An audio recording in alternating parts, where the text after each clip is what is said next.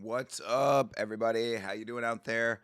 Thinker St. James here, and this is going to be the absolute toughest stream that I have ever done because my voice is fucking gone, but I do not give a fuck. We are here. It is UFC 327. You think I would miss this shit? You think I would miss this shit for a sore throat? Fuck that. Fuck that. We are live. We are here and we are bout it. Let's fucking go. Oh, hope you are well out there. Beeb is here. What's up, brother? Beeb, how are you? Long time no see, bro. Hope you are well. Hope that you've received a package at some point. Your package went out, I want to say, like a week or 2 weeks ago now. Maybe not 2 weeks, but like 10 days. So something like that. Hopefully you got it. Hopefully you enjoy it. And thank you very much for for your consistent support, brother. I'd like to start off by saying I apologize for being AFK. I've been extremely depressed and also some family things happened, but it's all good. All right, Beeb. Well, I appreciate that. I appreciate that, that you have made it through. You always do. No worries on being AFK, brother. You know, it happens. Do what you need to do to get yourself right, and we'll always be here for you either way. TJF is here. WTJF. What's up, brother? We all want Hokit, right? Please, bro. Please tell me that you are not a fan of what this guy is doing. Please tell me that you are not fucking with this absolute clown show.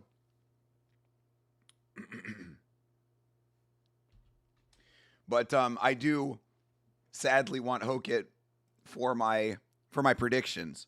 But yeah, I cannot support anything that Josh Hokit is bringing to the table. You did receive it, yes. Oh, brother. Oh, dude. I'm so glad to hear. Well, I mean, not glad that happened, but I meant every word of it, bro. I meant every word of it. Quite obviously, you are the man. And, it means a lot to me. It means a lot to Vitz King that you've been supporting as long as you've been. So happy to do it. You gave me a good excuse to see Vitz King again because I haven't seen him in a while. Schedules have been keeping us apart. So I went over and hung out with Vitz King to get that all signed up. And, very happy to do it, Beeb. We appreciate you forever, brother. I guess no yelling today. Oh, we're gonna try. I don't care. It's like I said at the start of this thing. You think that a sore throat is gonna keep your boy down? Fuck it. We ride anyway. I have been sick for an entire week now. From last UFC stream to this UFC stream, I have been sick in one variation or another, plus more stress in my life than I have ever possibly had. I don't care. We are here. We are out here. We are going to fucking get down tonight. I love Hokit. He's so funny, bro, especially when he wins. Oh, my God, TJF. Please tell me you're memeing right now. That might be a bannable offense around here to be a legitimate Josh Hokit fan based on what he does. His fighting wise, I mean, he's not a bad fighter. That's why I picked him to win. But being a fan of what he does as far as like his cringe shit is embarrassing. Like, you should be embarrassed for yourself if you're actually a fan of that guy.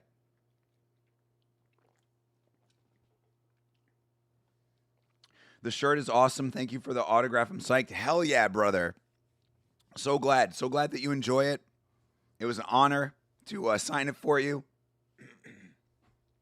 And yeah, wear it with pride, bro. Take a picture and send it to the Discord or send it to me an email or whatever. You don't even have to show your face. You can blur your face if you want to or whatever. But if you'd like to send a picture over in some capacity, I'd be happy to post it on Instagram and on Twitter. Rick fucking Allen is here. What up, Rick Allen? Growing out your hair to afro levels, I see. You might as well stick a comb in it, bro. Yeah, of course. I am known to rock the fro every once in a while. It's been a while since I've had the fro, but the fro is back for a little minute because we are supporting and standing in solidarity with the one and only Afro Man, an American patriot, an American hero. Obviously, Rick Allen, you are Canadian. You don't know anything about this, but Afro Man is an American hero right now, and I'm growing the fro out in support and solidarity. You and Vitz are the first autographs I've ever asked for. Thank you. It's awesome. I want to get the shirt mounted, but I'm in a bit of a financial situation. I have to wait. Bro, awesome, dude. I mean, that you can get that. We'd be happy to autograph more stuff. There's an option on the website for autographed items and stuff like that too. So, but either way, do not do anything that's going to hurt you financially. Take care of yourself first. But I appreciate so much that you would want to do that, Beeb. You're the man. And again, it's an honor. It's an honor to have anybody even want something like that. And it's an honor that it was you that was the one that got it. So really glad that that's the case. Me when a fighter has a personality. It's not about having a personality with Hokit, brother. Plenty of fighters have personalities. That is a choreographed dance routine that he's doing, and it's a shitty one. I have the letter with my birth certificate, and that's how much it means. Oh my god, dude, read that, Beeb. That's crazy, bro. Thank you. I'm so glad you feel that way. Seriously, thank you, Thinker, and also thank you, Vitz. Yeah, bro, absolutely, dude. I meant it. Like I said, Beeb, I meant what I wrote in there. Also, go ahead and listen to the goated album, The Warrior's Code, by the Dropkick Murphys. Yeah, I think that's the one that has Shipping Off to Boston on it, so you probably know that song. But that album is amazingly good. So, yeah, there's two great songs on there that reminded me of you. It's The Warrior's Code, and Your Spirit's Alive. Through it all, your spirit's alive. Absolutely. So, yeah, go listen to that album, bro. When you're in a down spot in life, that album has helped me out when I was in a bad spot. So the Florida doctors are telling dudes to chug Red Bull for sore throats, bro. Not surprised at the level of medicine in Florida. I know. It's true. It's true. No Halls. No other lozenges, no other medications of any type. I have one medication. I've got American medication, brother. This is the American medical system at work. No help. Yeah, I've got fucking Red Bull and vape and a 7-hour stream ahead of me. Speaking of which, Community Parlay is in effect. Let me know your picks. Chase is here. What up, Chase? Hope you have a good stream, brother. CTE is here. What up, CTE? Let's go for that. Yamas, so ready for these fights? Fuck yeah, dude. As I said, there was not going to be anything keeping me from this stream. I don't care how bad I sound. Honestly, I don't even feel that bad. So don't worry about me when it comes to the voice. The voice sounds bad, but I feel great. W. Rick Allen. Hell yeah. We got a Rick Allen sighting. Rick Allen is Canadian. That is true, Beeb. Didgery Dave is here. What up, Didgery Dave? I feel like throughout the course of the stream, the last UFC stream that we did, I got sick on it. This UFC stream, I'm getting better on it. How about that? Throughout the course of this thing, my voice is going to improve. Savage is here. What up, Savage? Good to see you, bro. Let's go, Afro Man. Fuck yeah, Afro Man, dude. Absolutely. Afro Man is an American hero and an American patriot. And also, his music is funny as fuck. So yes, shout out to Afro Man always. We're letting the fro go for Afro Man right now, and for freedom of speech. W Chase Parton, everybody. Guys, I'm sure that every single person in here is subscribed to Chase Parton, but if you are not subscribed to the legendary co-host Chase Parton, make sure that you go to youtube.com/@CPSmalls and subscribe to Chase's channel as well. He's been doing some really fun stuff on his streams.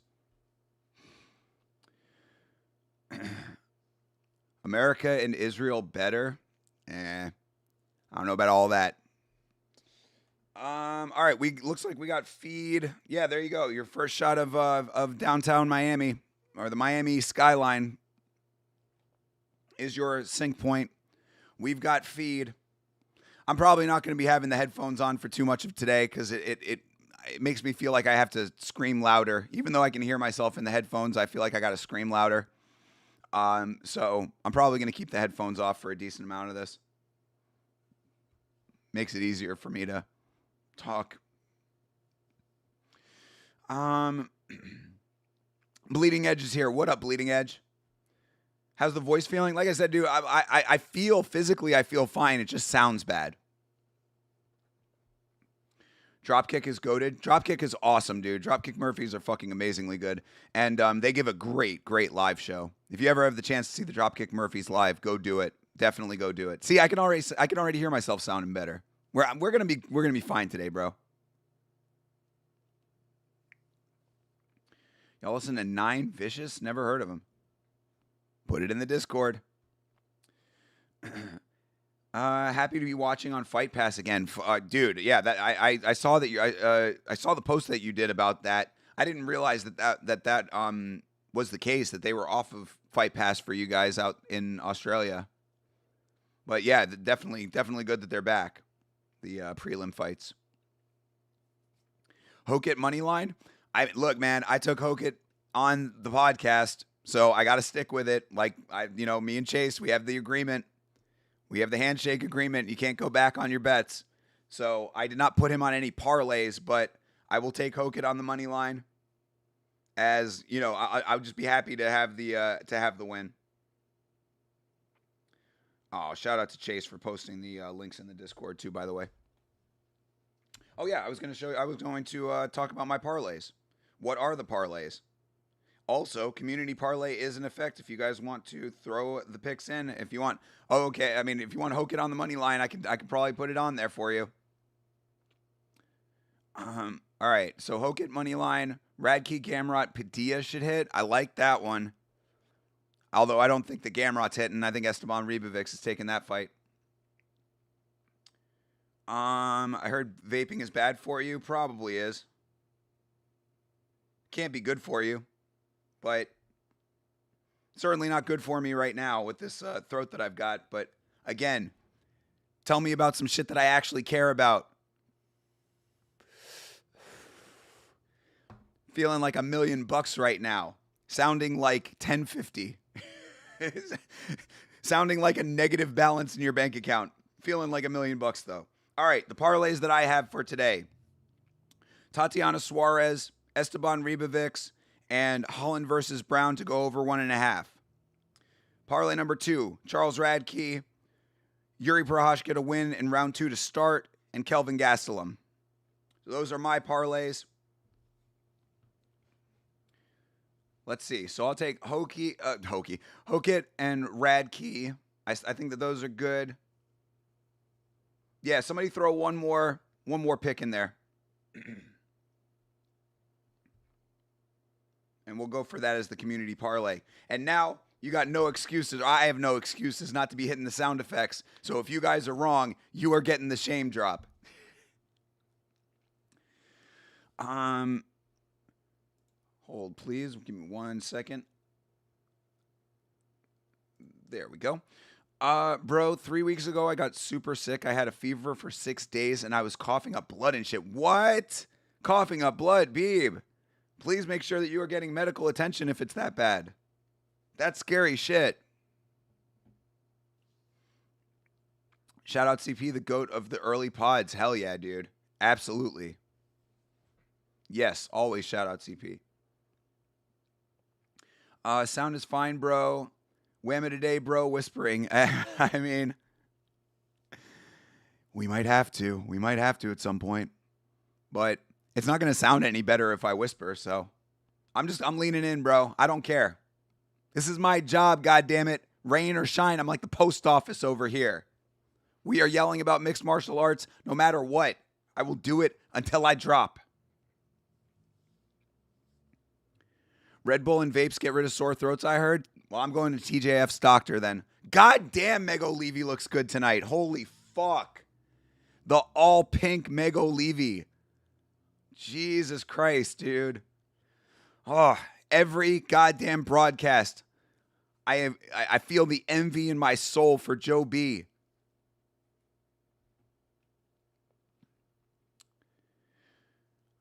Does John Anik have an elongated skull?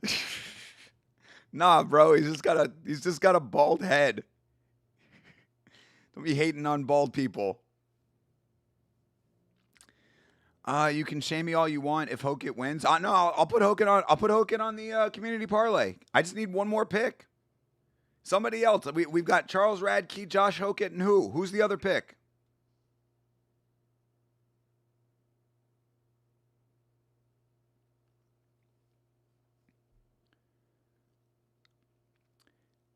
Daily reminder to drop a like as well. Thank you very much for that.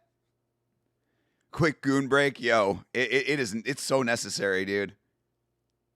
Like, I don't even think that is like a nice looking dress, but she just looks amazing in general. Could do Swanson. I love it. Sold.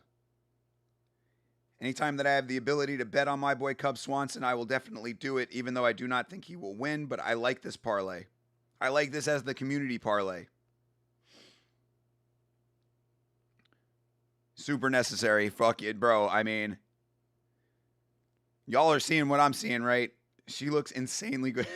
Jesus Christ, dude. Shout out to Joe B for locking that down.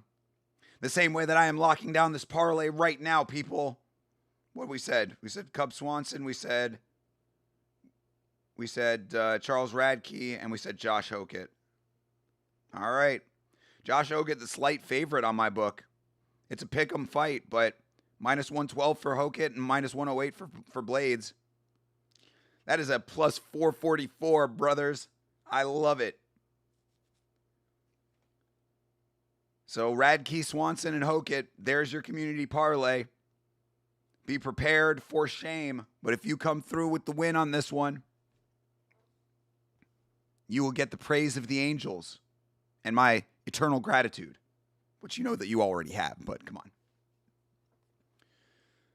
We know what Thinker is doing on his first bathroom break. I mean, bro, it's hard, dude. It's hard not. I mean, pause, but Mego Levy makes it hard sometimes, bro. Like to watch these broadcasts and not be disrespectful.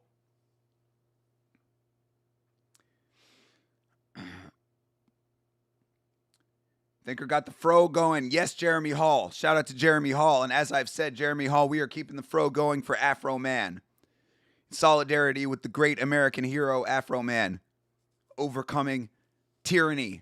Overcoming legitimate American tyranny. And don't get it twisted, that was what was happening to Afro Man. What those fucking asshole police out there, those sheriffs in his county were doing to him, that is legitimate American tyranny. That is tyranny by way of litigation. And Afro Man said this will not stand. So Afro Man is an American hero, and I will hear nothing otherwise. And right now, this fro is in solidarity with his greatness. So shout out to Afro Man. If you see Afro Man coming to your city, go to his shows. Listen to his amazingly hilarious music because he is hilarious and funny as hell. And support freedom of speech because it's one of the great American values that we have. Nate Landwehr isn't that good. Cub is easy money. Bro, Cub should have stayed retired. Cub had the fairy tale ending. Cub had it all. And he had to dip in one more time. It never goes well when you dip in one more time.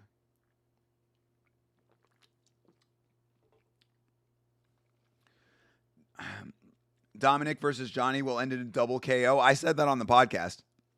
That's so funny that you say that, Beeb. I legitimately said there's a possibility that they could double knock out each other. Got Radke KO in round 2. I like it. I don't know what I put on verdict. Make sure, if you guys are in the verdict league, make sure to get your verdict picks in now. You got about 5 more minutes before the fight starts. I think you can get them in all the way up to the fight. But, let's see here. Going over to the Yama League. Yeah, Bleeding Edge. Lachlan, CT. Yeah, a whole bunch of you don't have all your picks in. Make sure that you get all of your picks in, guys. Because, yeah, I'm seeing CTE got 3 out of 5 in. Lachlan's got 3 out of 5. Hydra's got 3 out of 5. Didgeridoo Dave's got 4 out of 5. Only myself and Chase Parton and, who's Muay Thai guy? Is that Jeremy Hall? I think that might be. I think we're the only ones who have all 5 of the main card picks in there.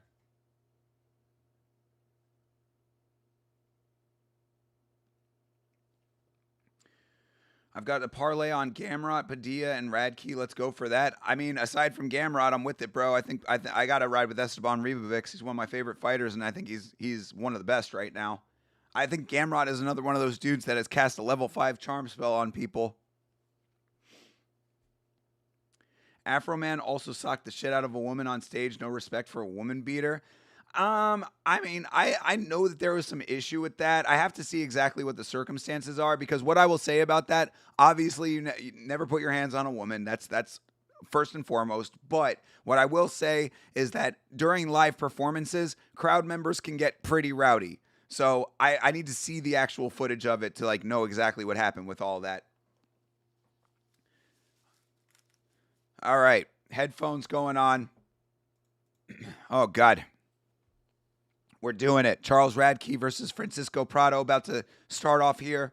Thank you guys very much for being with me. Thank you for bearing with my voice right now. What number bull is that? That is bull number 2 for today. And thank you for being here as well. Look at Bruce Buffer in that cream-colored blazer that he's got on. Looking fantastic.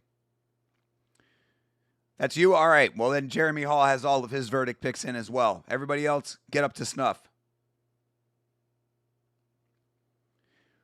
Say it again, Radke. Johnny the God is here. What up, Johnny?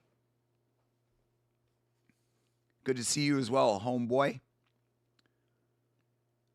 I don't know why it's not showing my picks. I've submitted them all. Oh, okay. All right. Then maybe it's just some, it's verdict, bro. It could just be some problem with verdict.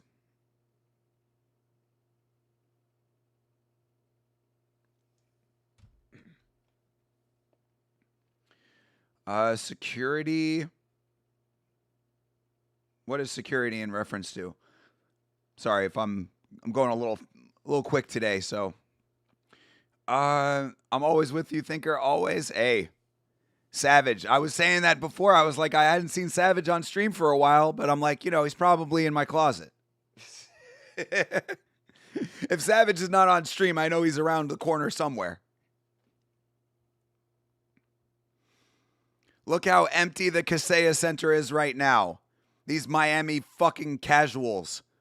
$400 for a ticket to see the show in Miami, and these motherfuckers don't show up until main card. It's fucking pathetic. The sport of the haves and the have-nots if the UFC have their way. Support independent or secondary promotions. Everybody go to Gamebred FC. We had a nice time on that stream last night. Radke and Prado is underway, by the way.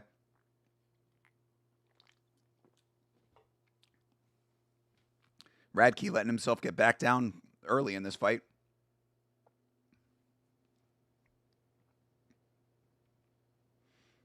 Ooh. Prado with a decent left hand early. Uh-oh.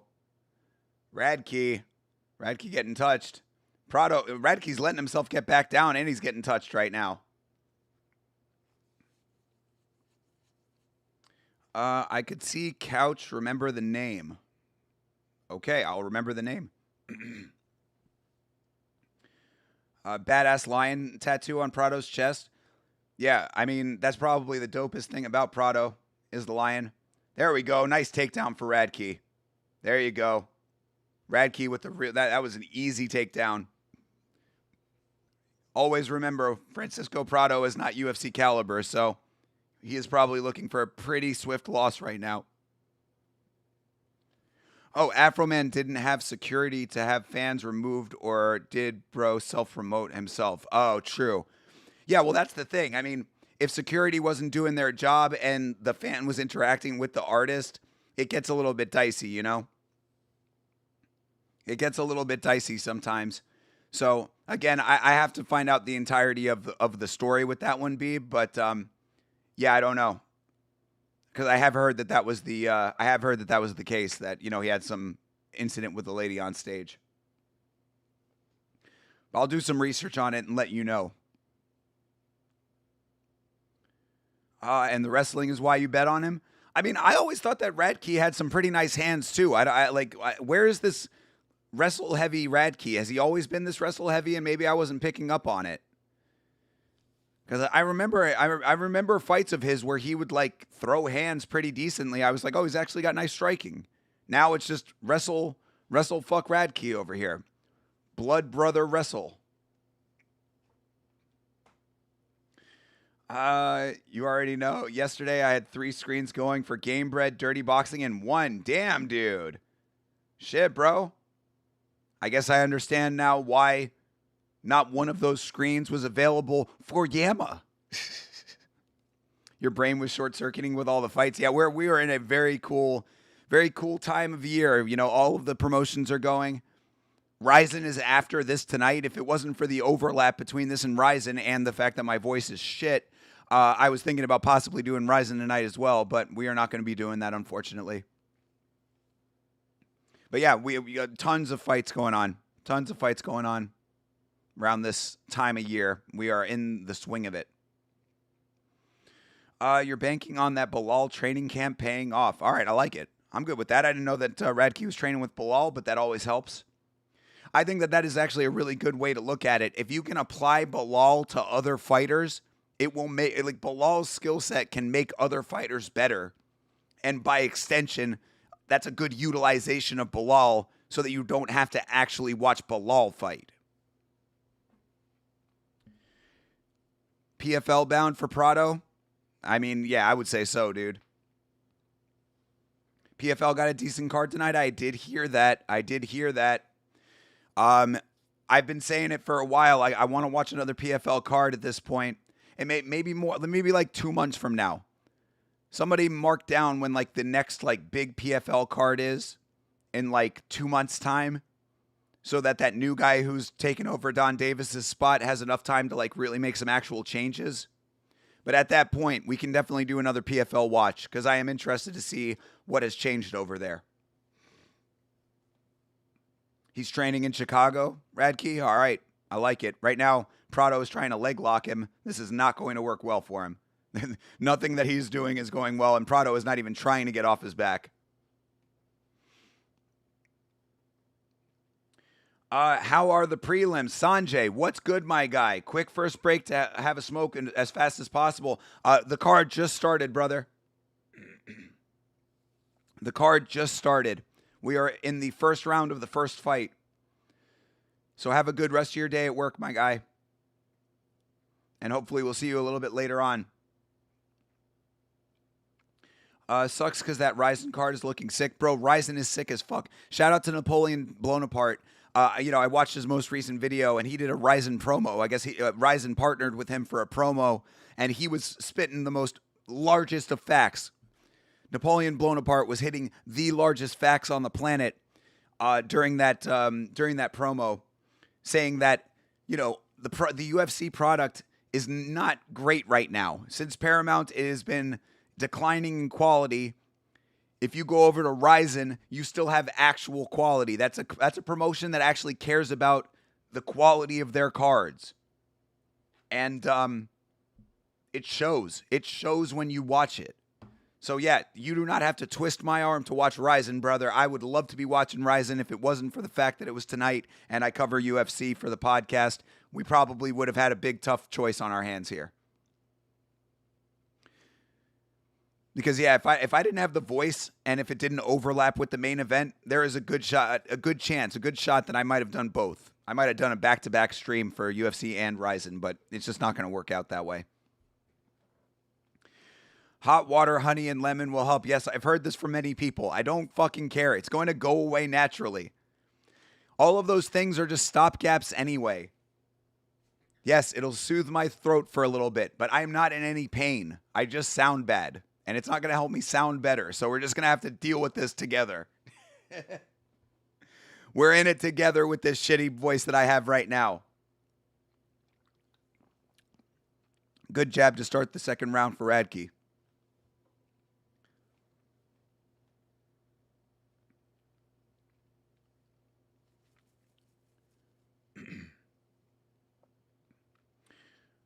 Similar skill set. We train two at our gym, but we can throw hands too. True. There you go.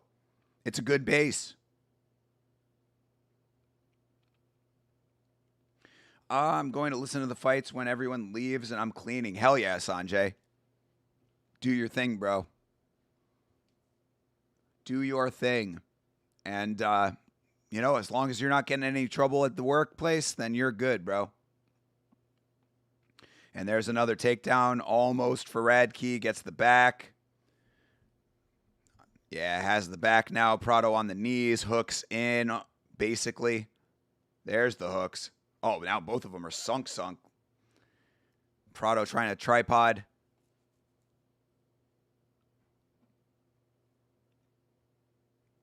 Ryzen is clean. Hell yeah, Ryzen's clean. Watching Ryzen in one makes me yearn for knees to a grounded opponent. True. Yeah, talk to Andy Foster. Ask Andy Foster why we don't have knees to grounded opponents. Andy Foster out here leading the commission charge, yet nothing ever changes. And I like Andy Foster. I think Andy Foster is a generally good guy, but I am not happy with the lack of effectual leadership in making significant, meaningful change to the oversight of this sport. It's like we finally make a little bit of progress with the 12-6 elbows and nothing else. It's fun for the fans, but UFC having events every weekend is kind of watering down the product. No, false. That is false. It's not even that, bro. It's not that. It's a lack of care about the matchmaking, and it's a that's really what it comes down to, is the matchmaking mostly. But I'm fine with all of the events happening every weekend. I don't think that that's the problem. Because if you don't want to watch Apex cards, you don't have to watch Apex cards. I think it's the fact that champions are not fighting the right people, the organization using AI and that kind of stuff, the amount of commercials on the Paramount broadcast paired with the lack of technical proficiency in the broadcast in general, problems left and right for people, and this attitude from the promotion that you're just going to fucking take it. That's what I think is wrong. I don't think it's the amount of events. Jesus, excuse me. I think that because as I've said, every Apex card matters. Prado's on top now. Prado has somehow reversed this. Charles Radke not doing anything to get back to his feet. Come on, Charles Radke. Oh, Radke going for the triangle. Oh. All right, Prado ends up in side control. Yeah, because, my point is why I don't think that the Apex cards are the problem is that every card matters as far as who stays in the promotion, who leaves the promotion, and who you should be paying attention to in the future. It's the fact that when the people actually get to the higher positions, what are you actually doing with them? You're doing Volk versus Lopez 2. And also, in a big part in this conversation is the lack of legitimate change when it comes to the oversight. Every week I'm screaming, probably part of why my voice sounds this way, I'm screaming about how the referees are not doing their jobs right, the judges are not doing their jobs right, and the commissions are not doing their jobs right as a whole. Oh shit, Prado's leaking like a... Radke must have gotten an elbow from the bottom. Because Prado is leaky. Holy shit. Good Lord. Oh, yeah. Radke opened up a cut on Prado's forehead, and he is all kinds of leaky right now. And Prado's takedown defense is dog shit. Yeah, dude, Prado sucks. I mean, this is the easiest big brain play. Anytime that I heard anybody saying that Francisco Prado was going to win this fight, I was like, oh, there you go. That's a person that you should not be listening to. I only came here for your pretty face and your voice is irrelevant. Sanjay, you're the man. Working hard, Jeremy. Put my foot down to these assholes and getting some respect. Goddamn right, Sanjay. You let them know. You let them know that you're the man. Like I said last night, bro. Idiots can do whatever idiots want as long as you know that you're the man. They're gonna figure it out one way or another. You can learn the easy way or the hard way. Either way, you're gonna learn. That's my motto right there. All right, Sanjay, have a great rest of your evening at work. We'll probably see you a little bit later, hopefully. True, the matchmaking is not that's true matchmaking and not a lot of star power at the moment in the UFC. I mean, there's star power. It's just how are you using it? And also, I think that the White House card kind of screwed a lot of stuff up. You know? Because now you've got Ilya tied up. You got Poatan tied up. And then they had all these other potential championship fights that were going to be used on that are now getting scattered elsewhere. It's just a weird time right now. I think that the quality will get better, but you know, it's just going to take a minute. Yo, Rwand is here. What up? What up, Rwand? Good to see you, brother. Hope you are doing well. I hope that you are staying safe out there. Dana's favorites getting all the breaks and matchups. Yeah, well, that's always going to be the case. But it's like you know, we've just been seeing like, you know, I think it was Money Making Mitch who made the point that like we haven't had any like legitimate title fights this year. You know, we had Volk versus Lopez, which is a rematch that didn't need to happen. We had an interim title fight. This is like technically this isn't even a legitimate title fight if you really want to break it down, because this is fighting for a vacant title. Oh, yeah, eye poke for Radke. Oh, geez. That was a double eye poke. Oh, yeah, double poke. Prado. Damn, Prado, a fucking dirtball on top of being an asshole. On top of being an asshole. On top of being a shitty fighter is what I meant to say, but an asshole, that works too. Damn, Radke 2-0 on the damage. Dude, Radke is going to walk away with this fight so easily. A bit of blood spillage, good opening fight, setting the stage. I know, you got to love a little bit of blood on the mat to start off with. How's your throat sore? Did you feel better? Yeah, I mean, I feel better. I feel physically better. It just, my voice is shot. This is the normal life cycle of colds for me. I get the sore throat where it hurts first, then I get stuffy and runny nose and sinus pressure and all that kind of stuff. And then that all starts to heal up, and then I just sound like shit for a couple of days. So I mean, I'm on the tail end of the cold, so I'm definitely feeling better.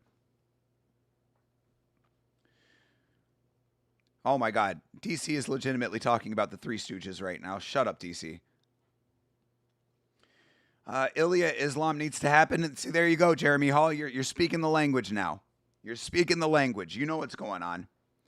The fights that people want are not getting made, and the fights that the UFC says are happening are ones that they're literally just like, you're going to watch the fights anyway, so we'll do whatever we want. That's the problem. It's not Apex cards.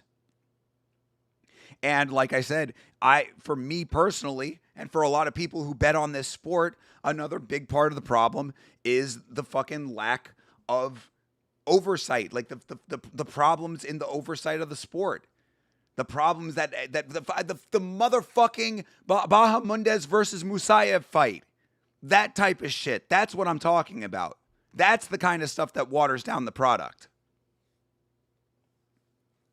Because there's big money on the line for these fights. That's what, oh, good Lord, that eye poke was bad, boy.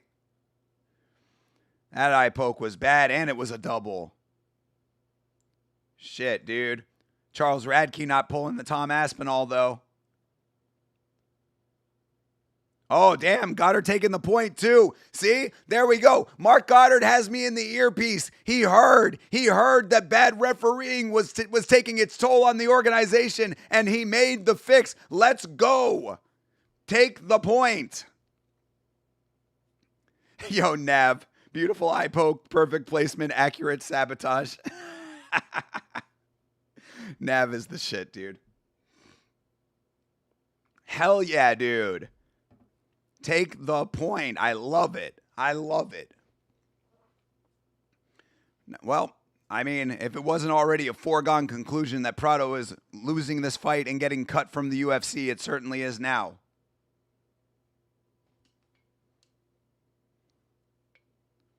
I mean, literally all Radke needs to do now is just take this back to the ground, and he will sail away with this victory.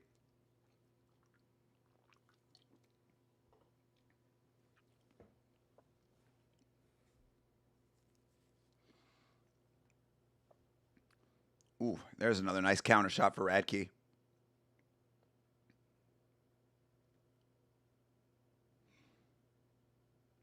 And there's the shoot, and there's the takedown. Oh, uh-oh.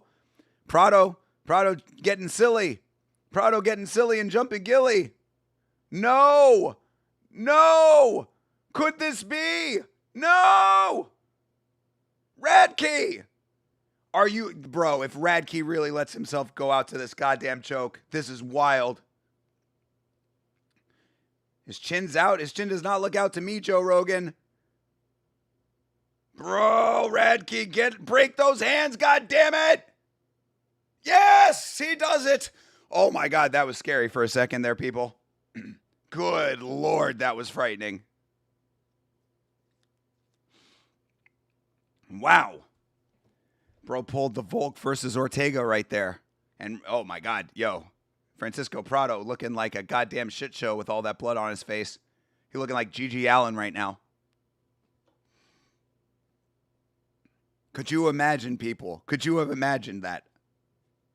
Yo, for real, gave me a motherfucking heart attack, yo. Legit, dude. Fucking legit. Fucking legit. I was like, bro, I had Radke on 2 parlays. That would have been so bad. That would have been so bad.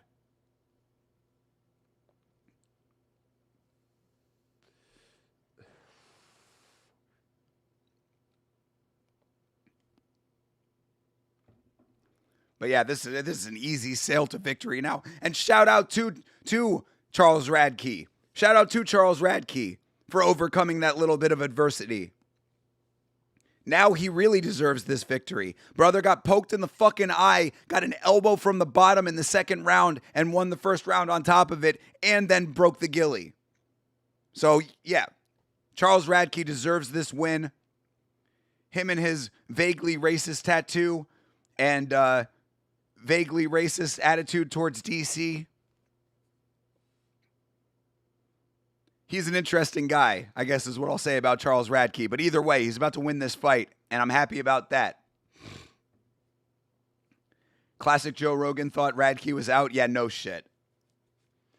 I mean, bro, when you've got Joe Rogan and DC on the same commentary bench, it is just, it's something, bro.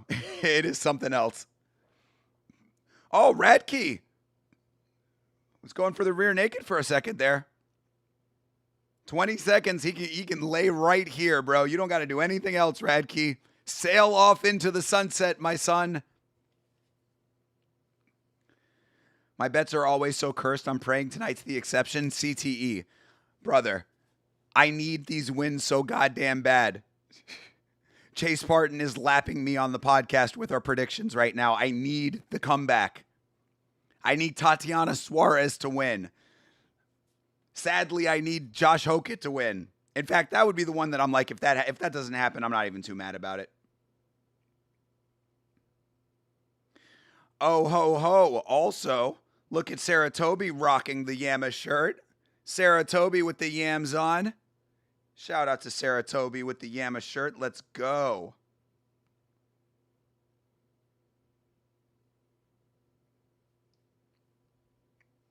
Say it again, Radke. Fuck yeah, Johnny.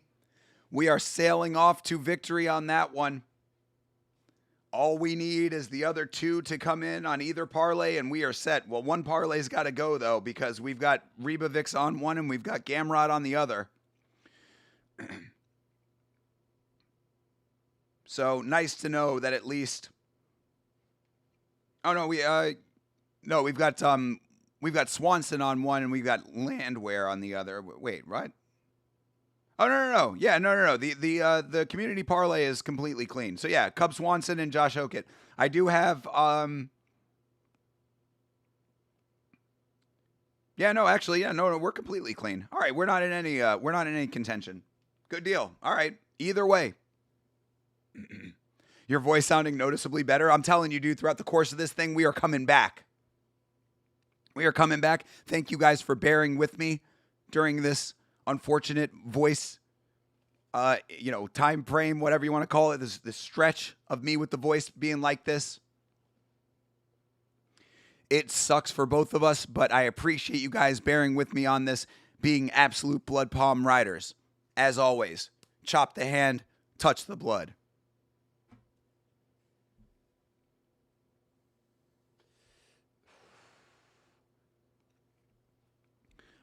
Francisco Prado is not going to be not having that fourth setback. Francisco Prado is getting cut from the UFC is what's happening. 30-26. Golly, boy. Get the fuck out of here, Francisco. Francisco Prado is a disservice to the good country of Argentina. What's up, motherfucker, says Charles Radke. Yes, Francisco Prado is doing a disservice to Argentinian representation.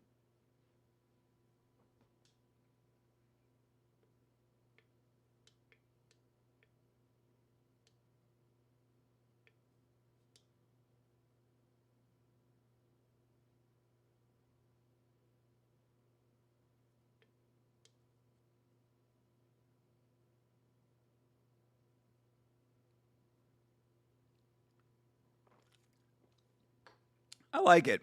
Radke actually giving a decent post-fight speech right now. Saying 3 years ago he was in that very stadium trying to make his way to the UFC. I appreciate it. Never give up. Whoa. Another F-bomb drop. Another F-slur. Fuck the welterweight division. Radke.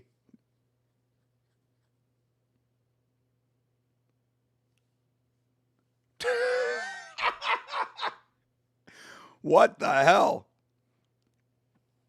So that was interesting. Charles Radke just dropped the F slur yet again, what he's known for. He did say it again. Yes, he did. Then B, he said, tell my Aunt Tracy that you love her right now to Joe Rogan. Joe Rogan did it. And then he jumped up and down giggling like a schoolgirl. He said it again. Let's go. I mean, it's his MO. What can I say? You know, you build a brand. You build a brand on something. Radke is my spirit animal. Oh, good Lord. Wish I had the volume. Wait, I had the volume down. Did he say it again? Yes, Bleeding Edge. Yes, he did. Yes, he said it again. He didn't say it again the same way, but he certainly did say it again. What is that poster in the background? Vicente Luque is warming up, and there's like a poster of like Jason in the background. What was that? If Yama's shirt pick was set about 4 inches lower than Old Mate would be holding up Sarah's boobs. True. What a lucky picture he would be.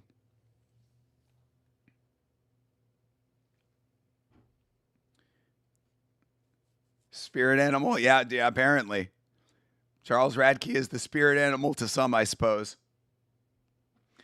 I've been feeling a nasty Kelvin Gastelum knockout all week. Yeah, I could see it. I got stuck. I was actually thinking about either putting down Gastelum by points or Vicente by submission. But then I thought about him possibly getting the knockout, and I was like, all right, I don't know.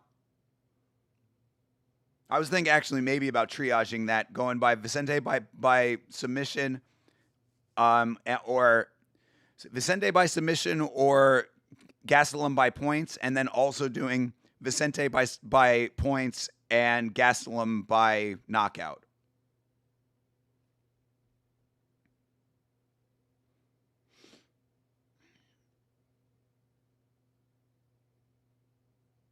Hell yeah, Sarah Toby getting on with the Yama show. Shirt rocking. Appreciate you, Sarah Toby.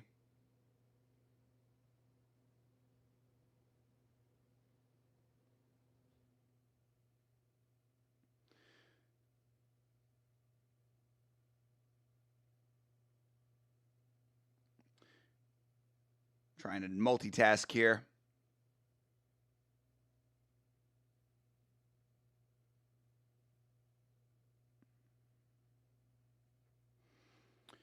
Hey, speak of the devil. Look who's here. Sarah Toby. I've been seeing all of the pictures. I am so glad. The shirt looks great on you, darling.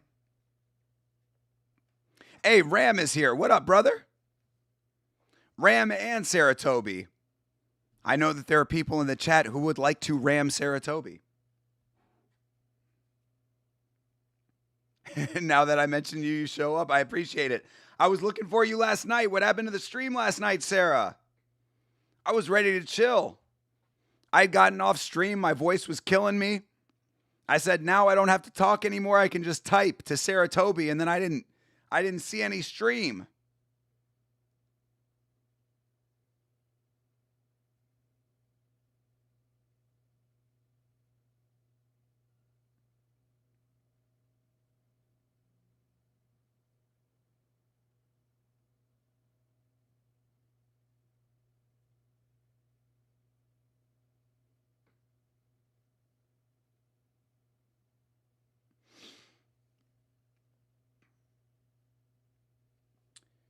Oh, god damn it. I do all of this fucking editing on the... Oh, fucking... Anyway. All right. I'll do it after the stream. Thank you very much for posting the picture, Sarah. I do all the editing that I was going to do on the Instagram picture, on the fucking story thing, and then I realized I'm on the wrong account. God damn it.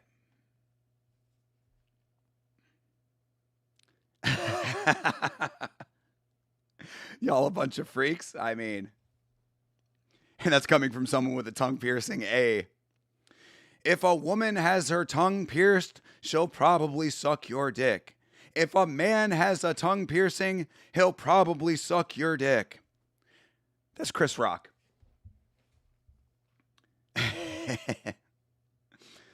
Let's go for the blob, Kelvin Gastelum. Bro, he made weight. Everybody, it's a national holiday. This is like Groundhog's Day. When the groundhog sees his shadow, that's what it's like when Kelvin Gastelum makes weight. Oh, you were online, but you didn't stay on long. Oh, damn it. Oh, well, I'm sorry that I missed it then. I apologize. I should have gotten there earlier. I'm sorry that you weren't having a good night. I'm sorry that people were bothering you. I'm not surprised by, that, unfortunately, with, all that goes on that platform. I'll keep an eye out for your next one.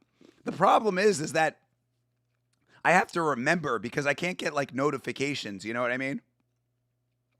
The only way that I ever know that you're online is when you say it, but then you'll say it when I'm on stream. So I got to, make a note to myself because I don't get, a notification on the phone is what I'm saying.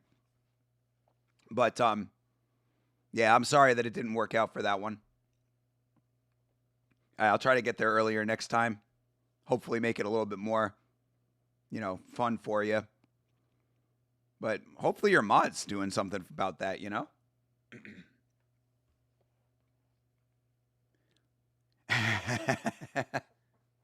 Yeah, I say don't be mad at me. Be mad at Chris Rock. He said it. No matter what the stripper tells you. See? Jeremy Hall knows no sex in the champagne room. No matter what the stripper tells you, there is no sex in the champagne room. No sex in the champagne room. No sex in the champagne room. Yeah, he made weight. I know. Isn't it amazing? He made weight, and it is time for that fight. This card was so boring. This card just started. What are you talking about, Yuri? Has Kelvin got a KO left in him? Oh yeah, I would say so. If he can do it early, if he can do it early in the fight, I think if it goes later in the fight, he'll start to slow down a little bit and get into blob mode a little bit more. I wonder how much Kelvin Gastelum rehydrates to. Somehow that refrigerator gets down to 185. I bet he rehydrates back to like 205.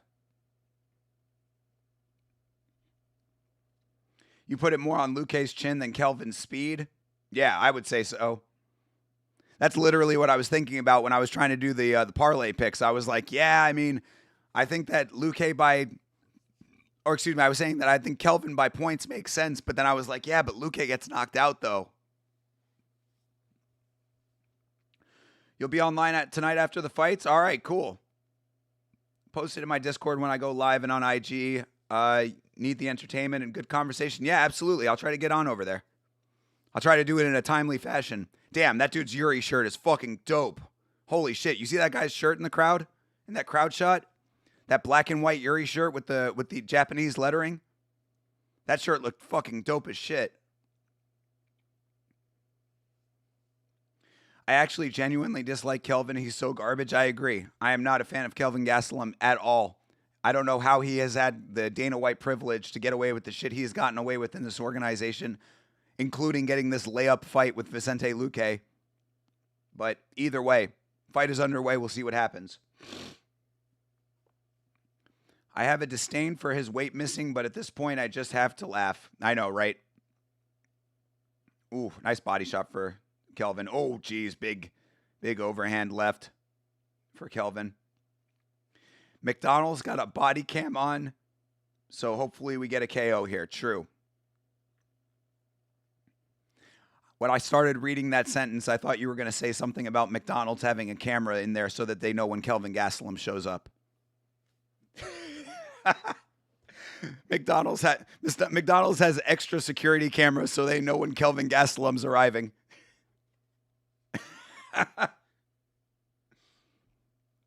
Kelvin is trash. Kelvin had a Hall of Fame worthy fight with Israel Adesanya and has done literally nothing else. I'm going to bounce for the prelims and watch with Kaz. I'll be back a bit later. All right, Sarah. Well, thank you very much for posting the pictures. Thank you always for hanging out, and hopefully we will see you again later this evening. Enjoy the prelims. I appreciate anybody who is sticking around, hanging out with me, with my voice sounding the way that it sounds right now.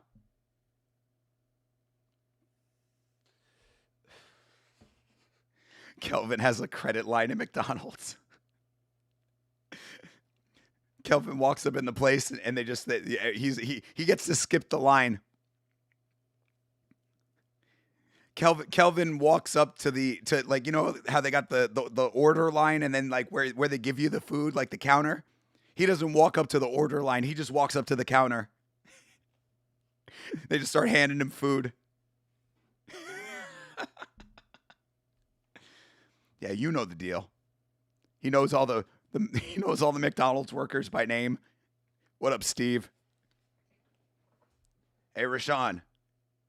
Number 7, bro. You know the deal. Salad? I didn't even know y'all had salad. Fast packs at McDonald's is crazy work. Yo, the fast pass. Hit him with the old school Disney World fast pass. He's got the golden fast pass that doesn't have a time on it.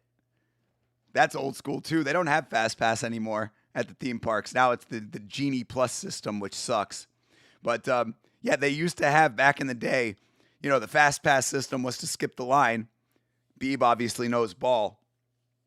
And they used to have like the golden Fast Pass, which was basically just like you didn't have to, like the Fast Passes used to have a time frame that you'd have. Oh, Vicente Luque, what? Vicente Luque dropping Kelvin Gastelum? What is this world? What world are we living in right now? But yeah, they used to have it where he's fine. He'll be okay. They used to have it where like the Fast Pass, you'd have a time frame that it was good for. But then you had the golden Fast Pass where you could just use it any time of the day. And yes, Kelvin's got the golden Fast Pass at McDonald's. His order is the usual. Nah, bro, he slides up and he's like, surprise me. Yo, Vicente Luque trying to set up the Darce. Bro, if Vicente Luque pulls off the submission, I'm going to fucking lose my mind. He is trying to set this Darce up right now. I don't even know why he doesn't just flip to his back. He's got it. There he is, trying to roll into it. Yep. There it is.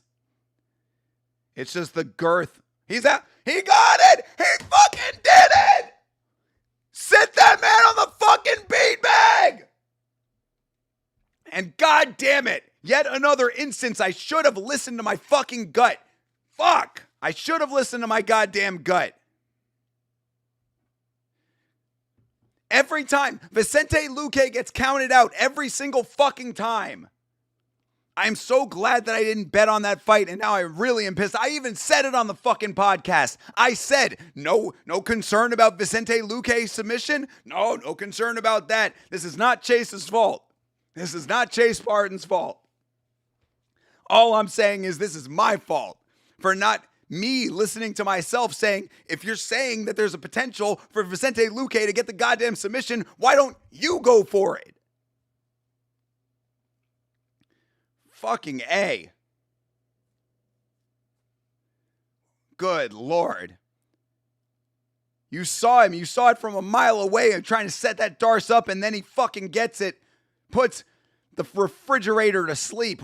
He puts the refrigerator on ice.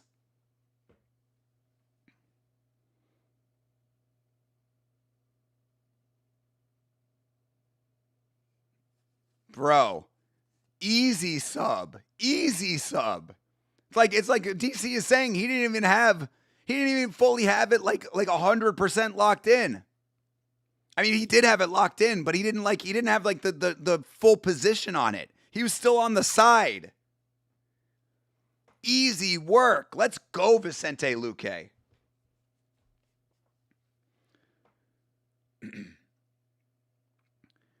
When I worked at Pawn 1 by Jack in the Box, I would go there most lunch breaks and get food for me and the other coworkers, but I looked like a fat ass for how much I ordered, and everyone knew me by my first name. Let's go, Savage. At least it was Jack in the Box, because that is goated. That is the greatest fast food, in my opinion. I never thought Luque would drop Kelvin, let alone some. I know that's I didn't even think about that part. Jesus Christ, CT, you make a great point there. I completely forgot about the fact that he fucking dropped Kelvin Gastelum. The iron chin of the UFC, one of the best chins in the UFC. I am sick and tired of this Vicente Luque counting out here. This underrating of Vicente Luque. You picked it correct, Jeremy Hall. Congratulations, bro. Goated. Galaxy brain. The excitement for Luque cracks me up. What? This is what I'm saying. Vicente Luque has been counted out, even by myself. Counted out for all this time. And this dude goes out there. Bro, he had fucking brain bleed. This man has overcome brain surgery to come back. This dude overcame fucking swelling on the brain to come back to the UFC and fucking gets the job done. The mentality has to evolve about Vicente Luque to think of this guy as a dude who can actually win fights. This fucking idea, because I get, bro, mark my fucking words. Everybody who is in the chat right now, mark my fucking words. On the podcast on Monday, guarantee you, Chase is going to say, this doesn't change my opinion of Vicente Luque. Guarantee you.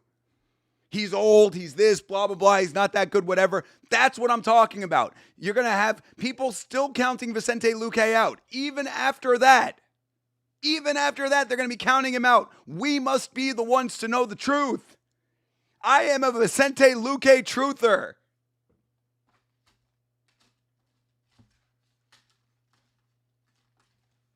Where is it? Where's my thingy? Yes, this one.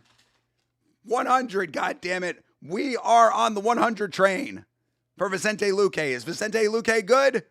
100, absolutely.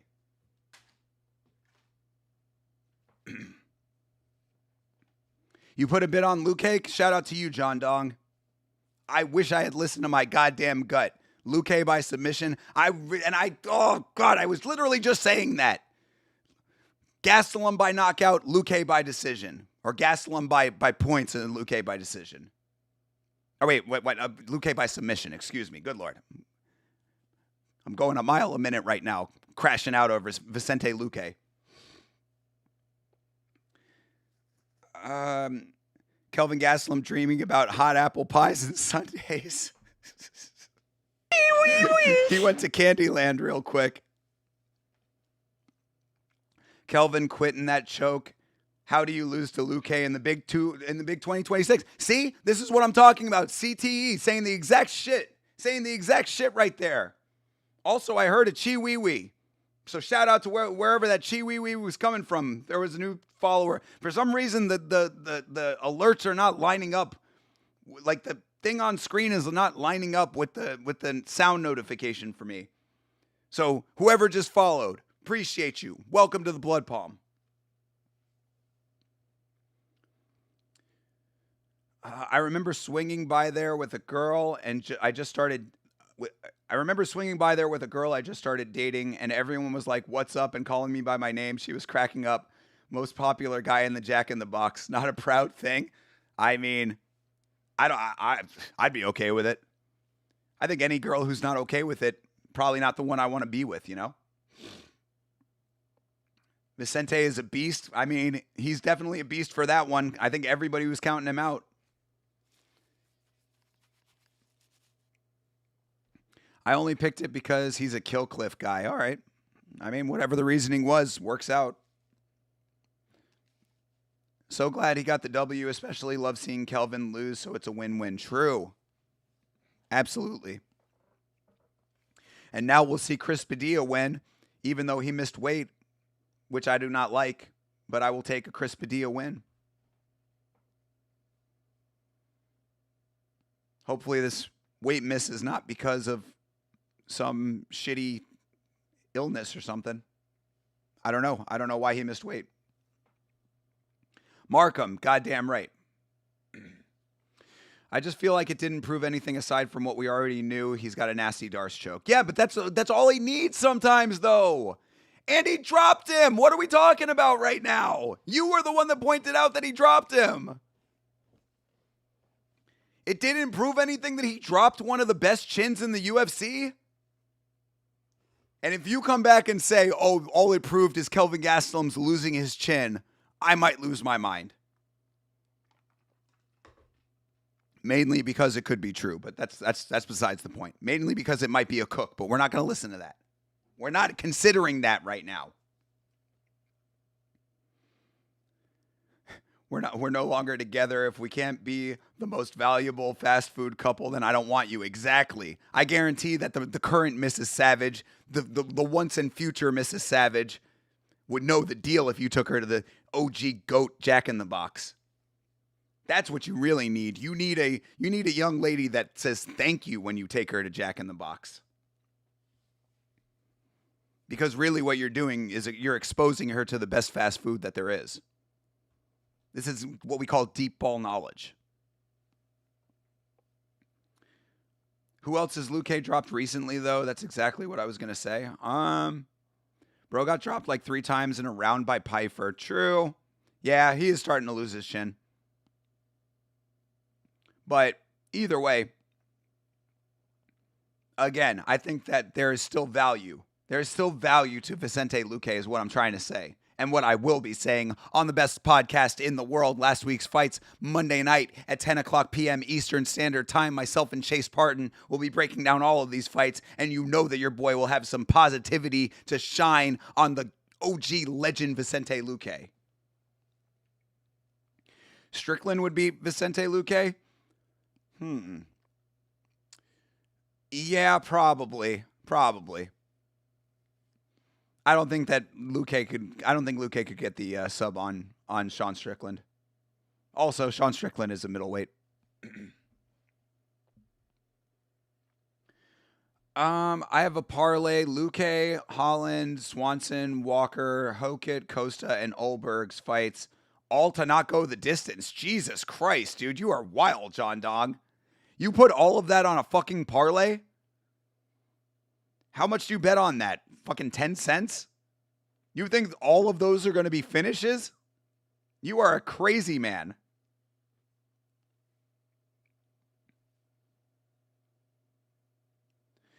Betting on Holland is a risk, but no distance is smart. Yeah, I mean, Holland is due for another win. Holland is due for a win. He's on 2 losses right now.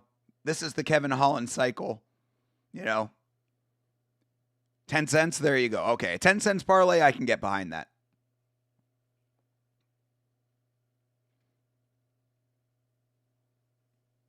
Yeah, all of those fights not going the distance, I think, is a very, very risky proposition.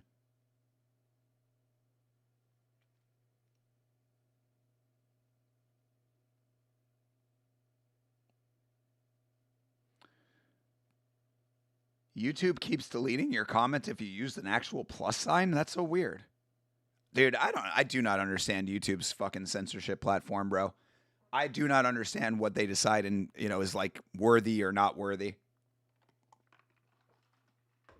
That's very weird. Trust it is not me doing that, John Dong. Oh yeah, Mark Choinsky. Whatever happened to Mark Choinsky? Mark the Shark. Yo, we need another appearance by Mark the Shark and fucking the Moose. We need the Shark and the Moose back. We need the gym. We need the zoo. Oh my fucking god. Ah. And they know what they're doing on the broadcast too, people. Because they start the shot of Mego Levy as a full body shot. So you get to see the entirety of the dress. Good Lord, dude. What a smoke show. I'm not very good at betting on specific fighters winning. I'm better at betting on fights to go or not go the distance. All right, well, if all of those fights don't go the distance, that would be a really fucking good card. So I hope your prediction comes true. Yeah, bleeding edge, exactly. You can do a plus sign.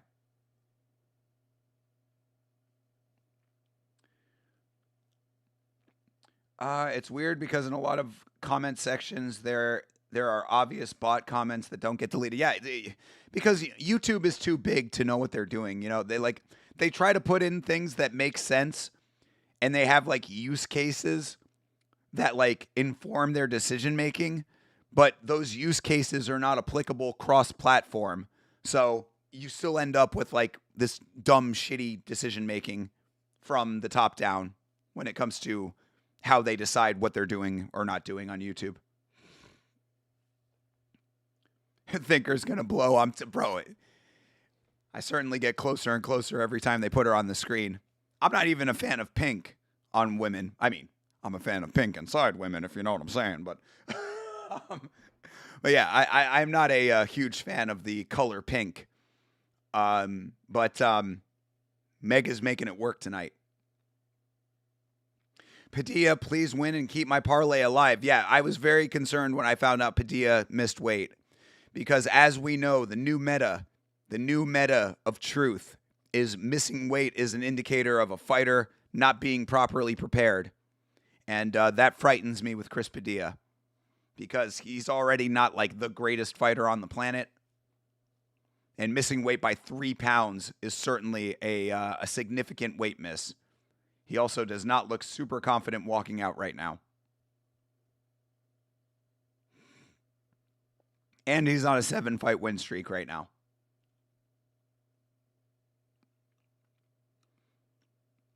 Now it let you use the plus sign. I don't know what happened earlier. Yeah, I have no idea, bro. I have no idea. I never know. I never know what the fuck they're doing. They change up the rules without telling us as creators too. So it's like before, like I would say maybe like 6 months ago or like 8 months, less than a year ago, it used to be that if you could not curse within the first minute of your video. Basically, if you cursed within the first minute of your video, it would just be completely it would not get distributed. Now it's like you can curse, but you can't curse, like you can't say certain things or whatever. It's always changing. They are always moving the goalposts. If anyone's comment gets removed, I promise it's not me. Hell yeah, CTE. No, you are a goated mod, my friend. Thank you very much for doing that, by the way. I appreciate you and everyone else who is a mod. It is very much appreciated. You are valued members of the Blood Palm, of course.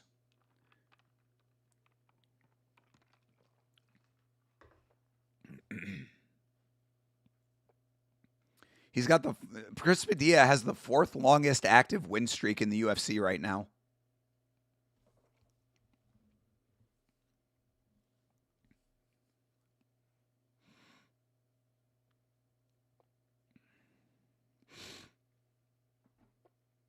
Yeah, what John Anik just said about him being the thinking man's fighter, that's one of the reasons why I like Chris Padilla. That's why I'm very surprised that he missed weight. He is a student of the game. He is also a big Muay Thai guy. He watches a lot of One Championship. So Chris Padilla is like he's the real deal. I do not understand this weight miss. Tied at first place on verdict. I picked Luque sub. Let's go, TJF. Yo, TJF with the goated Vicente Luque sub pick. Brother. Wow. Yo, legitimate props for that one, TJF. Not only picking Vicente Luque, but picking Vicente Luque by submission. Something that I specifically said on the fucking podcast. I want to beat my own head in. Also, Markel Medeiros is not impressive in the slightest. I will not forget his performance against Austin Hubbard.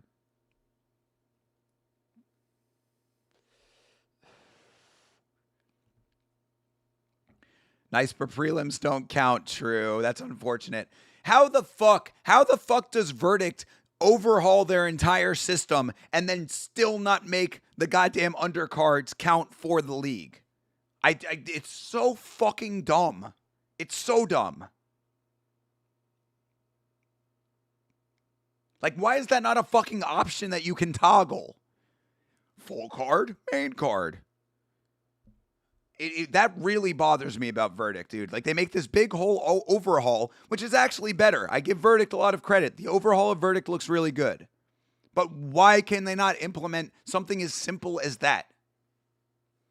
No, CTE, I know there's not. That's not on you, bro. It's not on you. I'm saying it's just like, why can't they do it?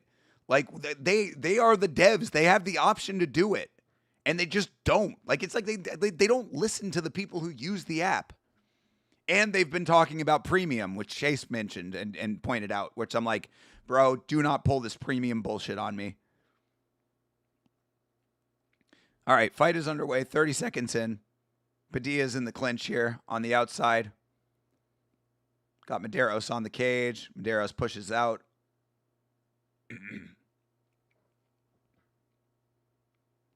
All right, they are back out to center.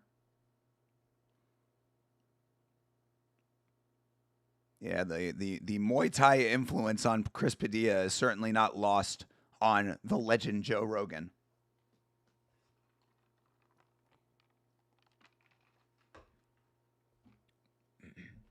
All right. Padilla gets the kick caught.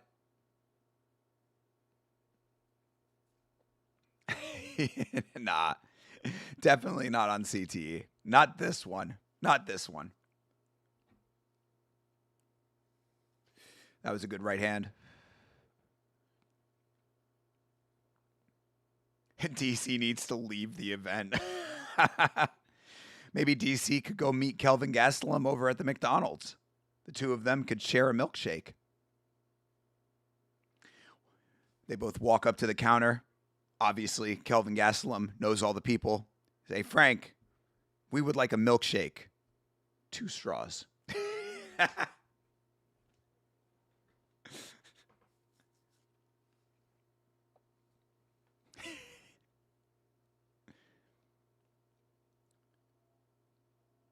There was no level change. What is DC talking about?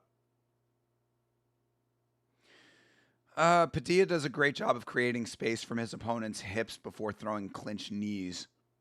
Yeah, I'm telling you, I mean, the Muay Thai that Padilla, like, Padilla is a student of the game, specifically of the Muay Thai game. Padilla is actually one of the best examples of a person who applies Muay Thai to MMA. You think it's all Carlos Prates, but Padilla should be up there in the conversation, I would say. He is a dude who legitimately takes Muay Thai concepts and Muay Thai techniques and applies it to MMA effectively. He's scared, says the corner. Let's go.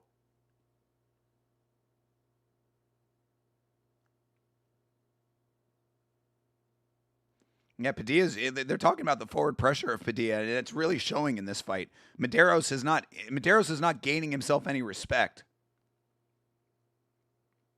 He might have the most traditional Thai stance in the UFC. It's true. Yeah, I mean, he's got open stance. You see it. I mean, like, he'll switch back into a front forward stance, but like he goes open guard, or excuse me, open stance pretty often.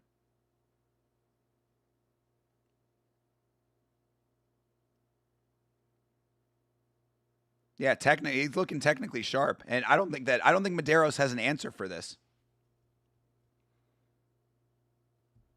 Again, I thought Markel Medeiros was insanely underimpressive, underwhelming in his fight with Austin Hubbard. Even though he won that fight, I was not going to let that cloud my judgment. I remember noting and filing away in the cobwebbed, annaled brain of mine that Markel Medeiros is not a dude who you should put much stock in. And right now you're seeing exactly why I felt that way. But of course, there's a lot more fight to go. It's between him, Khalil, and Oliveira. Which Oliveira are we talking about?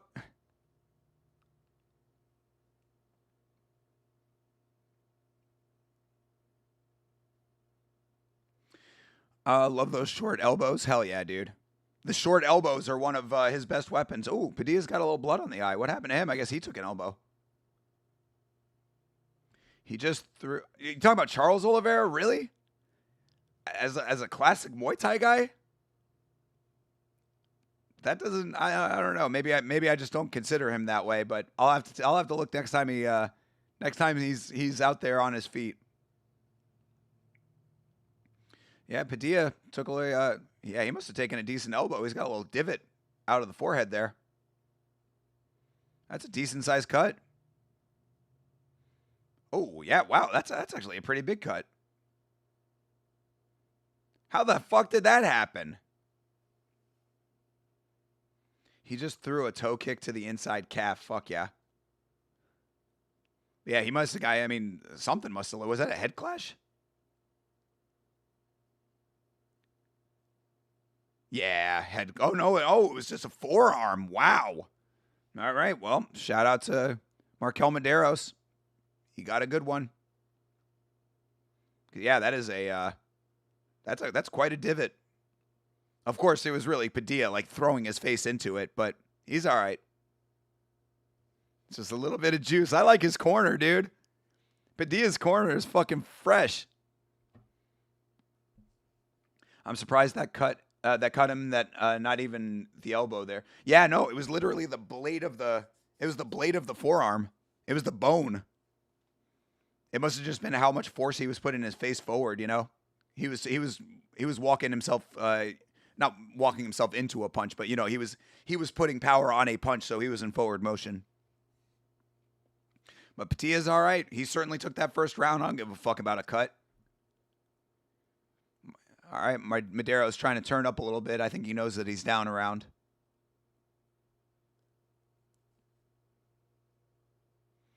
Yeah, Padilla, oh, those inside leg kicks, nasty, bro. Yeah, he is a straight Muay Thai fighter. That is crazy.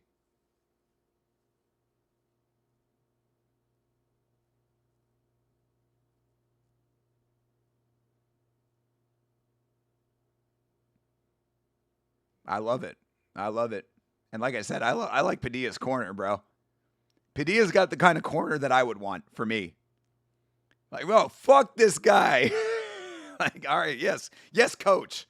Yes, coach. Fuck this guy.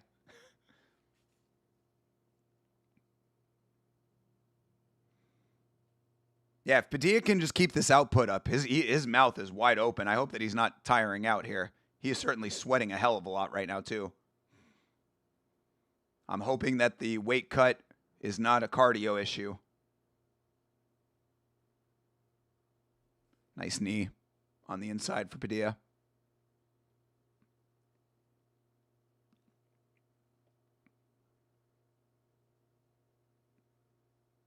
Nice up and over elbow for Medeiros. Ooh, another one.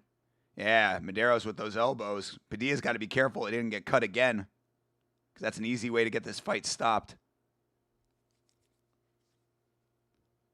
Medeiros is not slick in there, DC. Shut up. Shut the fuck up. He's not slick in there. He lands one elbow in DC. Oh, Markel Medeiros slick in there. Shut up.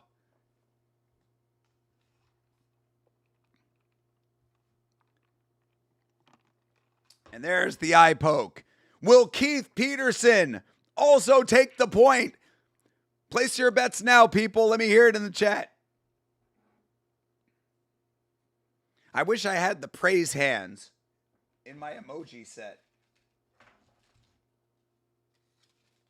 All right. No point deduction. There you go, Beeb. You were correct. Good job. Sit that man Beeb on the beanbag. I hate when commentary acts like shots off the guard or doing something. I mean, they can. You know, it's not like they never can. And I don't even think that those shots were off of the guard, because he was landing some nice up and over elbows that looked like they were getting through. But either way, it's like, yeah, it's just a dumb take that, like, oh, Medeiros is slick in there after it's like he lands one strike. Oh my God, this Markel Medeiros glaze on commentary is ridiculous. Hell yeah, Beeb. That's another emoji that I wish I had on my little emoji sticks. I've got all these little emoji sticks and none of the ones that I want. I do have the LOL though. Haha.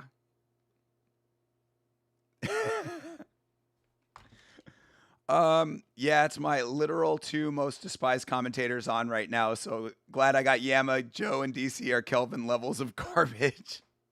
Appreciate you always, Savage. Thank you for being here, bro. How's the farm going, Savage? We need a farm update. Cupcake? Hell yeah, brother. Shout out to the silent assassin, Michael, and his lovely wife, the Cupcake.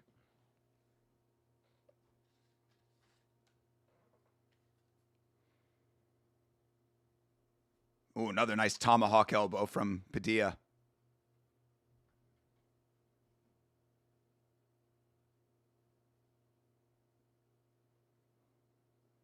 Padilla does look like he's slowing down a little bit. I am worried about this third round. Just keep going, though, brother.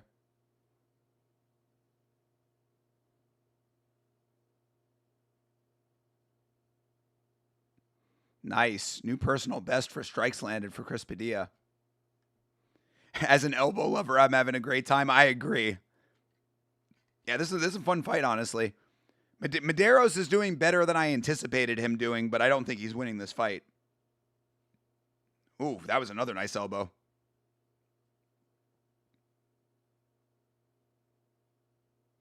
Yeah, those low kicks for Padilla are really nice as well.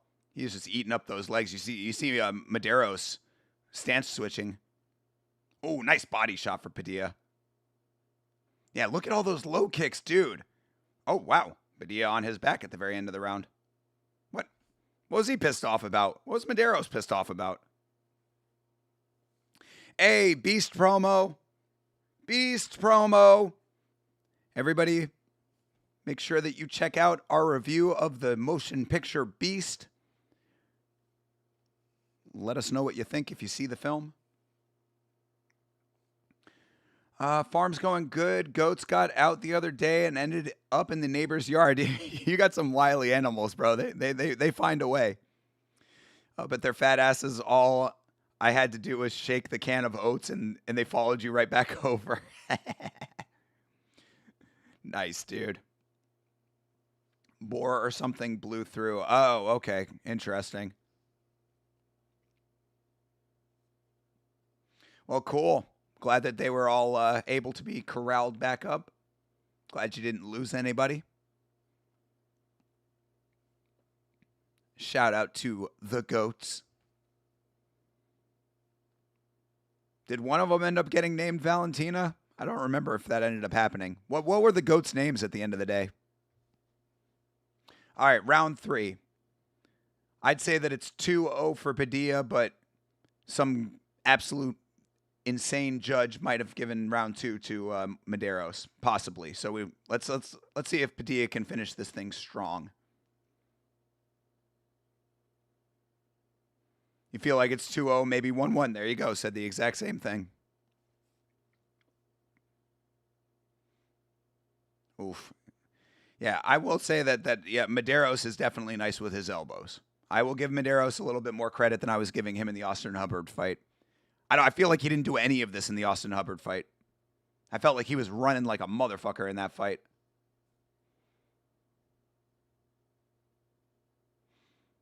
That I will agree with DC on. They definitely took care of that cut on Padilla's head. It is wild that they were able to stop that thing. Cut man just globbing the Vaseline in there, but for however the fuck they did it, they certainly did, because that thing is not bleeding. Still 2 to round 3. All right, Padilla, get this takedown, brother. If you get this takedown, it would be really good for you right now. Defended.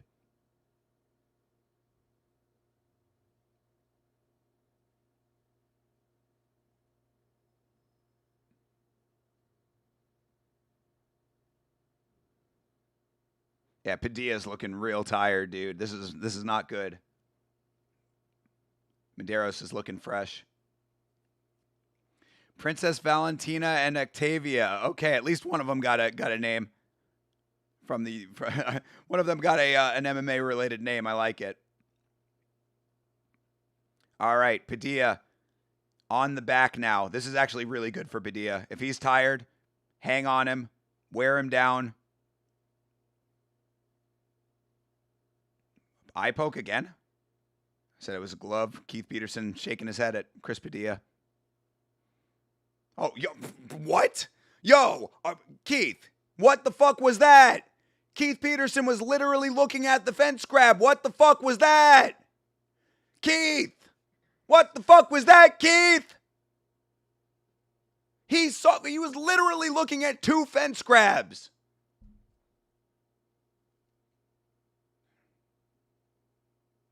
Motherfucker, they were talking about investigating Jason Herzog. Maybe it should have been investigating Peterson. What the fuck was that?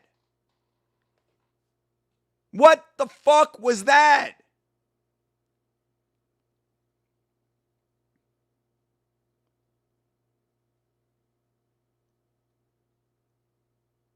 Ooh, that was a good shot to the ear by Padilla. Now Medeiros is on the run. Yeah, no point deduction. No even acknowledgement of it. He didn't even fucking say anything. 2 times. He did it twice.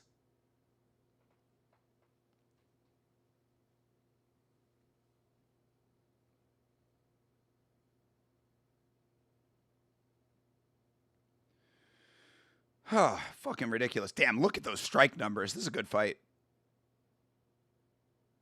Another nice elbow for Padilla. Some nonsense Keith Peterson, yo, bleeding edge. For real, dude.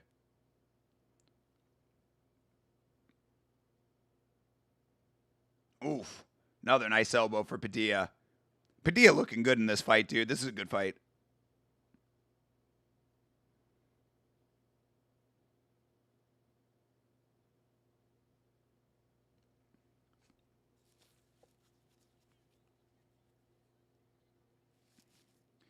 All right, under a minute left in this thing. Got another to eye poke. Oh, you call it for the eye poke. Keith Peterson calls it for the eye poke. Now, second eye poke. This is 2 eye pokes and 2 fucking fence grabs. What you gonna do, Keith? What you gonna do, Keith? Or do your fucking job?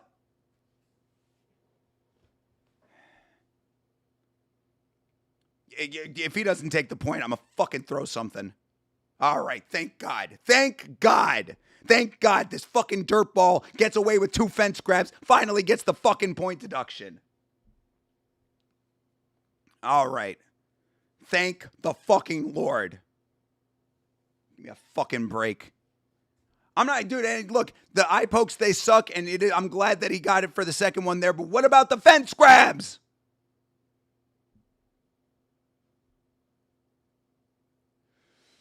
Oh, my God. I'm going to have a sore throat forever. All right, under 30 seconds. This is in the bag now for Mr. Padilla. Just don't get knocked out, brother. Make it through 20 more seconds. Nice up and over elbow. If Padilla had knockout power, man, it would be all over. Madero's trying to point to the ground like Max. Padilla saying, fuck that. Clinches up, gets some nice knees. I like it. All right. Well, that was a good fight. Little bit crazy.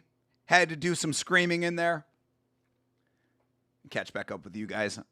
What do we say here? Oh, yeah. Princess Valentina and Octavia are the goat's names. Then the mama's name is Brownie, but that was given to her 5 years ago, so we didn't change it when we got her. True. Definitely little shits, but the women and daughter love them.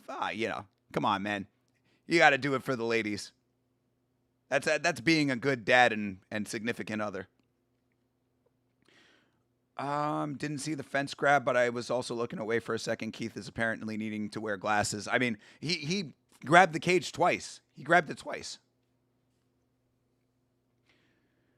Thinker's going to sound like someone with throat cancer at the end of this stream. Getting a little throat microphone for the next stream too. Yeah. Yo, use one of my vapes to be like, yeah. God damn it, Keith Peterson.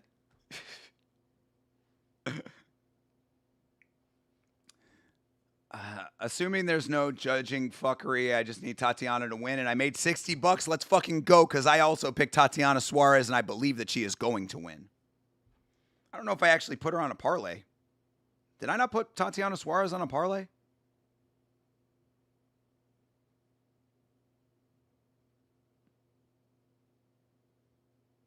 Hold on. Let me see, because if I don't have Tatiana on one of these parlays. Oh, no, yeah, I do have her on it. I have her on one. How the point did fucking Chris Padilla won all 3 rounds. You could maybe make a case for the second round going to Medeiros. Possibly. But I don't think so, personally. Yeah, I think Padilla won all 3 rounds. There should be no question. The point, this should be another 30-26.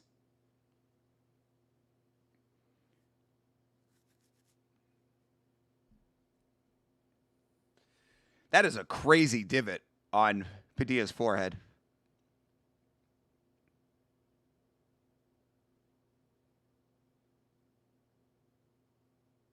What?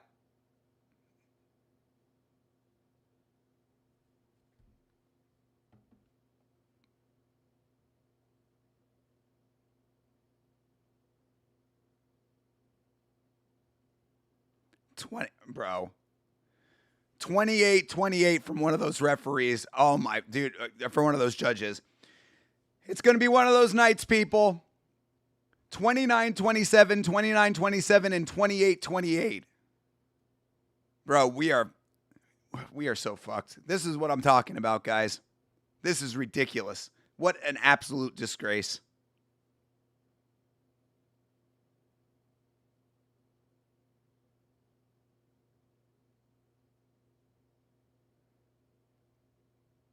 That's what I'm saying. Exactly, CTE. I can see a judge giving the second round, but 28-28, shut the fuck up. 28-28.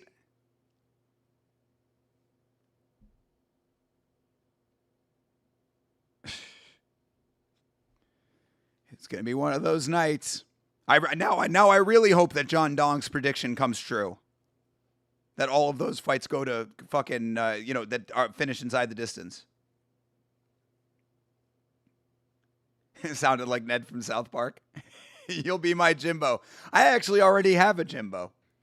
He's one of my best friends in the entire world. Shout out to Jimbo.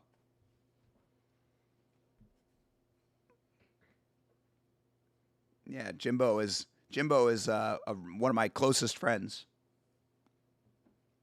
I've known my friend Jimbo for probably going on 22 years, something like that. Wait. Yeah. I met him in 2007. Whatever that is. For 2007 to so 19 years. Yeah. I was close. Yeah. I've known Jimbo for almost 20 years. He is one of my absolute closest friends, and I love him very much. I gave him a Yama hat. He has no interest whatsoever in fighting.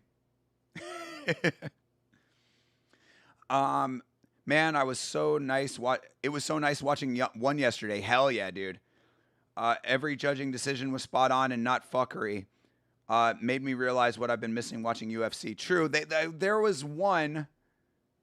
There was one. Oh yeah, well I because we watched a little of the one card and I thought that there was the Suakim fight. Yeah, I thought that Suakim did not win that fight personally, but it was a close enough fight that I was not mad at it. So yeah. There is some fuckery in the judging on one championship at times. For some reason, if you watch the Friday shows, the morning shows, they often have a anti-Myanmar bias, it would seem. But on the whole, I would say that one championships judging is pretty good. Didn't know you had an actual Jimbo. Yeah, dude, Jimbo is one of the greatest people that I know. He is one of the kindest, funniest people that I have ever known in my life. I am very blessed to have Jimbo as a friend.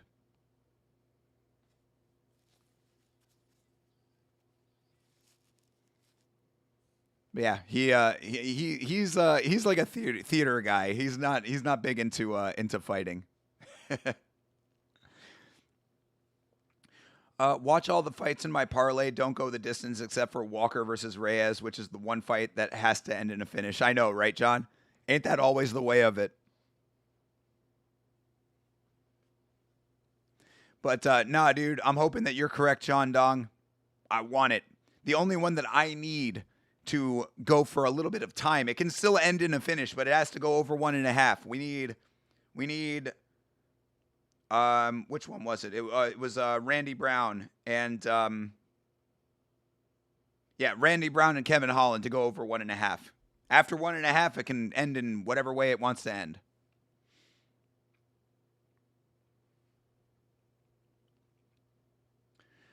Damn, I never noticed that Myanmar thing. Yeah, it's normally on the early shows, on the Friday morning ones.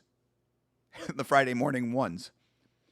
I'm going to keep my eyes peeled now. And yeah, that fight was like, I'll be happy either way because it was so close. Yeah, it was, I honestly didn't really think it was like the greatest fight on the planet. But I mean, obviously we had fucking Sam A after that. So, you know, you get the one of the best fights of the year in the Sam A versus El Jamari fight.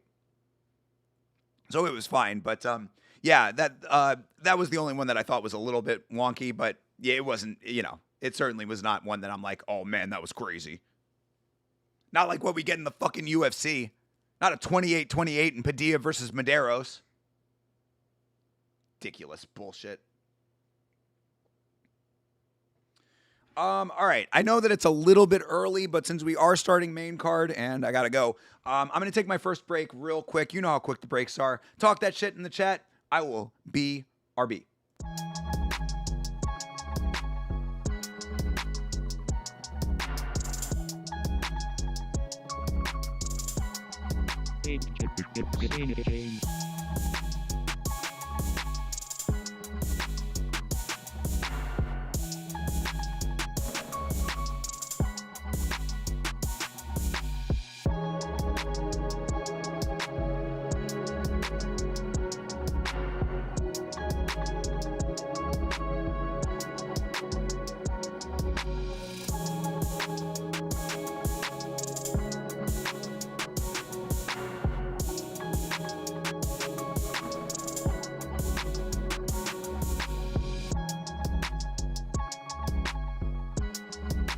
All right, and just like that, you know the drill. We are back.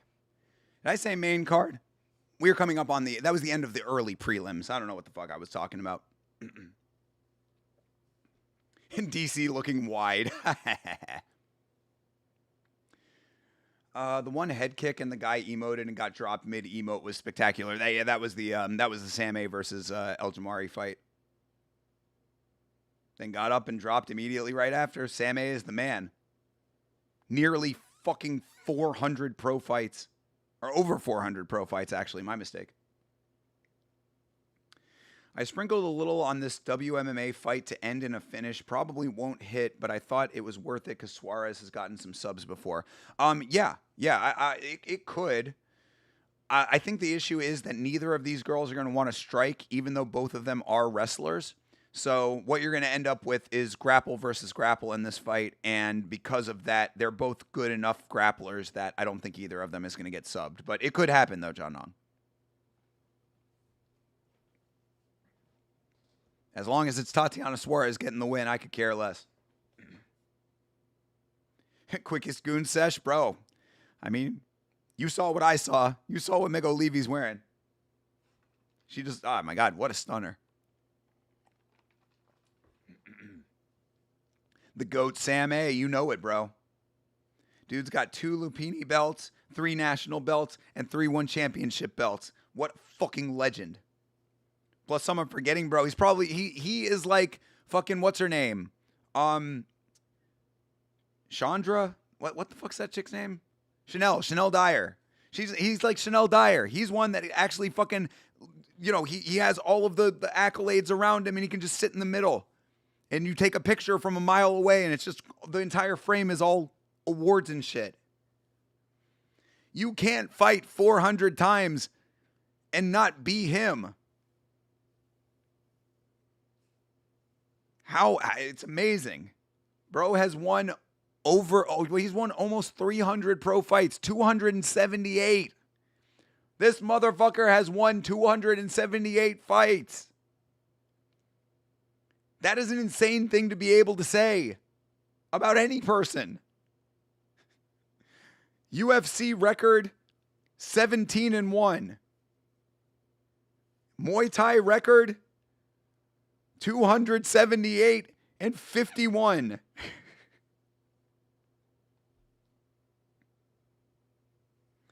He's got a sick picture on Insta with all the belts draped over his arms, shoulders, and waist. Yeah, exactly. Yeah, I'm not surprised by that in the slightest.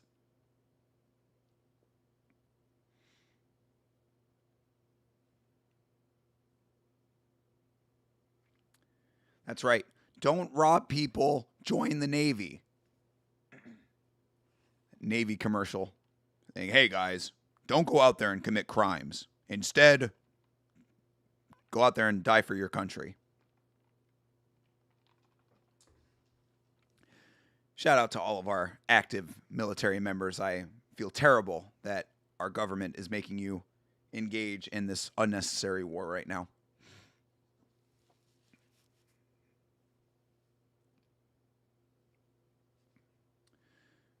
Pereira's going to be able to bathe in his gold soon when he flatlines the dirty French cheat. I want to believe. We shall see together.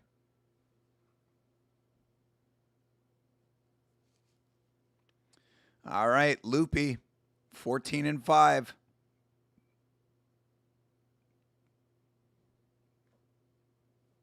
And Patchy needs to take tips from his wife.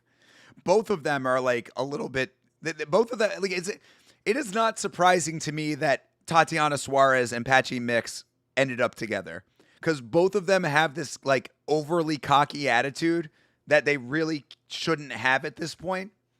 Like, at least Tatiana had it, obviously Tatiana Suarez had a lot of medical issues, She was a big what if in this sport for a while.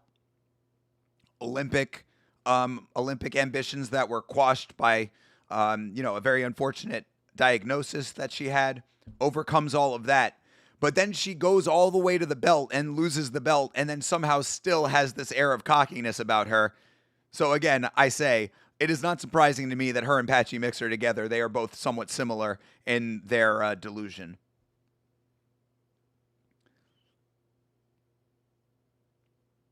Poopy Godinez, yes indeed. Yes indeed. Winning and overcoming the unsatisfiable urge to shit, which she did have, but she still won. You're leaning on Pereira against Gane? Yeah, I mean, I want to believe. I got to believe. I definitely don't want Cyril Gane to win. 14-6 incoming, God willing. I agree, brother. If Lupe knows what's good for her, she's going to lean on her striking. Because Suarez is the bigger, longer fighter. She's probably not going to be able to get her down. And if she does, Suarez has great ground game. So my prediction was they weren't going to keep it on the feet very long. Over 30 seconds on the feet so far, not very many strikes thrown. I think both of them are just waiting to find the entryway. Oh, uh-oh. And look at Lupe Godinez. Uh-oh. Lupe landing some nice head strikes here, and she has her back. All right, Tatiana, let's see what you got. If I'm Lupe, I'm letting her back up. Oh, my God, DC. What is DC talking about? If I'm Lupe, I'm letting her back up. Oh, wow.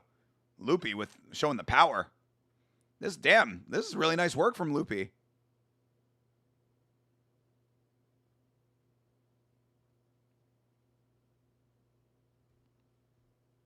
Gane relies on breaking his opponents down over time, and Pereira is good enough to not let that happen. I like it. I like the assessment. But really, it comes down to how many times he's going to poke Alex in the eyes. Alexa Grasso on the Spanish commentary cage side. I thought Alexa Grasso was married, but apparently she's single.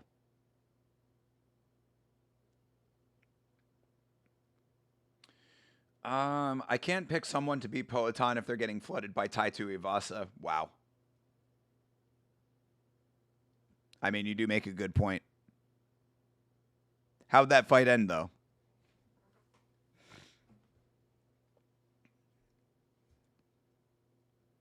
All right. Tatiana Suarez is on top now. Tatiana getting fraud checked. I already prepared a short video for her fraud check. All right. Well, we'll see. We'll see if the post is going to be valid, bro. Say it with your whole chest, Rwand. Don't be a tweet and deleter.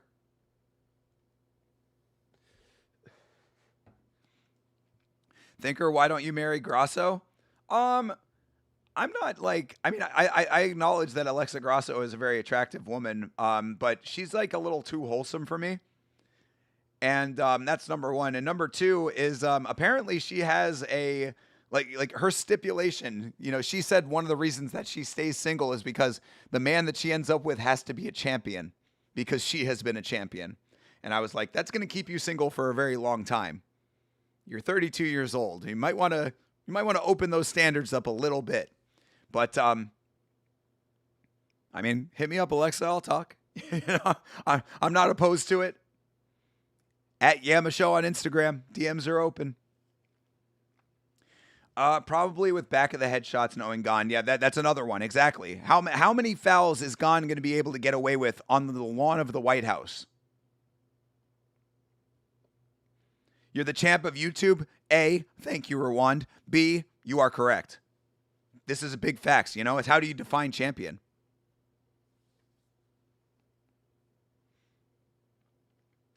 Pereira wins, Waylay never Pereira wins, Waylay never loses at.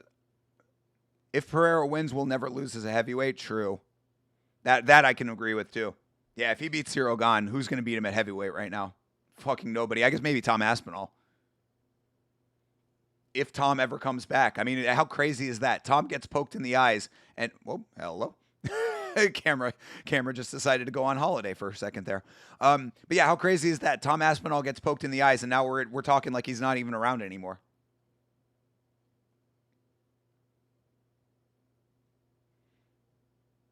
I don't know if Tatiana Suarez is going to win this round with what she's doing right now, by the way. Like, Suarez has been on top for a long time, but I think Godinez did the better damage in this round.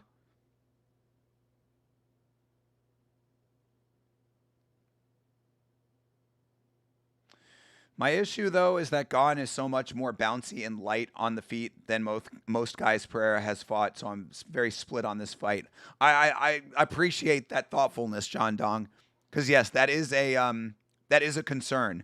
And also, honestly, to me, Pereira currently, now, I mean, obviously, we got a long way until the White House card, but, like, current Pereira, he's not wearing heavyweight very well, in my opinion. I've seen him at Karate Combat. Seen him cornering Yusri Belgaroui.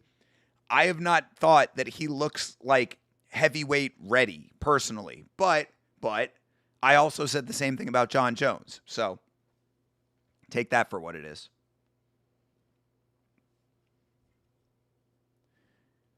She is single. Yeah, I don't know where I got that she was married. I thought that someone had said she was married.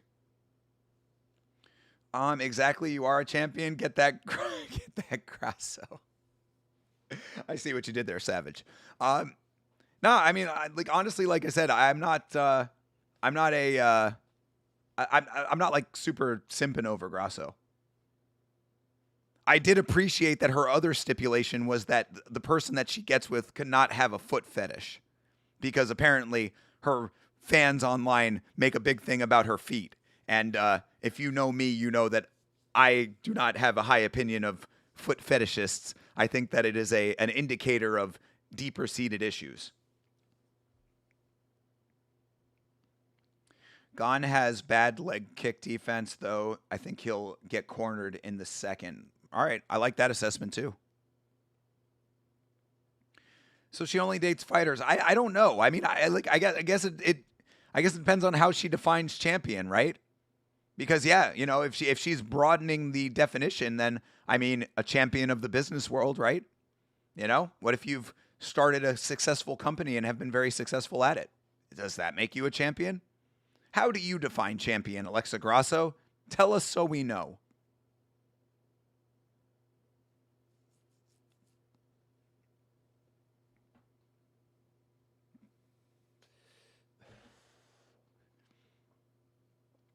Have PFL and UFC gone on at the same time? And oh, you have PFL and UFC going on at the same time. And guess what? Both WMMA fights, not complaining, but also not praising. How's the WMMA fight in PFL? Because, yeah, Suarez is starting to do what Suarez does here in the second round now. Even though, straight up cage grab for Loopy. No reaction from the referee, of course. You literally can just grab the cage in the UFC. Straight up. They say that cage grabbing is a foul, but I don't believe it. What you need is that motherfucking referee from Game Bred Bare Knuckle last night, who was just taking points left and right for cage grabs. That dude was the fucking GOAT. Bro wasn't even stopping action. He was seeing cage grabs and just putting one finger in the air. I love that guy. All right. Oh, hey, Suarez with the short choke. Oh, it's under two. Only one arm, though. Loopy doing a decent job of fighting the hands, but it is tight. Holy shit. This is still a one-arm choke. Suarez needs to break that grip that Loopy has on the other hand. Loopy doing a nice job of keeping her breathing controlled. Oh, there's the arm starting to connect. Yo, John Dong. John Dong! Yeah! Tatiana Suarez! Sit her on the beanbag! Yo, John Dong! Get it, John? Finish him in a women's fight. Let's fucking go. Let's fucking go, says Tatiana Suarez. Hell yeah. All right. Myself, CTE, John Dong, all getting it done with the power of the Tatiana Suarez pick. Bam, bam, bam, bam, bam. Pistol Pete over here. Let's fucking go.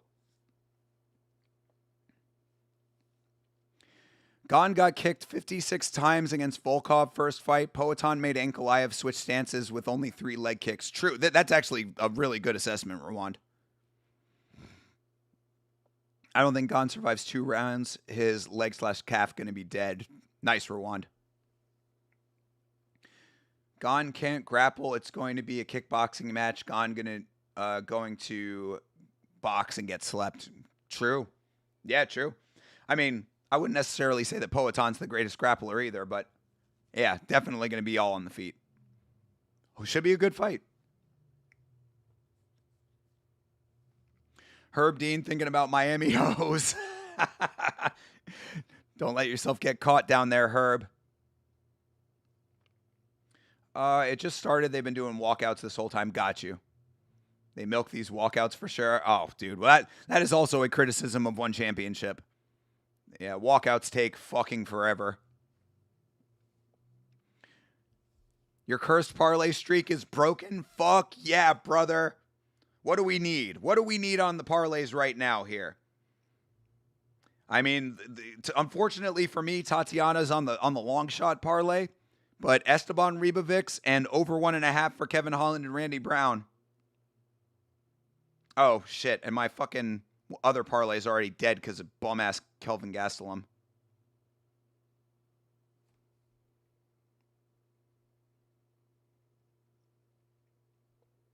God damn it. Fuck you, Kelvin.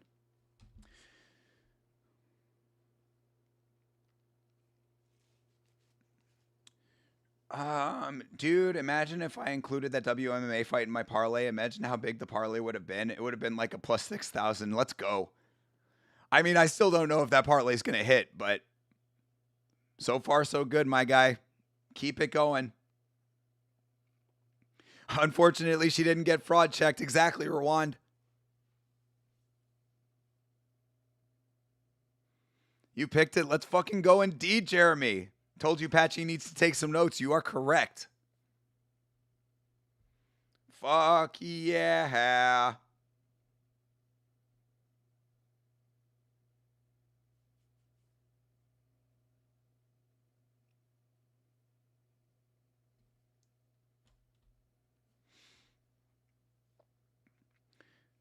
Bro, I'm loving life right now.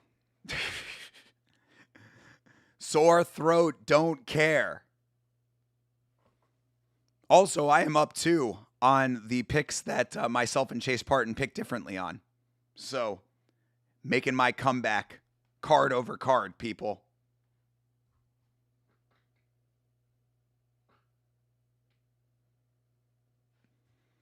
She's ready to make another run. Come on, Tatiana Suarez. I still believe.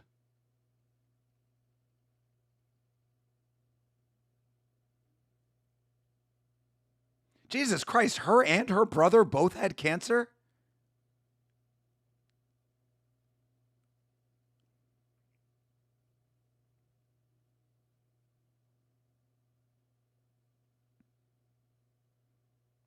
Oh my God. Wow. Jesus Christ, dude. That's what I'm saying. I mean, for as much as the delusion that Suarez has, which is a little bit annoying at times, yeah, I mean, you cannot deny that she overcame such a crazy adversity, and that was a very moving tribute that she just did there. No problem. Loopy got fraud checked. I'll still send the video at the Emma channel on your Discord server. All right, Rwan, you are more than welcome to. I thought that was a very thoughtful speech.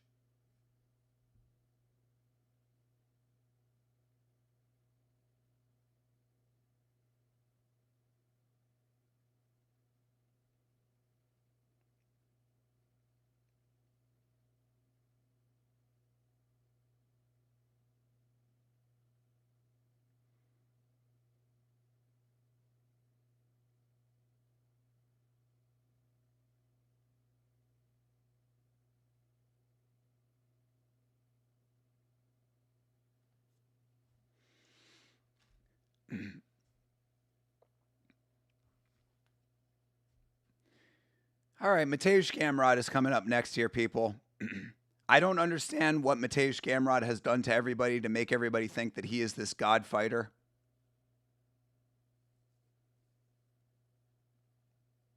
I've never been super high on Mateusz Gamrot. But who I am high on, that guy right there, Esteban, the actual representative of Argentina. Argentina, people. Come on. You sent it? All right, I'll check it out. Let's see what Rwand sent here.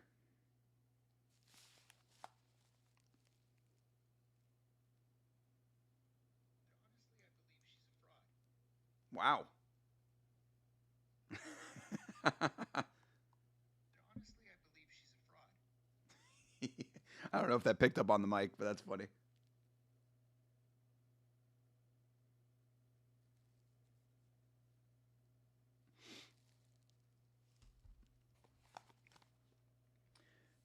Sarah Toby is thinking about possibly getting getting something very cool tattooed, which is crazy to think about.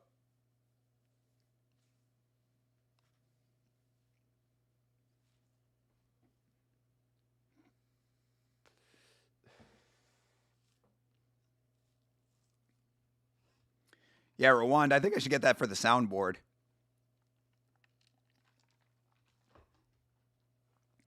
Soundboard, which is incoming based on your very generous donations. Thank you so much to everybody who donated last night. You guys are amazing.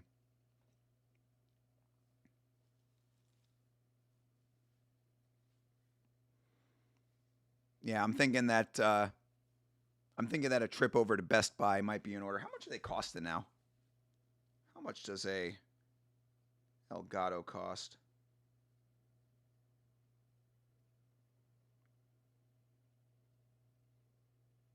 Yeah, dude, $150. Come on, we can make this happen.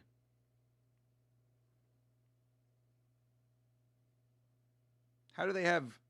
They have them on Temu.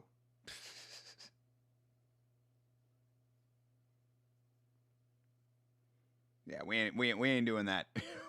we ain't going on Temu for shit.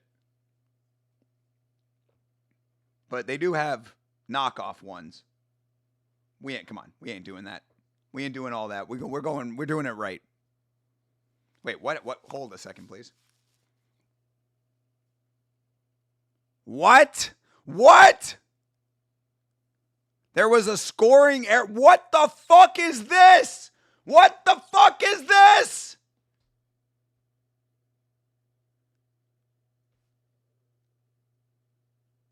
Majority draw? Majority draw?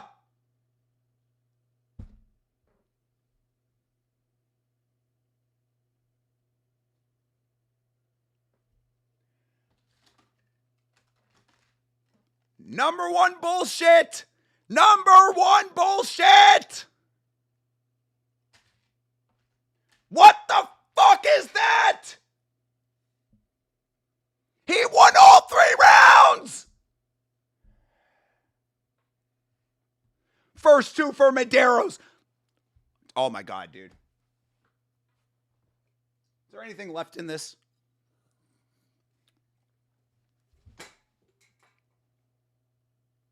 What the fuck is that?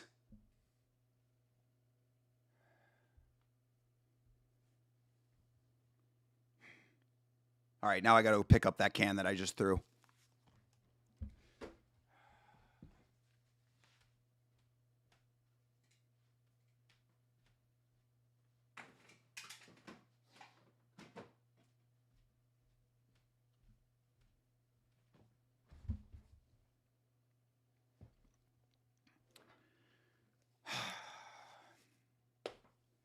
What the fuck is that?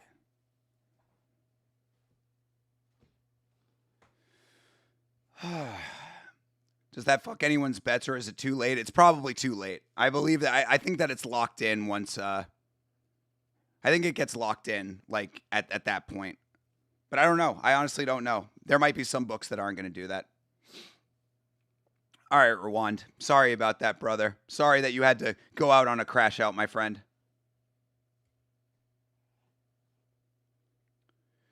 Oh, can't wait for the Yama video drop. I mean, dude, I don't even know, man. Like, it's like I can't because I specifically have stopped doing videos about shitty judging and shitty refereeing because it happens so fucking much that like, what are you supposed to do? Like, I can't do one every week about the same topic. I would be doing one literally every week.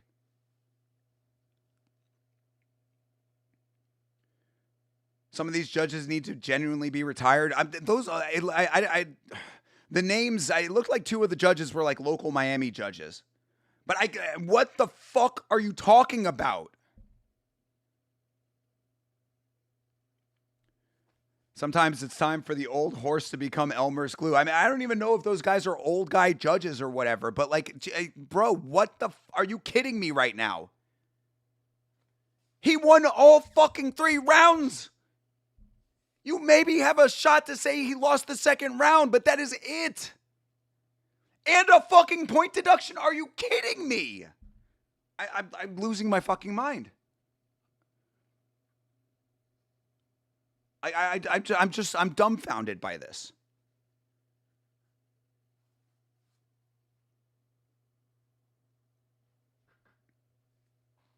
Derek clearly was one of the judges who gave the first to Medeiros, though there you fucking go. They're really good. They're really going off of a step-in elbow that was fucking Padilla who made it happen. I mean, I guess damage is damage, right? He did put his arm up. Dude, oh my fucking God, dude. I just don't know what to say to that. I think I've screamed everything that I can about it. So what's going on, Rwand? They overturned the Medeiros and Padilla fight. They overturned Padilla's win to a majority draw because there was a judging error. And what the fuck is that even anyway? What are you talking about? There's a judging error. What, did he just decide after the fact that he fucked up? Is that even fucking legal? Oh shit, I fucked up, man. Hey, you know, that second round, I didn't mean to put that down there. What does a judging error mean? Did he read it wrong? This is now the second time we've had that. Bruce Buffer out here taking the fall for the last one. Dude, what the fuck is going on in this? Dude, I'm telling you, man. We were literally just talking about this. We were literally just talking about it. Just earlier in this very stream, saying, why is the quality of the product going down? Why? Because it's a big fucking make-em-up when there is millions of dollars on the line. Literal millions, if not billions in places for certain fights. Think about how much money just changed based on that one number, that one difference of a point. If these books do end up changing the outcomes.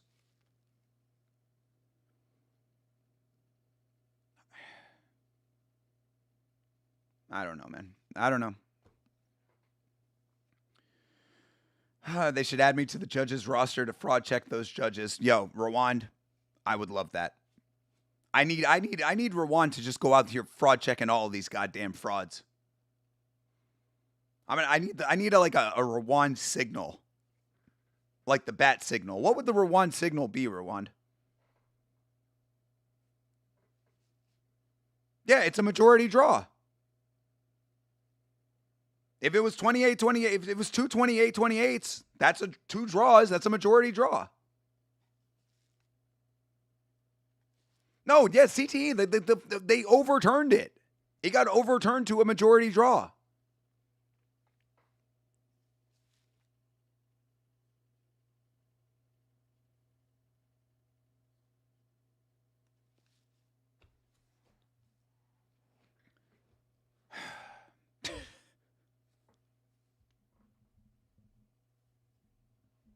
You already got your money for the parlay? Well, let us know if that changes. I generally think that all parlays are final kind of thing, but I don't know. You tell us. Tell us what happens. Tell us how your book handles it.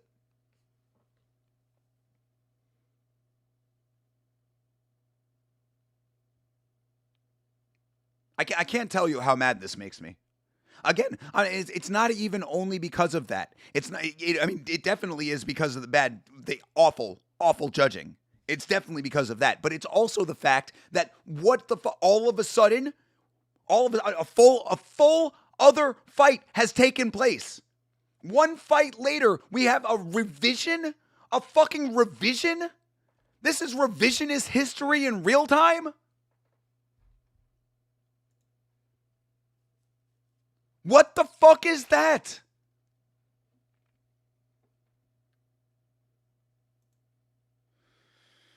The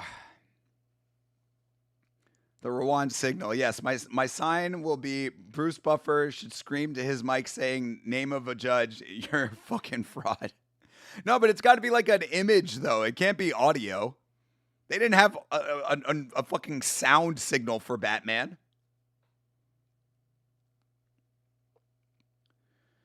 We'll see if they decline my withdrawal request. What the fuck, man? No way. They're gonna rob me like this. Yeah. No, I mean you'll still win your parlay. Like you will still win the parlay, but they might take out that leg of the parlay. They generally, if in a situation like that with most books, that will turn into a push. The Bay Harbor Butcher should take care of those Miami judges. In Minecraft.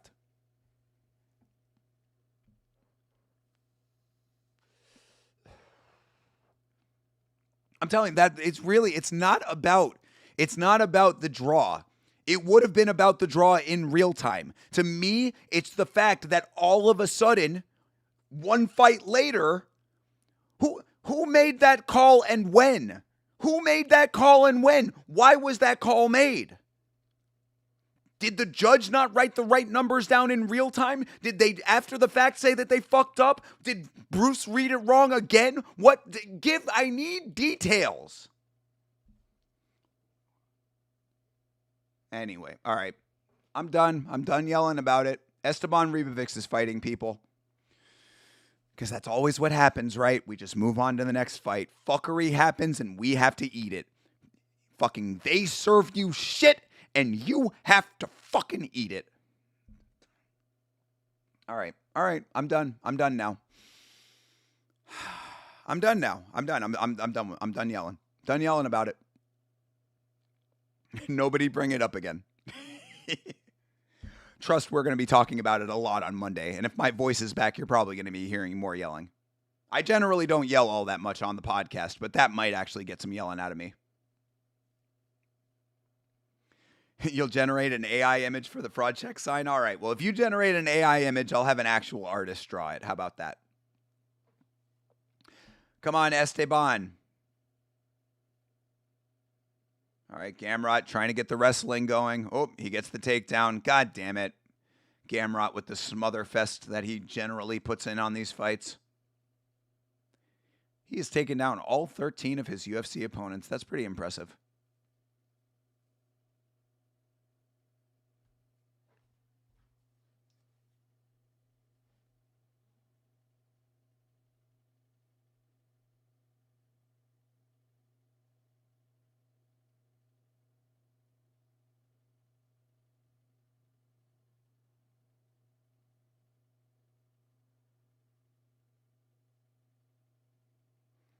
Sorry, I gotta get tweeted out about this. I can't get over this. Like I'm fuming about this.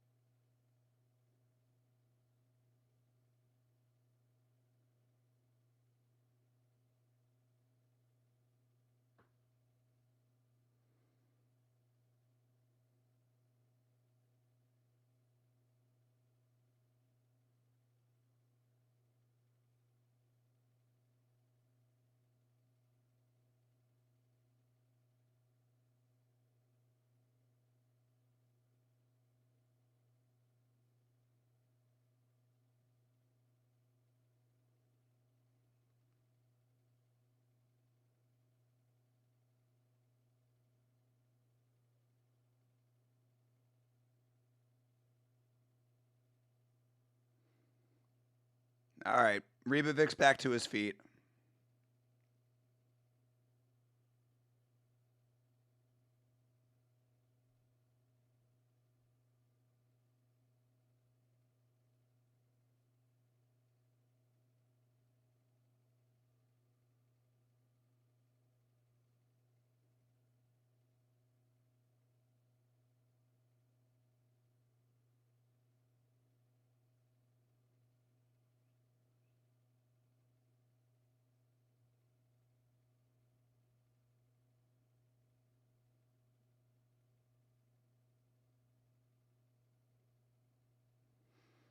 Sorry, guys. I'm sorry. Sorry, I'm just sitting here. I have to do this. I'm letting the entire first round of Gamrot and Esteban fucking pass here because this is just I am fuming over this still.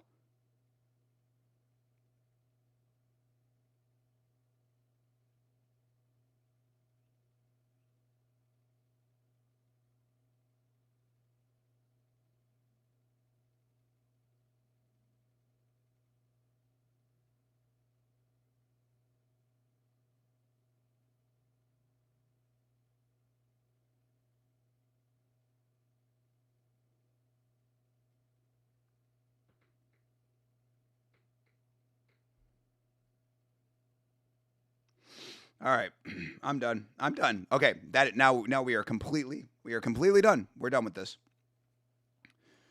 Okay, tweet has been posted, and we are back. We are so back, everybody.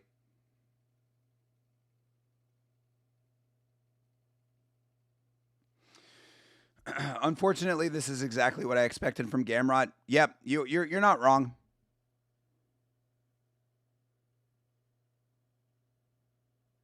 And my question always for this is, I go back to something that Chase said a long time ago on the podcast.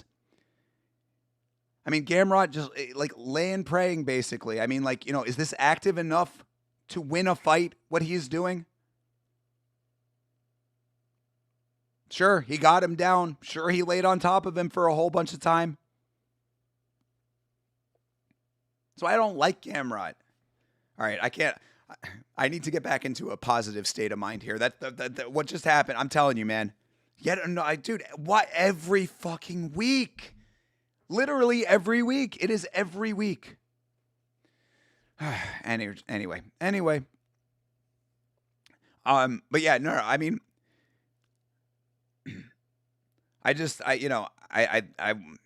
I'm hoping that Esteban can. I'm hoping that Esteban has a plan for this now that he's seen what happens. Also, Esteban does not get enough credit for that dope ass tattoo that he has of the native with the tiger skull headdress. Esteban only needs 30 seconds of damage to outdo Gamrot's style, but he needs to actually stay standing. This, and you're exactly right. You are very correct about that.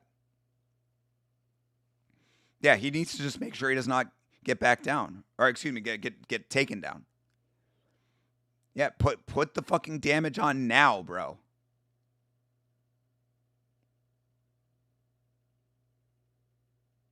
Arriba abajo, exactly.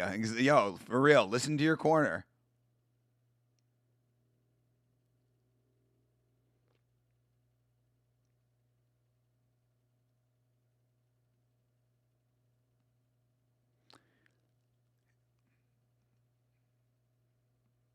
Yeah, arriba abajo, exactly.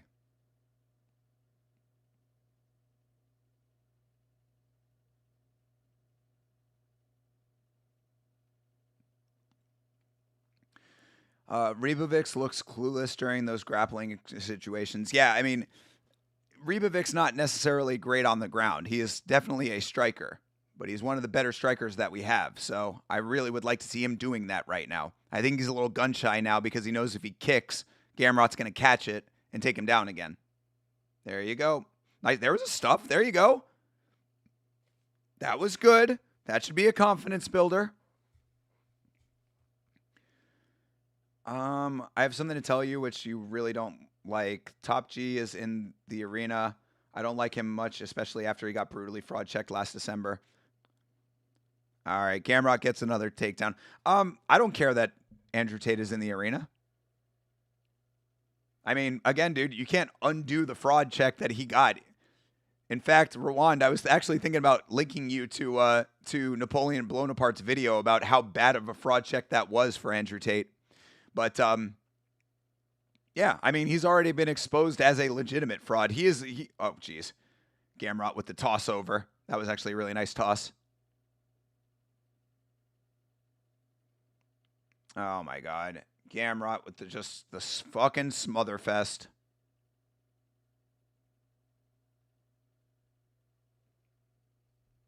How many people sitting on beanbags today? We've had a couple. We had Charles Radke and Tatiana Suarez. Those are definitely two beanbags. Who else did we have?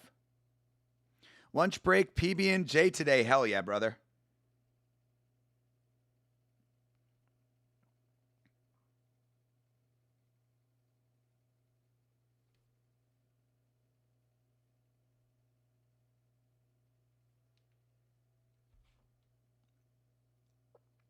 Enjoy the PB&J, but we've had a couple of decent wins. But as far as beanbags go, hold please. I'll give you a beanbag update here. Yeah, Tatiana Suarez, Vicente Luque, there's another beanbag. Vicente Luque getting the sub on Kelvin Gastelum after dropping him. And that's your beanbag update. Those are the three right now. And then my fucking king Chris Padilla just got robbed of a victory that he rightly deserved.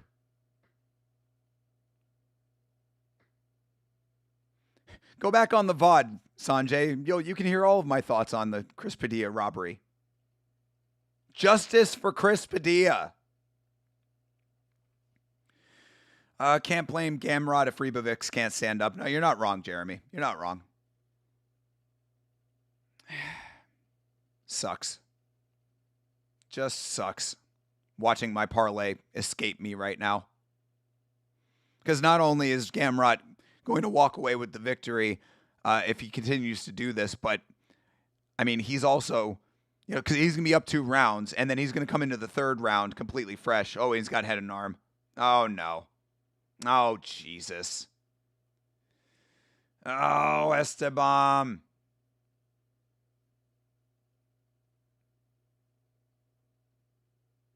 Ref just, there's the tap. Jesus. Yeah, Kevin McDonald was a little overzealous. What the fuck was that angle? Oh, my God. Technical problems. Fighters not winning the fights that I want them to win, and then bullshit going on with the commissions. I forgot to put Paramount on my phone, so just going to listen to the stream. I won't get in trouble because you don't say anything bigoted. Okay, cool. Yes. No, I certainly try to not say anything bigoted because I do not hold bigoted beliefs. Sorry, broski. I definitely don't miss that feeling. Still been good this year on not gambling so far, at least. Yeah, no, look, I don't care. I don't care about the parlay, really. It's not that big of a deal. Look, parlays bust all the time. Esteban Ribovics was a little bit of a long shot. Kelvin Gastelum was really the one that killed the parlay.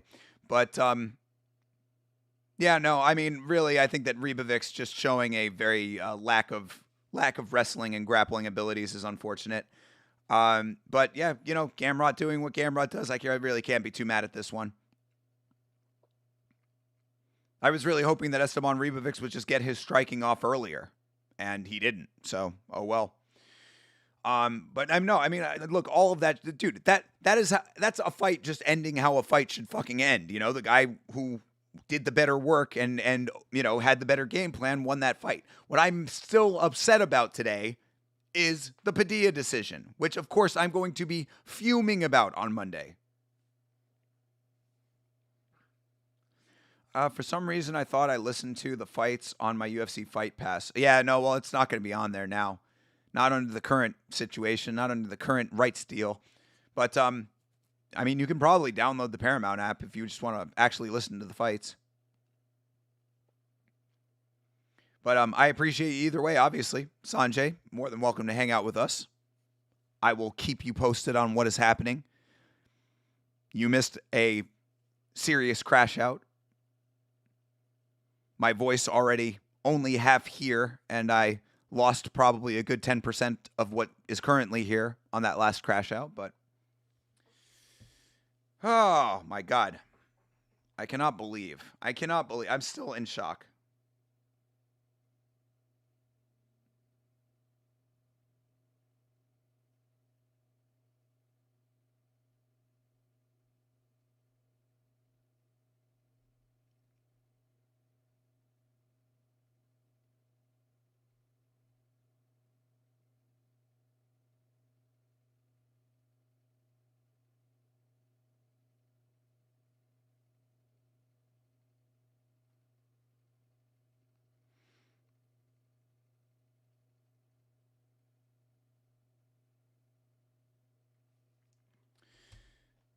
Anyway, it's my sister's and too lazy to ask her for the password. I'll fix it on my day off. True.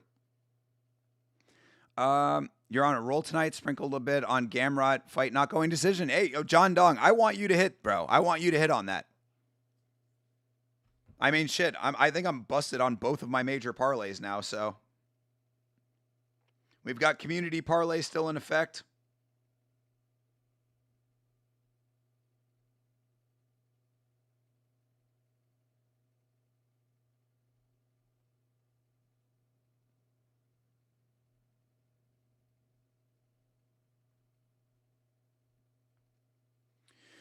Did Gamrot get the finish? Yes. Yeah, exactly. John Dong.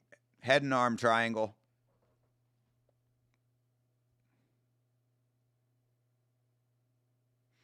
So what do we do now? What do we do about this parlay? Let's see. I still like Holland and Brown over 1.5.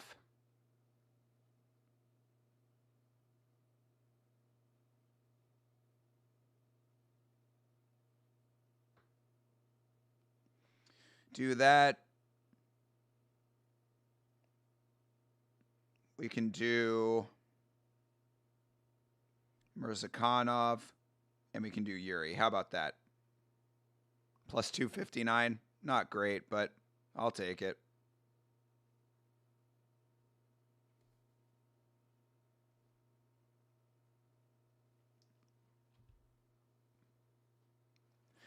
You suspected a sub for him?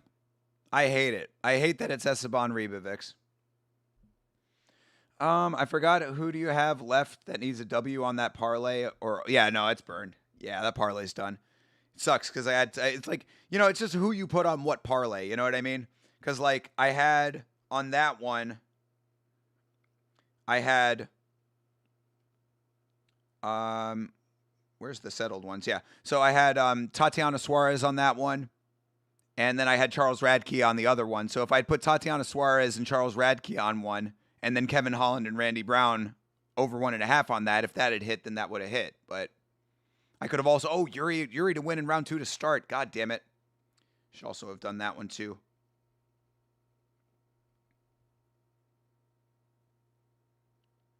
Just threw 5 on Reyes KO, Blades to win, and Yuri to win. I do want Yuri to win in round 2 to start. I liked that one.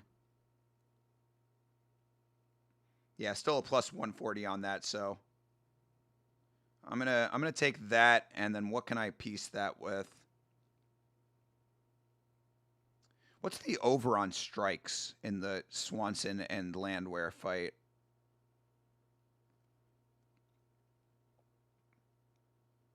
Let's see. Most significant strikes landed. Over 62.5. Jesus Christ. No, I'm going to go with that actually, I like that. Under 62.5 significant strikes for Cub Swanson. I like it. I'm taking that. There you go. That's a nice little parlay there. Minus 110 on under 62.5 for Cub Swanson. And Yuri to win in round 2 to start. That's a plus 358. I'll take it. That I like. I'm good with that. All right. Now we are done betting. I cannot bet any more today. I'm not allowed.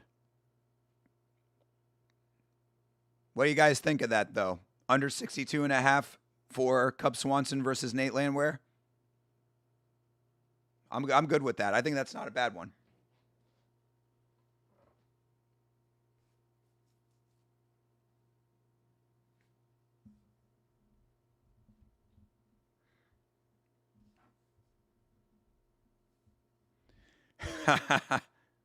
Damn. Mego Levy is describing that apparently Yuri big shotted Carlos Ulberg at a press conference before. You'd bet on Ulberg to finish Yuri if you could.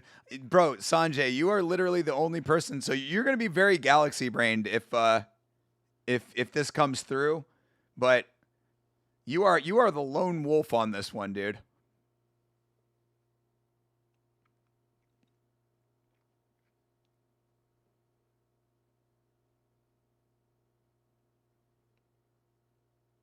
Sail the Virgin Way. Well, I mean, half the chat could do that. Kidding.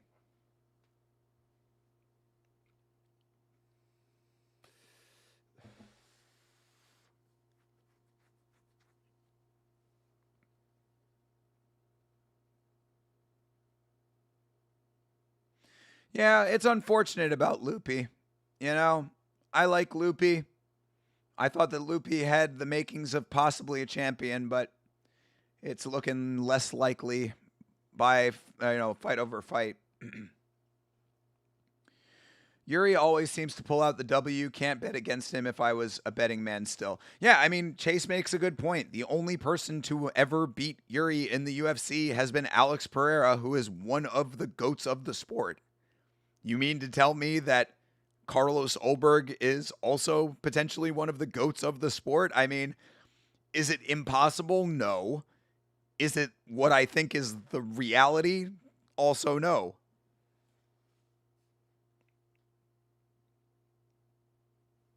Are we at main card already? Is that why we're... No, we still got Randy Brown and Kevin Holland to go here. All right, I don't know why we are taking so long to get to the next fight, but either way, I know that it's a quick turnaround on this one, but I do have to go again. So I'm gonna take another real quick break and come back, and we'll have a fight here. So talk that shit. You know the deal, people. I'm gonna come back a refreshed new man. I'm not going to be upset about the Padilla versus Medeiros situation anymore. I'm done with being upset about that. So I'm gonna go. I'm gonna take a deep breath. I'm gonna come back, and we're gonna have a good time.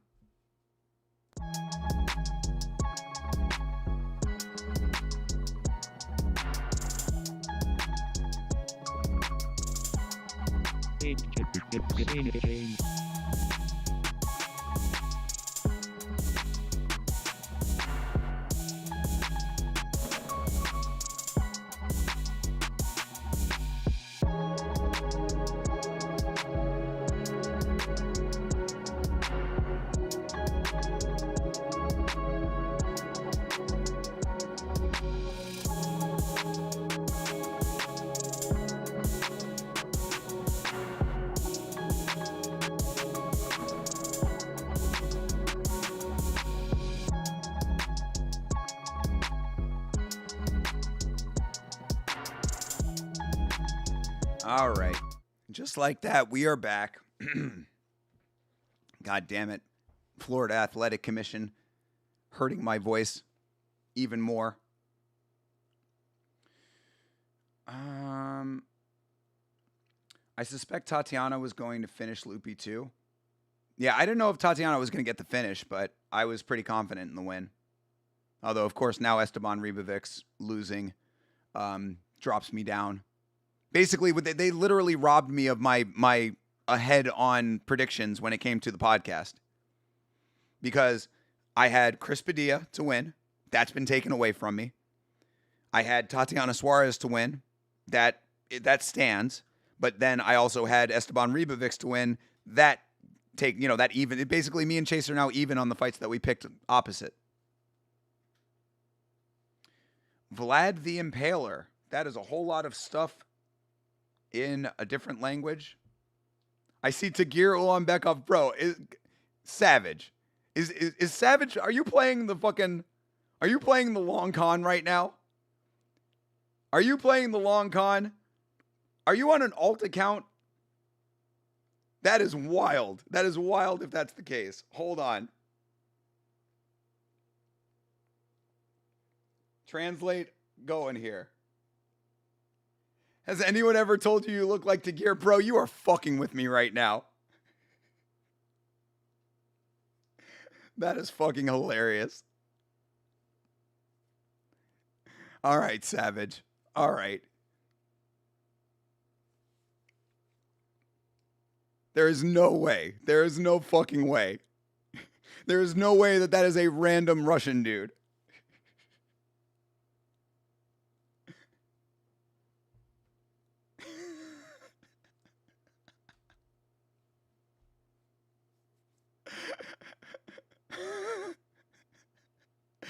You guys are fucking hilarious, man.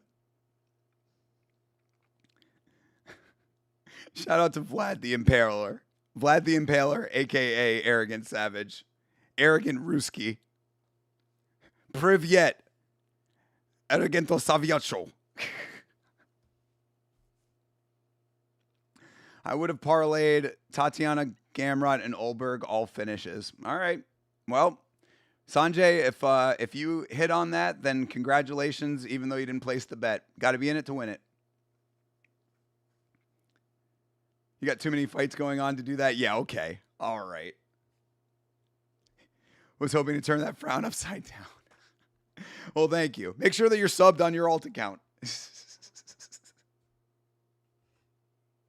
Appreciate you, bro. Yeah, no. I'm, look, man. I mean, at the end of the day, I'm taking one step back from all of the bullshit. I am always happy to be here with you guys. I am always happy to be watching fights, my favorite thing in the world to do. I'm happy to be on stream doing my favorite thing.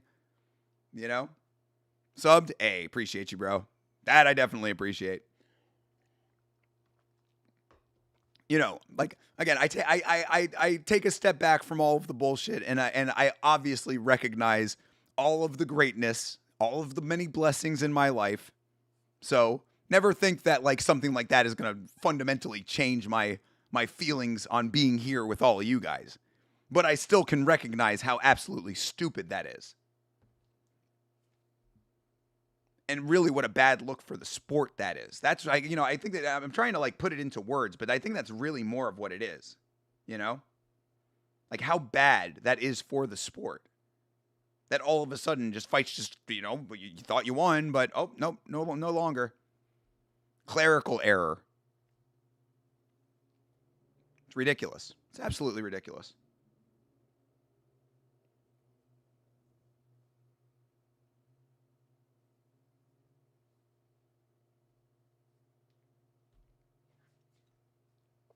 But thank you very much for subbing, Vladimir. Which failed prospect do you wish succeeded in the UFC? I mean, shit. Right now, sad to say, I want to say Esteban Ribovics. Obviously, I don't think he's failed, but really, we've seen that he has opened up and exposed a very huge hole in his game, so that's a problem.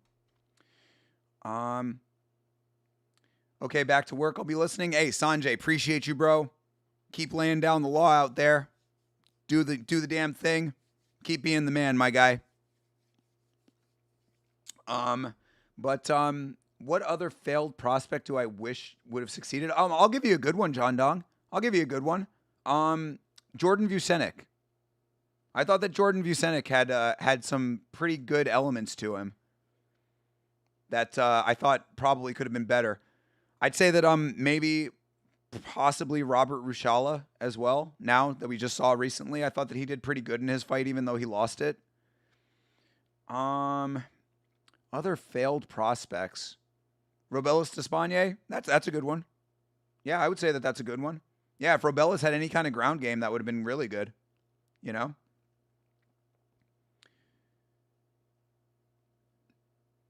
I mean, he's not necessarily failed, but it would have been cool to see Jonathan Janice actually succeed in his big call up.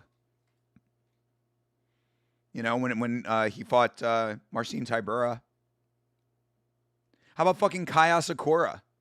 You know what I mean? Fucking dude coming in from Ryzen, this world ender in Ryzen. Dude literally broke a dude's jaw clean in half and then comes in and just gets annihilated. Now, granted, they hot-shotted him, but then he also got annihilated by fucking Tim Elliott. Now, granted, Tim Elliott, A, the GOAT, B, friend of the channel. So, I mean, shout out to Tim Elliott always. Through the fire and the flames, Tim, you're the man. Yeah, there's a couple. Why do you think his ground game was so bad? Probably because he's a Taekwondo guy. I know he's a Taekwondo guy. Okay, there you go. I know he's a Taekwondo guy most of his career, but he still trains full time. So why did his grappling never improve? Yeah, I mean, John, it's a hard thing to say, but I think that the answer, and it's an unfortunate answer that I don't really particularly like or agree that it should be that way, but I do think is actually the answer, is that sometimes certain skill sets just don't take with people. And I like I said, if you're going to be a high level mixed martial artist, you don't want to believe that to be the truth. But I gotta believe that's because I know Robellis, I believe, trains at the Jungle, which is a gym that I'm very familiar with. It's the local MMA gym in Central Florida here. With a lot of great fighters out of the Jungle. I think he's a Jungle guy. He might be a Fusion XL guy, but either way. Both of those gyms, Fusion and the Jungle, both very reputable gyms that have had great people come out of them. So I know that their programs are good programs when it comes to their wrestling and their grappling. But he's obviously very good at one thing, and sometimes just other skill sets don't take. I thought Felipe Dos Santos, that's a really good one right there. Yeah, damn, CTE super cooking with that one. Yeah, super cooking with Felipe Dos Santos after the Manel Kopp fight. Yes, yeah, CTE. That's actually a galaxy brain one right there. And then Felipe Dos Santos looked like ass in his next fight after that. Shout out the Tim Reaper. Let's go, bro. Fuck yeah, dude. Yeah, Tim Elliott's the GOAT. Underrated legend of this sport, Tim Elliott. An underrated legend of manhood, overcoming a legitimate succubus, letting a legitimate succubus into his home and being able to expel those demons. Okay, looking at Dos Santos, he lost to Kopp, Kavanaugh, and Felipe Lima. Now he's got 2 first-round subs since being cut. Bring him back. Yeah. I would say bring him back is probably correct. But he did look pretty bad in his other fights, though. Like, he looked really good in the Kopp fight, and then the other 2 fights, I remember thinking, like, this is not the same guy that I thought from the Kopp fight. But I'd be okay with him coming back. The problem with him, though, too, is that he was a dirtball. I forget if it was the Lima fight or the Kavanaugh fight, but he was fouling left and right. So, yeah, he's definitely not my favorite after what I had seen out of him later on. But I would be okay if they brought him back, though.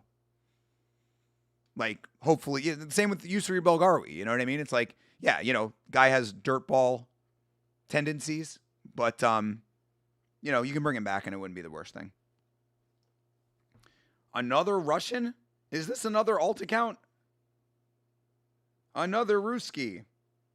What is this Ruski's name? You foo okay? What? What are you talking about, Russian friend? Friend or foe? I can't tell right now. What does the name mean? Oh. Mikhail Struchkov. Okay. I don't know if you're saying F me or you're trying to say something else. If you're saying F me, that's not a very nice thing to say. But either way, I appreciate you. I will give you a little bit more rope. Maybe you're an actual, better Russian than you're portraying yourself to be. It is kind of crazy to have an actual Russian after the false Russian before.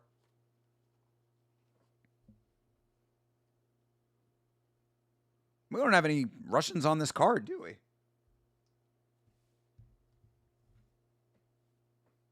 Do we have any Russians on the card? Oh, Azamat, I guess, right? Wait, Azamat is he from Turkey? Where is Azamat from? Oh, he is Russian. All right, we got one Russian. We got one Russian on the card, and we've got one Russian in the chat.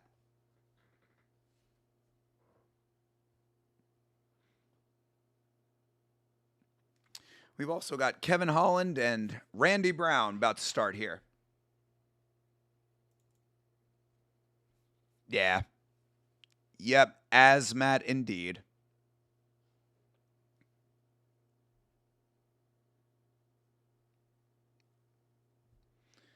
Oh my god. Oh, this is Vlad though. Okay. What is Vlad saying in Russian here? I can't continue to do these Russian translations, people.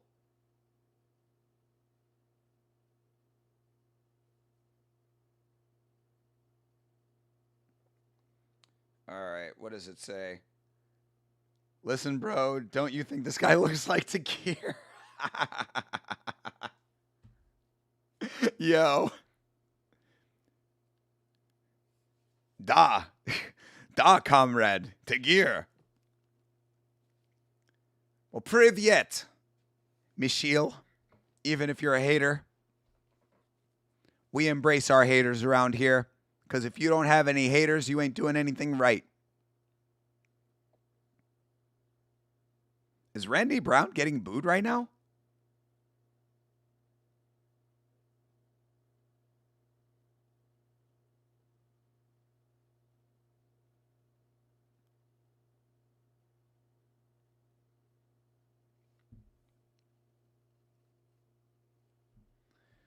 Okay, that's the last one I promised. Just wanted the Russian bros to have something to bond over. Sure, yeah, exactly. What a wild coincidence that we have an actual Russian and a LARPing Russian. Yo, true, exactly, CTE. Yeah, for real. Where is Meat Rocket? Meat Rocket could have handled business. Meat Rocket sees that and just springs into action.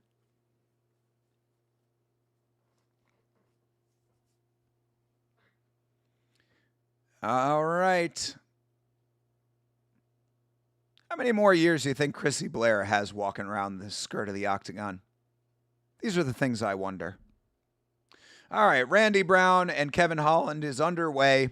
Over 1.5 rounds. Let's go, guys. Kevin Holland due for a win.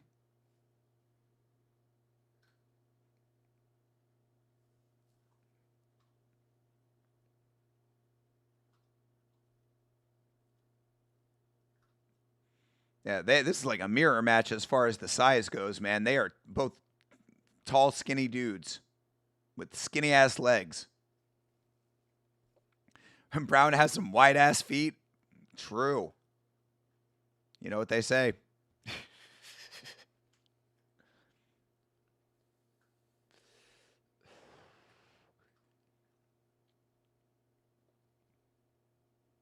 Oh, some white ass feet. Yeah, that too.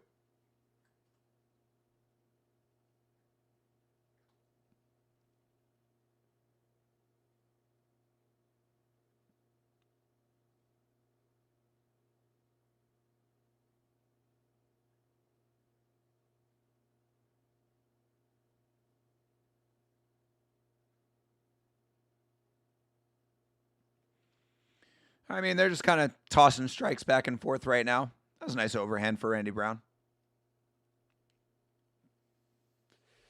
Ooh. Body shot.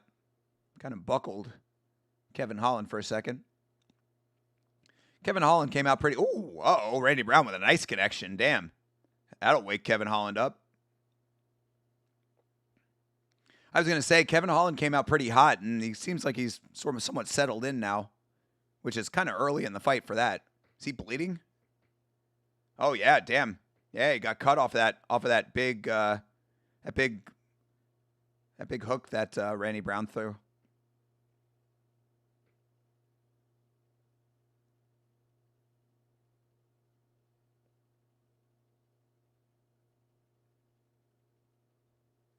Oh, yeah, wow. Yeah, they're talking about Randy Brown's leg. Jeez, he's got a goose egg growing on his leg right now. Yeah, exactly, CT. Yeah. Yeah, he's got two of them then because he's got a big one up top and then a bigger one below it. Yeah, Kevin Holland with the low kicks. But Kevin Holland bleeding off that, I think it was a left hand, I believe. It's not illegal to check kicks. Yeah, no shit. Tell that to Yuri Procházka, Jeremy. Jesus Christ. Hey, Kevin Holland pulling off the blood sport right there, the double kick. Kevin Holland taking a page out of our, what was I going to say? I was going to say RVD, JCVD. Taking a page out of Van Damme's book, out of Frank Dukes' book. How as a pro fighter are your shins this level of conditioned? Yeah, right. I mean, Randy Brown down. All right, Brown trying to control Holland on the ground. See, he went down off of something weird. Yeah, I mean, shin conditioning, that's an interesting thing, right? Jeremy Hall, you tell me, how are they doing conditioning when it comes to taking strikes in your gym? Do you actually like you have like sticks of some sort, or like how like are you doing actual like repetition like drilling on your legs and arms and midsection and stuff, or like how do they do conditioning like that? Is it just over time that you build up the conditioning, or like do they actually like because I've seen the footage of people like taking shots to the stomach and that kind of stuff, but when it comes to shins, like do you do like kick back and forth routines, or how's that work?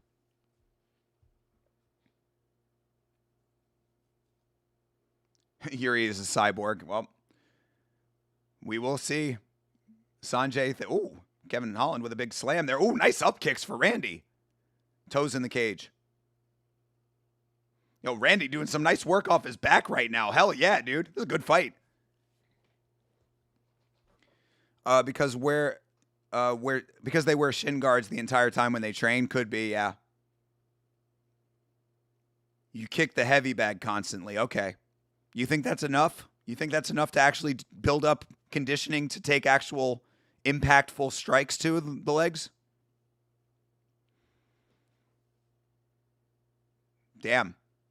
Oh, that's why we had that weird break, is because now this is the CBS portion of the stream where you get a little bit of the middle of the card. This is the weirdest thing that they have done on Paramount, where they air on CBS like the last fight of the fucking prelims and then the first fight of the main card, and that's it.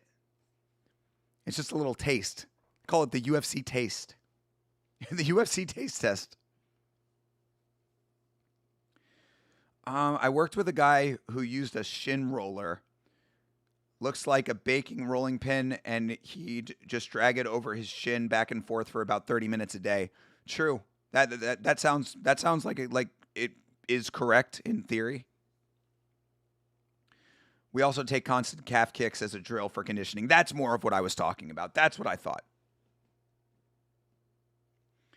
As long as the bag is properly filled. Yeah, I guess it makes sense. Heavy bag kicking about 200 to 300 times a day? Damn, all right, yeah. Then there you go, okay. Yeah, that'll definitely condition 200 to 300 times. That is a lot of kicks.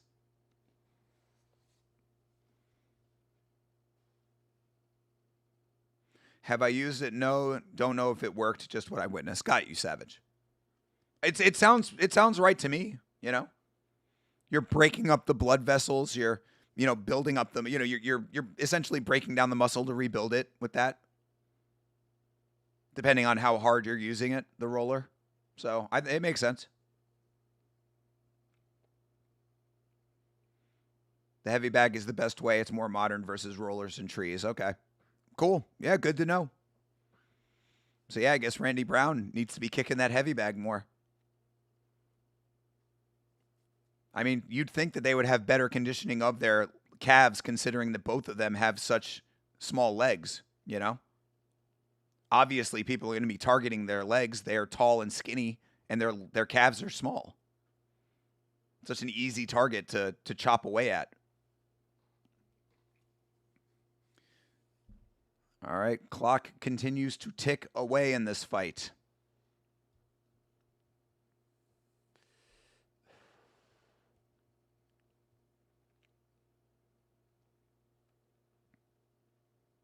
Ooh, that was a nice connection for Kevin. Ooh, nice slip of that one for Randy. Holland swinging with some big bombs. Side kick for Kevin. Another low kick lands for him. It's broken in sets. Not all. Yeah, of course. Obviously, it's broken in sets. Yeah, I mean, it's that's why it's conditioning. No, no, no! Survive, Randy! No! Survive! Oh my God. Come on, 20 seconds, bro. You can survive, Randy. Oh my God. 15 seconds, Randy Brown. 10 seconds, Randy.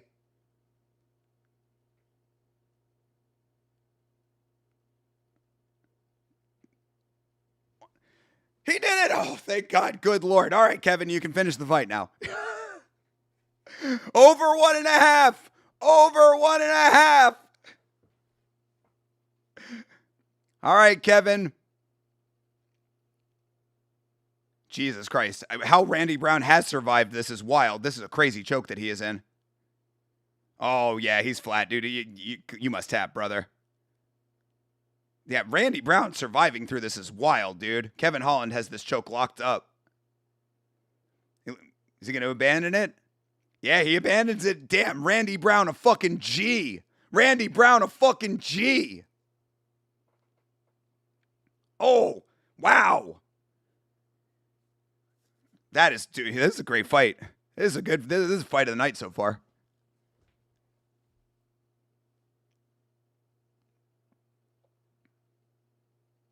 Also needs to learn to check kicks. Yeah, no shit. That should just be universal. It's amazing to me in the big 2-6 that we are not seeing people still who are not checking kicks.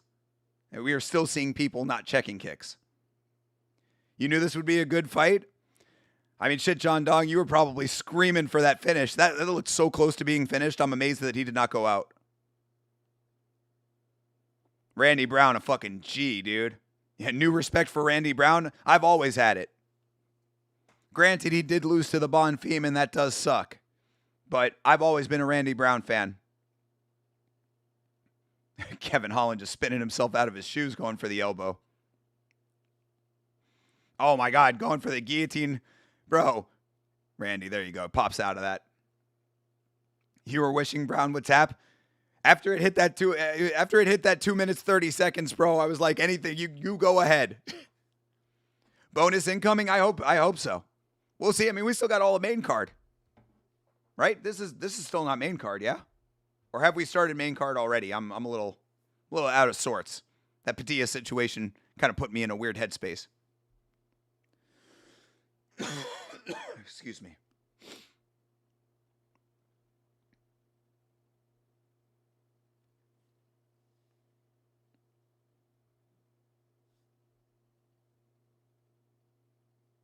Yeah, this is a great one. Main's at 9. Okay, yeah, so there you go. This is the... Oh, right, no, yeah, the fucking Pitbull and Pico is the featured prelim. So yeah, we still got that to round it out. I remember that because Chase made a good point. He was like, why they have Pico and Pitbull as the featured prelim, especially now it's gonna be on CBS and it's gonna be a shitty fight. Maybe, who knows? It'll probably be great. We're keeping positive now, people. As I said, I went to the bathroom, I took a deep breath, and now we're in positive mode.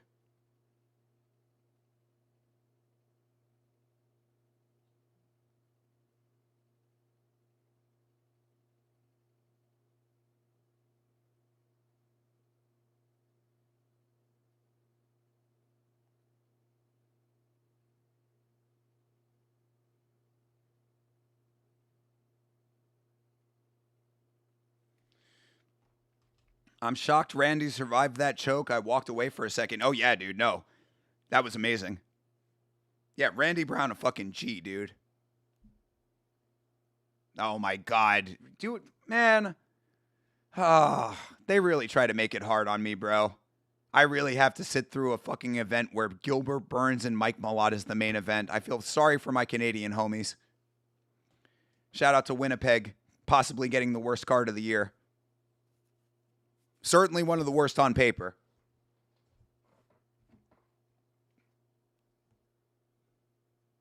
Kevin Holland is just talking up a storm as usual.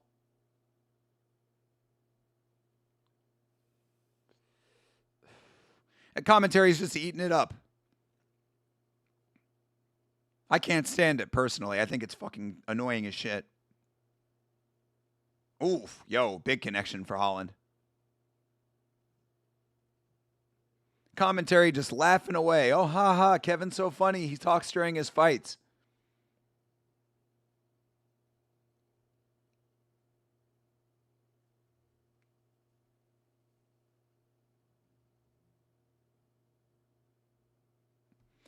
The prelims are low-key stacked with exciting guys, but nobody with name value. All right, well, we'll go over the card, of course, on Monday. Maybe my opinions will change. I just remember looking at that card at one point and saying, oh, God, this is not it. But if that's the case, CTE, then I'm all good with it, of course. You know me. I'm easy to please when it comes to fights.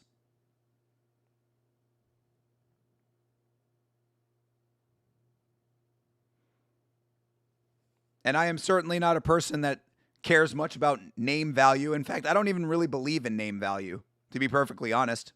There are great fighters who have bad fights. There are no-name fighters who have amazing fights. Also, that commission guy, cage side, has an amazing, puffy white beard. I don't know if you caught that, but keep an eye out for it because it is pretty awesome. Oh, there he is. There's a good shot of him. Look at that big old beard that guy has. Volok, Dean, and Nalo on the prelims? All right, I'm sold. I take it back. Maybe they will make up for one of the worst main events that I have ever heard. I mean, in 2026, we have to keep in context. Because, yeah, Gilbert Burns versus Mike Malott in 2026 as a main event? Nah, bro. Nah. I would rather have seen Jasmine Jasdavicius in the main event, fighting literally anybody.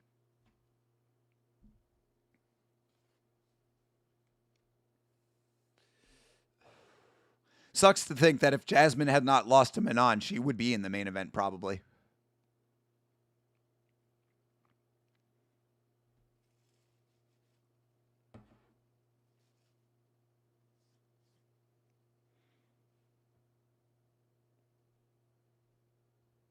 Oof. Nice front kick for Holland. Nice knee for Brown.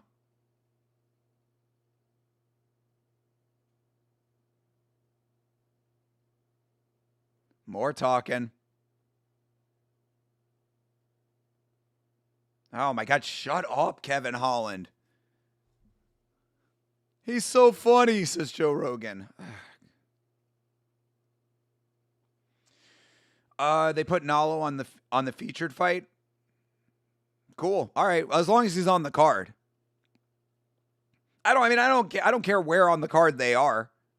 I'm just saying that main event is trash. All right, Kevin Holland's going to sail away to an easy victory here. Sadly, this is going to kill John Dong's parlay.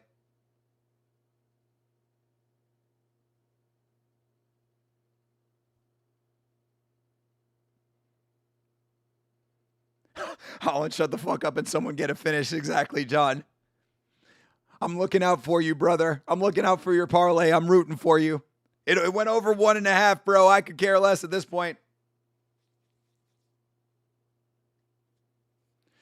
I like Holland, but somebody got to get a finish. Yeah, I mean, exactly.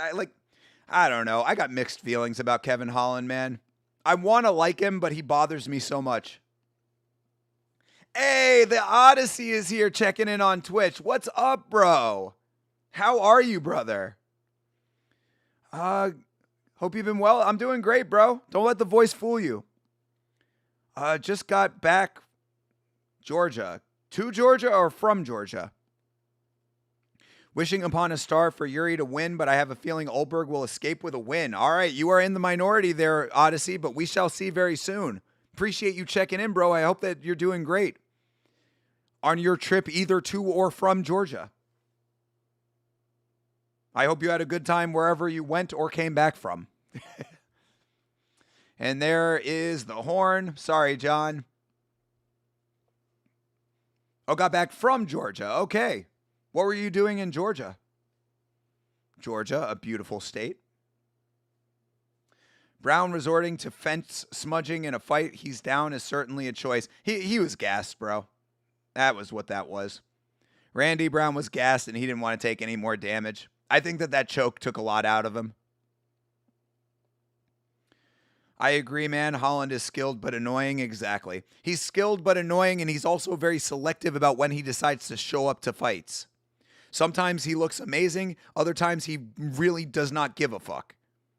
Because he knows that as long as he goes out there and makes it somewhat entertaining and talks his little mess and fucking, does spinning attacks, that they're just going to keep booking him. That's what I'm saying. I literally said it on the podcast. I had Chase Parton pull up his record. I said, how many losses does he have right now? He's on a 2-fight losing streak. All right, so he's due for a win. That's how it works with Kevin Holland. Go back and listen to the podcast. I swear to God. When I heard his record, I heard that he was down 2 losses. I said, I'm picking Kevin Holland.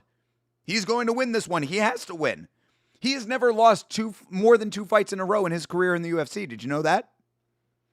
It's because he just don't give a fuck. He comes in, he knows he can lose a couple. As long as he gets one back and doesn't keep the streak going for too long, everything is forgiven. So yeah, of course Kevin Holland wins.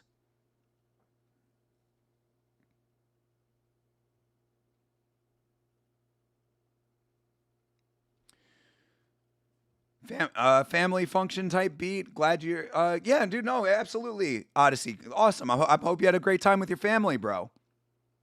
Yeah, I've been good.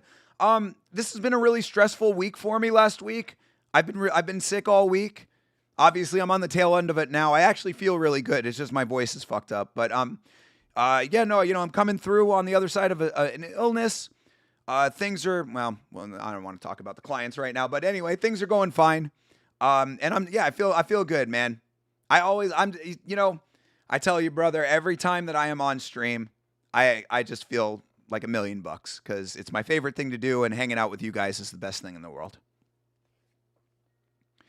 Holland was one of the biggest what ifs back in the day for me. Literally had a layup to fight Izzy and he dropped the ball. True. Yeah, there you go. Yep, 16th win in the UFC for Kevin Holland. As expected. Now he can go back to losing if he wants to.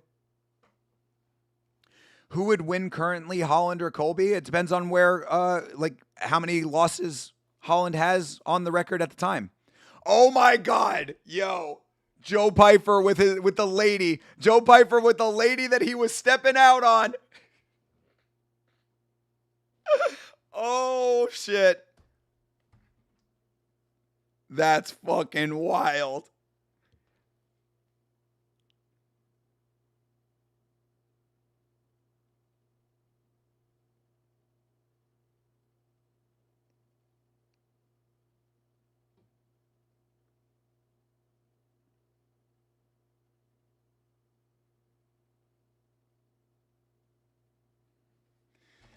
That's wild, bro.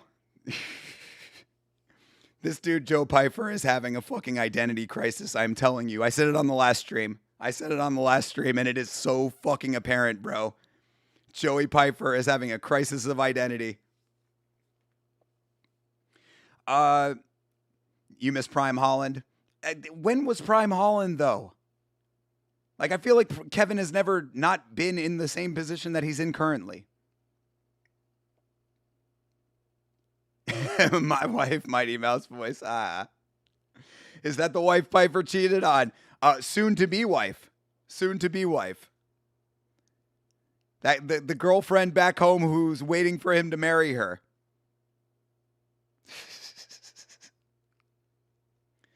Can't wait to see what Fight Society has to say about that. Yo, so Savage, 10-7 was in the chat last night saying that Pyfer has some beef with Fight Society, and he didn't tell me what it was. What is going on with Fight Society? Catch me up on the lore. Remember when Kyle Dawkins fought Kevin Holland? Who was winning that before the headbutt? I honestly don't remember that fight. You tell me. Buzzcut Holland was untouchable. All right, fair enough.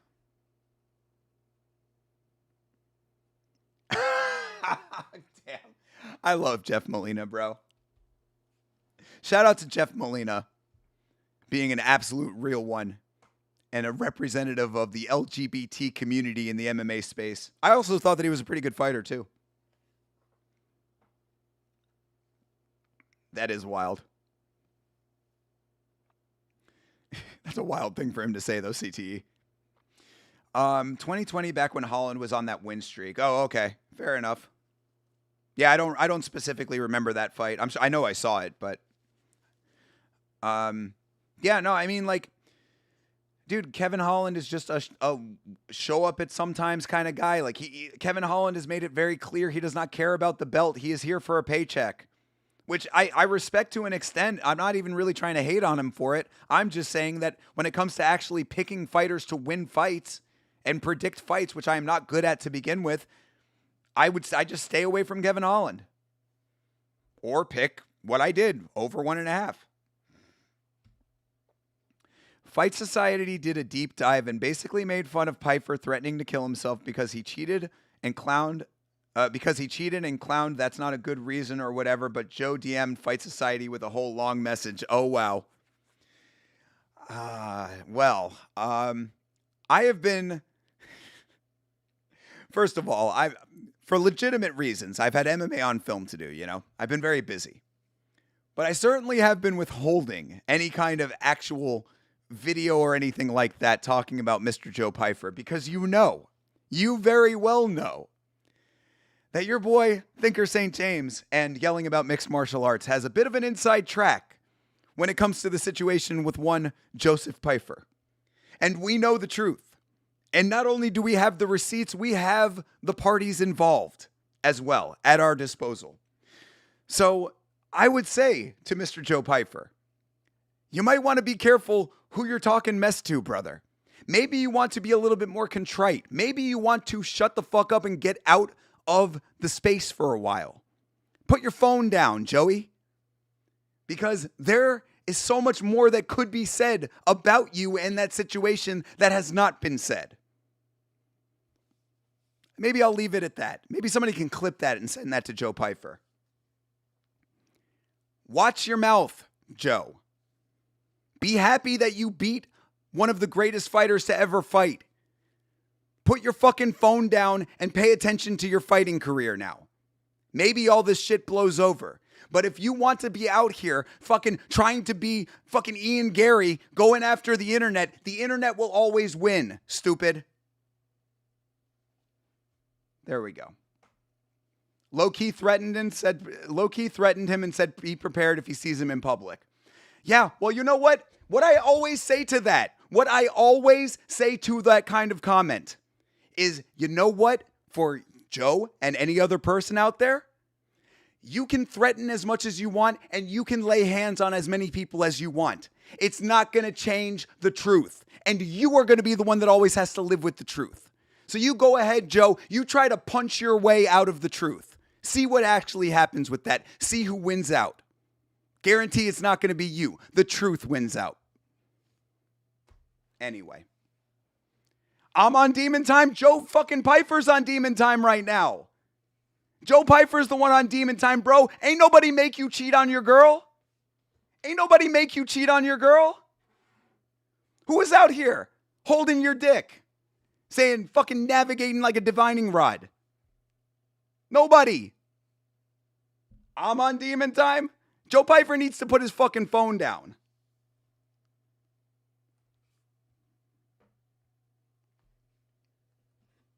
I've never liked him.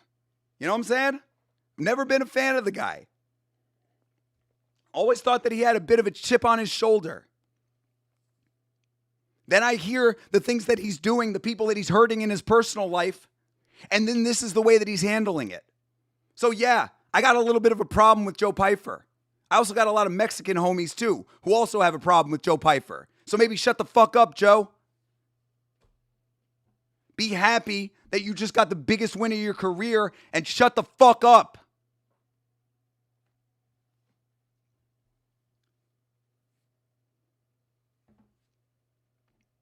All right. Anyway.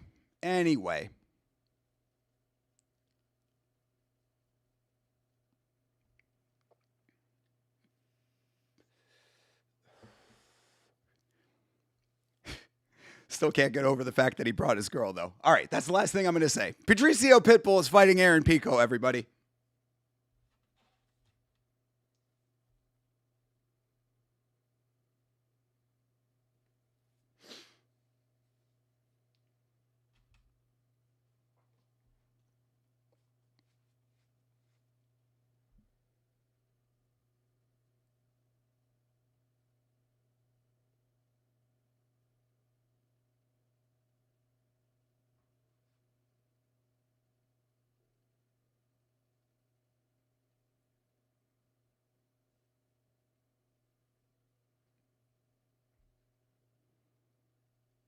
All right, let's see if Aaron Pico can beat Patricio Pitbull or if this is going to be yet another major fraud check.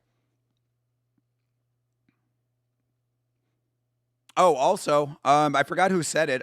Was it you, Bleeding Edge, that was saying that Patricki's fighting today too? I forgot who said it. Somebody said it yesterday. Maybe it was Johnny the God. But somebody had said that Patricky is also fighting. I think he's on the Ryzen card. Epic Rent. Well, appreciate you, Jeremy. He fucking deserves it, that guy. He fucking deserves it. Hopefully this doesn't prove to be a Bellator snoozer. I'm telling you, bro. Bellator versus Bellator in the UFC. Who'd have thunk it? Never would I have thought that we would see Bellator versus Bellator under the UFC banner. 37-8 is kind of crazy. Crashed out. Do I clip it? Do I clip it and put it out, chat? Do I clip it and put it out? I don't know.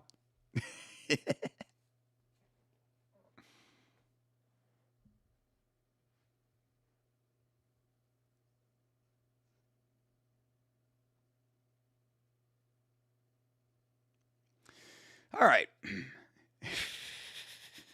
We'll see. We'll see about that.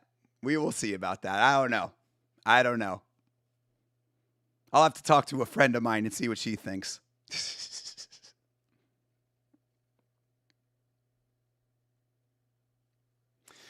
Let's see what happens in this fight right here, though, huh?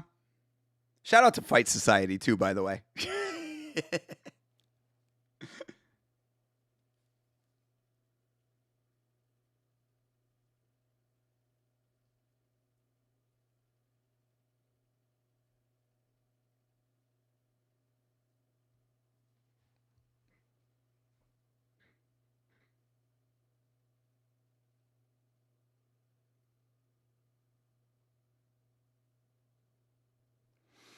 So far, this fight is awesome.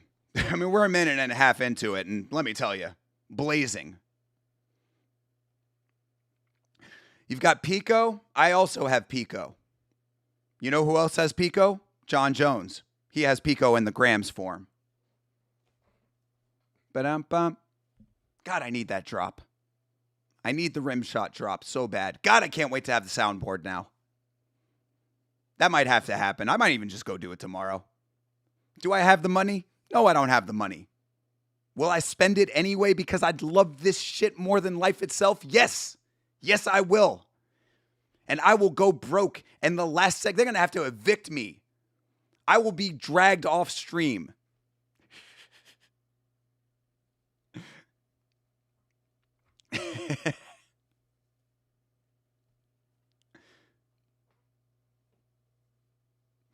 Hey, Pico with the takedown. Double leg was very good. You're taking the upset here? I said it on the podcast too. I'd been hearing a whole lot of conversation about Pico possibly being fraudulent based on the Bellator wins and all of that. He got the takedown on Pitbull right now. He's doing nice back control work here. I didn't, based on what I had seen of Pico, he did not seem fraudulent in his movement. Like the actual technicality of his grappling and his wrestling seemed pretty good to me. Specifically his wrestling, actually, more than his grappling. But like the wrestling seemed pretty legit to me. So I did not get the impression of fraudulence when I was watching him before, but that was then kind of thing. Jones, fuck. Yeah, I mean, we should all be celebrating the fact that John Jones has confirmed that he is done with fighting. That should be a national holiday. Well, after getting bodied last fight, Pico has to win. I mean, has to win. Has to win, but is going to win are two different things, perhaps. You see his road rage altercation skit. I mean, serious situation. Do you think it was a skit? I mean, I didn't actually see the video footage of it, but you think it was staged? I certainly heard about it. Hey, Checkmate is here. There's a John Jones fan. There's a John Jones fan that's probably very upset that he has hung it up. How you doing, Checkmate? You see your boy Joe Pyfer in the crowd with his lady?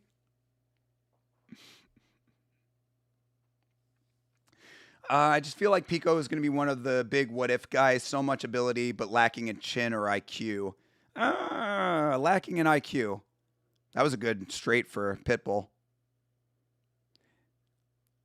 I mean, it's hard to say lacking in IQ just yet, but he did just take a flush shot to the nose. So, I mean, if he, more data needed is what I'll say for right now at CTE. So far, he's holding his own. I mean, I don't know if he's necessarily running away with this fight, but I would have him winning this round. Even though he does have a little bleeder on the bridge of the nose off of that straight shot.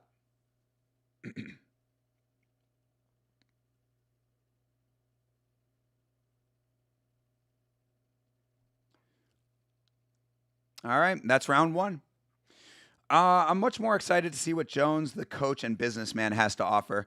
Yeah, I mean, I'm sure he'll do fine as a businessman, I'm sure he's got a decent team around him helping to manage his money, and I've never really gotten the impression that he was a reckless spender, so I'm sure he'll be all right in that regard.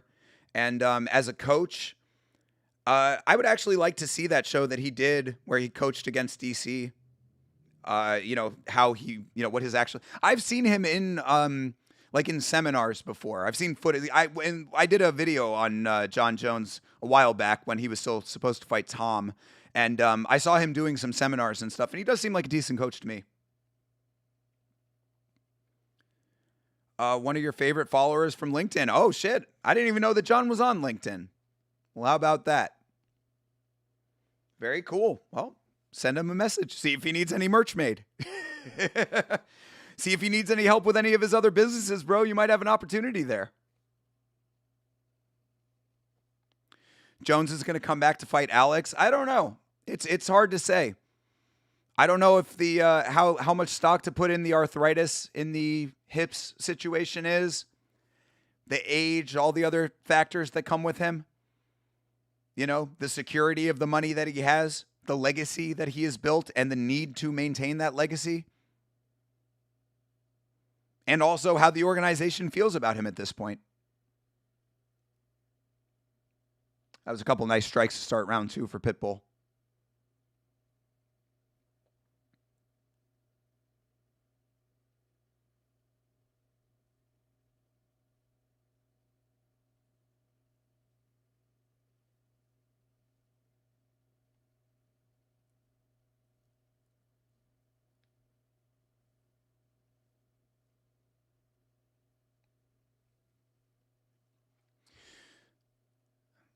I mean, this fight has been staying on the feet a lot more than I was expecting it to, so theoretically, Pico should be having a lot more success here. He's definitely the better striker. Ooh, there you go. Nice uppercut for Pico. Ask and ye shall receive.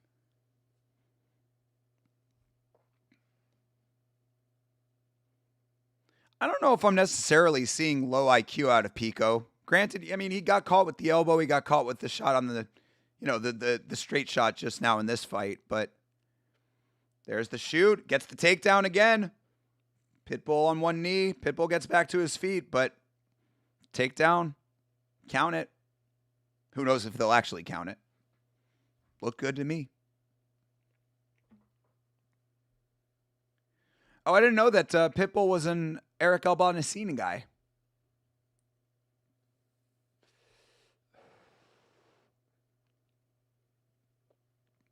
Eric Albanacine, master jump roper.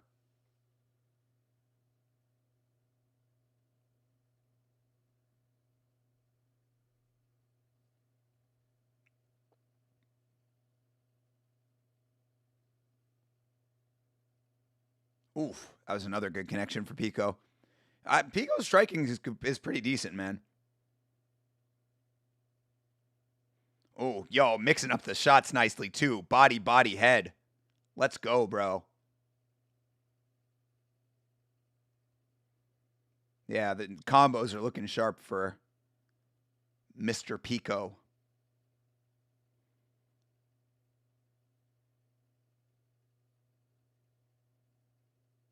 Ooh, there it goes.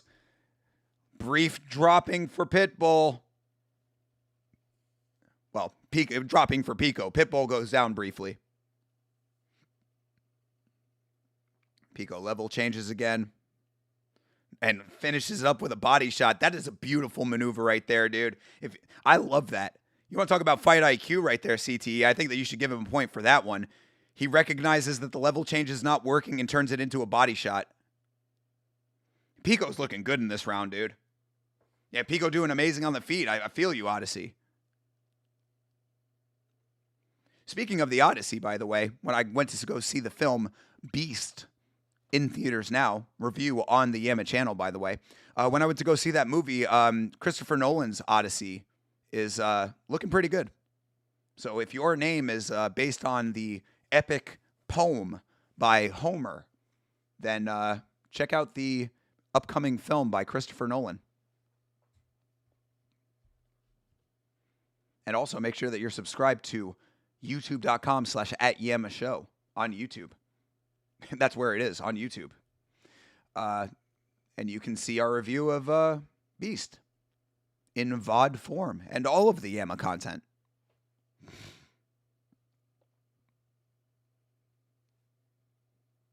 Yeah, this has been a tremendous round for Pico.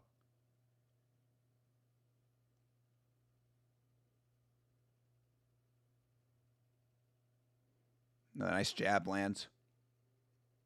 Didn't know Pico was Olympic caliber wrestler. Yes, yeah, absolutely it was. I did know that. I didn't realize that he quit. Oh, geez, another big shot lands for Pico. He is touching Pitbull up, dude, and gets the takedown at open water. 20 seconds left on the round, but still, beautiful work by Pico. Yes, I did not know that he had left Olympic trials to go to MMA, but I did know that he was an Olympic wrestler. And that's what I was saying. I was like, his wrestling did not seem fraudulent to me when it came to his Bellator credentials. So that is certainly why I picked him. Oh, it's based on 2001: A Space Odyssey. Hey, also very, very cool. Very cool choice. But Nolan is a genius. Nolan is certainly very talented. Yeah, 2001 is on the big shelf back there. Pico looking good. I don't see low IQ. Yeah, I'm saying. And I know low IQ. Yeah, I feel you on that, Savage, right? We know low IQ is very easy to recognize when you see it. I said low IQ because he mindlessly pressured himself right into a spinning elbow and has multiple shitty KO losses in Bellator. I mean, all right, fair enough. I guess it depends on how shitty those KOs are, and pressuring yourself into a spinning elbow, though, I don't count that as low IQ necessarily. Getting caught with an elbow when you're putting pressure on, if you are a high level fighter, you're supposed to be putting pressure on. That being said, he looks good here. He's got Pitbull frozen. True. Yeah, he's looking great. And that second round was fucking masterful. And again, this is what this is what Pitbull does. Pitbull is one of the most stiff fighters that we've seen in the UFC. It's amazing to me that he was able to do what he did in Bellator. Do you think MMA Joey and Josh Hokett look alike? Kinda. Yeah. I mean, now that I wouldn't have thought that before you said it, but now that you say it, they don't not look alike, you know? Or wait, what? They don't not look alike, I guess is what I should say. Yeah. Yeah, there's definitely a similarity. That's what I would say. Pico's hands are crispy. Yeah, fuck yeah, they are. His striking is nice and his wrestling is nice. Watch out for spinning attacks. You know what I mean? This may be the best he's ever looked by far. All right. Well, whatever the case may be, I'm liking what I'm seeing. Maybe Pitbull is so bad he makes others look amazing. I mean, I would say yes to that if it wasn't for the Dan Ige fight. Because if there's anybody who could have been made to look amazing by a bad fighter, it's Dan Ige. He literally shuffle-stepped and squared his feet to Lerone before lunging in head first. All right. Are you picking Reyes or Walker? I'm going for Johnny Walker based on the uniqueness of his movement. But I would not be surprised if Dominic Reyes can do it. I would also not be surprised if that ended in a double knockout. Just joined the YouTube channel. Sorry for the delay. Hey, Odyssey. Hell yeah, brother. You've made a very wise decision. Welcome to the Blood Palm officially, bro. Cha. Bam. Touch blood, brother.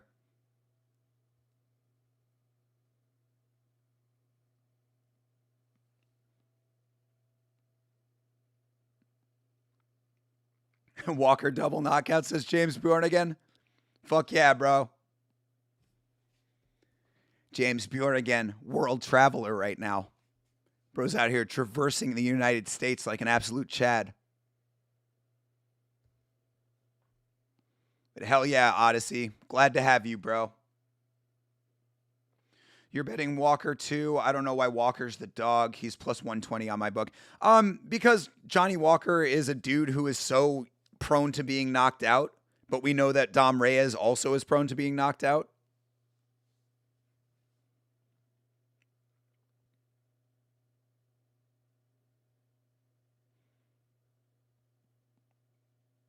Yo, Pitbull's face is all kinds of messed right now. He's got cuts on both sides, eyes swelling up. Coast to coast, but make time for Yama. Hell yeah, James. Appreciate you, bro. Hope you are doing well on your travels. You put $1,000 on Walker? You ain't do shit, Savage. Savage memeing. Walker's coming off a good win. Yeah, he's coming off of a good win, but it's a good win to a guy that had never been tested like that before. You know? I think that Jen Yang was a hype train that got derailed in that fight. You know what I'm saying? Zhang Min Yang was a dude that we were hoping was going to be the real deal, and then, you know. That back take was nice by Pico. Hell yeah, dude. I mean, he was doing good with the knees and the clinch and everything too. I mean, he's running this fight. Pitbull had a little bit of a comeback in this round, but nowhere near enough to fucking take it. I mean, Pitbull's going to be losing this fight probably 30-27, I would think. Maybe first round is a little bit closer. He got the straight shot that opened Pico's nose, but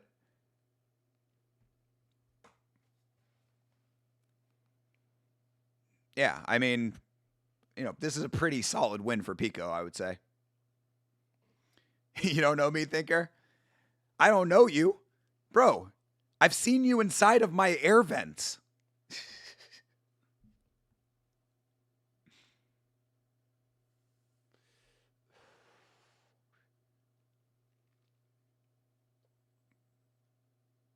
All right, there goes the clapper.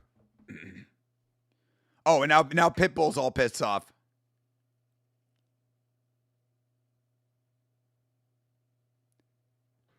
$29-28 should be the scorecard. Which round?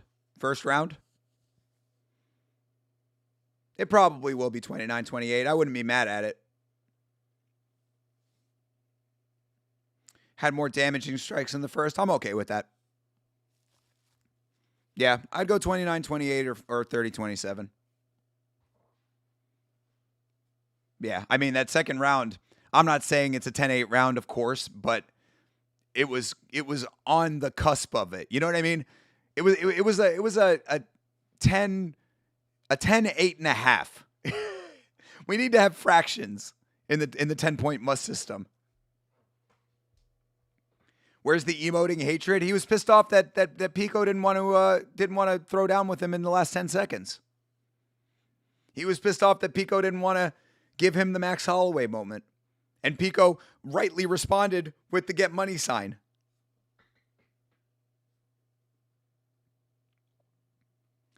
He said, money, money, money, money. FBR? That was a Thinker St. James moment that John Anik just had.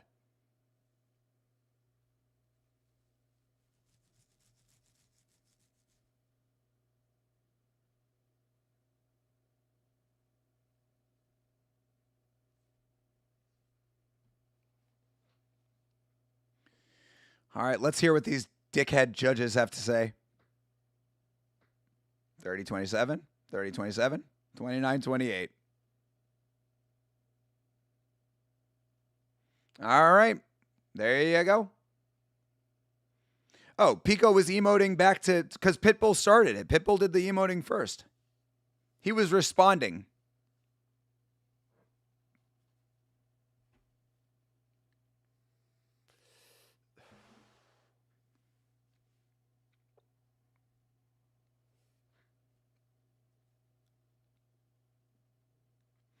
All right.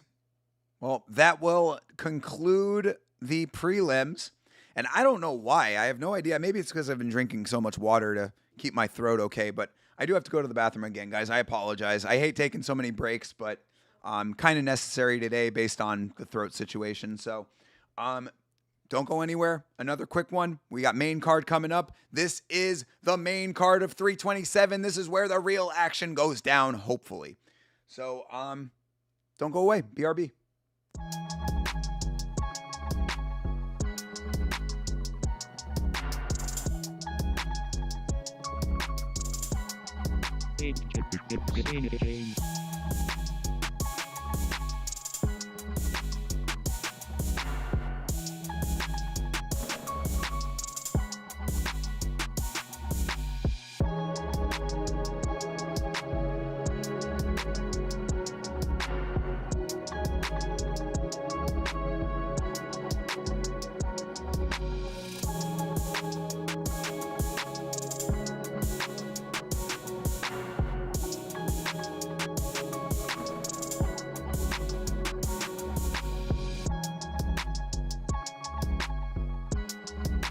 All right, back again. Oh, and look who's here. Just in time to see the warmonger himself.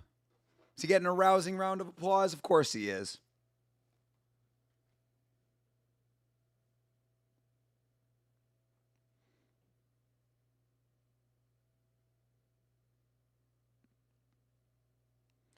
Yep, Joe Rogan right there shaking his hand, even though Joe Rogan is acknowledging now that he is also not for this military engagement.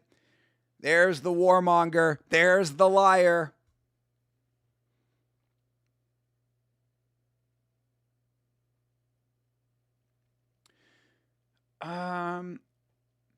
Sent Pitbull to go be with his bro, ha.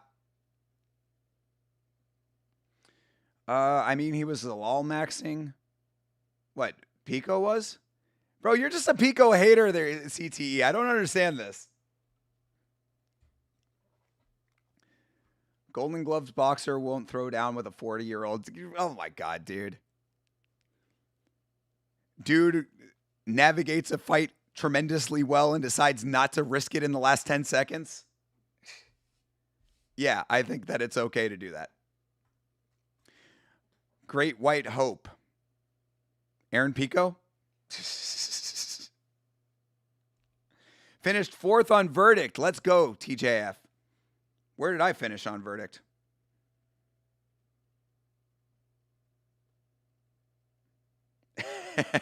I like the Radkey picture. That's pretty funny. Pico is top G, soon to be champ. All right. I really picked Gamrot. Could have gotten top 3, but I'll take it. Oh, you didn't pick Gamrot, but you should have. Where did I end up?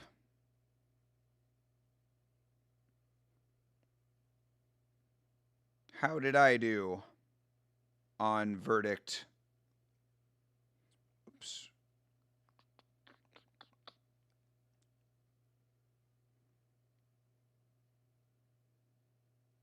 I do top 60. Nope. Where is it? How do I find out?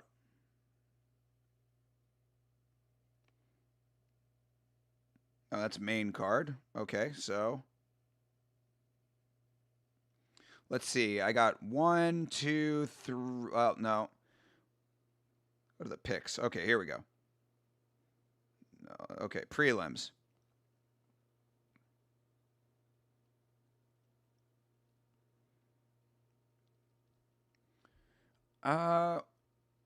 When you speak like you're a world destroyer and run from a 40-year-old, I can't buy into you. Oh my God. It's the fight game, bro. And also, he was not running from a 40-year-old. He just chose not to engage with him in the last 10 seconds. Padilla was a draw. Yes, TJF, don't get me started. I've already yelled my head off about it. But yes, Padilla was overturned into a draw.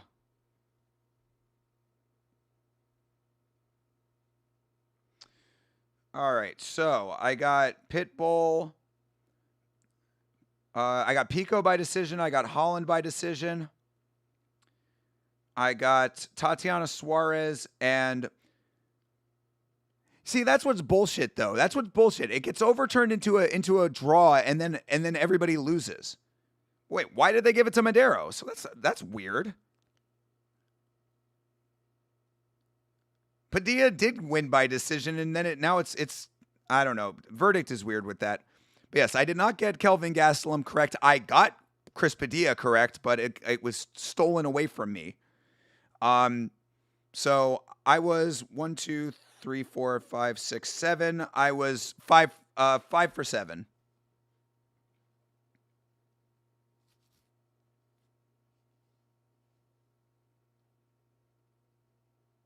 Pitbull started it. Ha.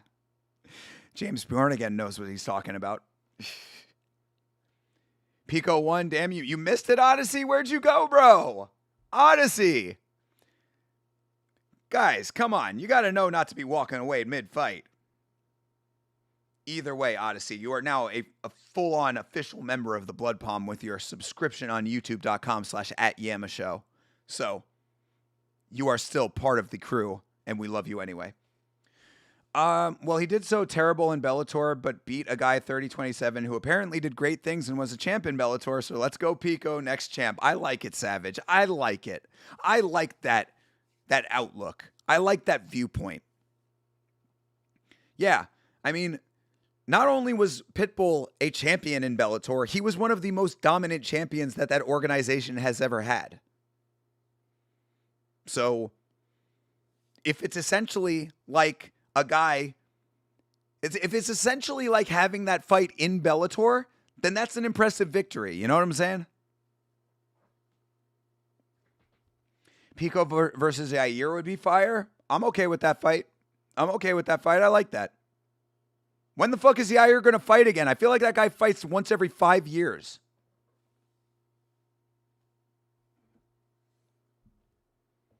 Bro, the fucking audio sync is so far off on Paramount Plus. Swear to God, every time. Literally every card, the audio sync is off by like almost a full second.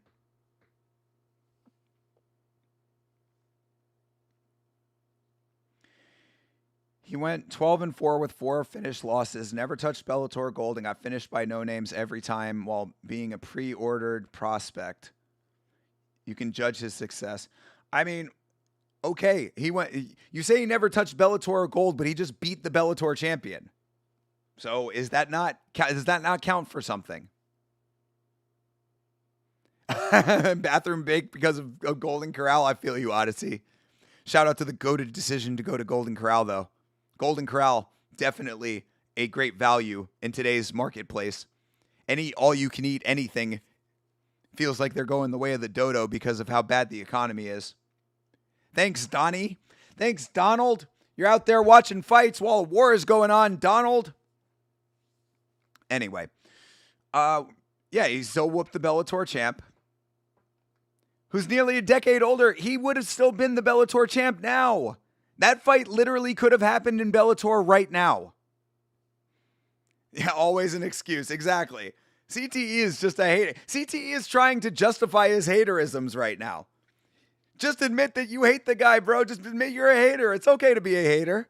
I admit when I'm just a hater. I try to anyway. Pico next world champ.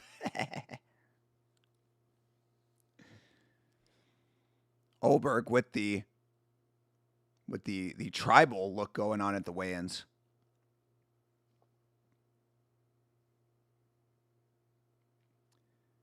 I'll shut up. And Pico is now my top 5 favorite. Excuse or point you don't like? I'm not giving credence to these points. You say it's over a decade later. When were those losses? When were the 4 losses? Give me the date on the earliest loss that he has in Bellator. How long ago were the losses? And who were they to? If you're saying that they're no names, are we talking about legitimate no names? Are we talking about legitimate cans? Or are they some of the better guys in Bellator? And also, we've seen, how about your favorite fighter of all time, Charles Oliveira? How many times has he been knocked out? And still gone on to do great things. I'm not saying they're the same guy, but to say that, oh, this dude's such a fucking ass, he got knocked out before. Yeah, people get knocked out in MMA. They still can go on to do great things. He had a great fight with a former champion right there.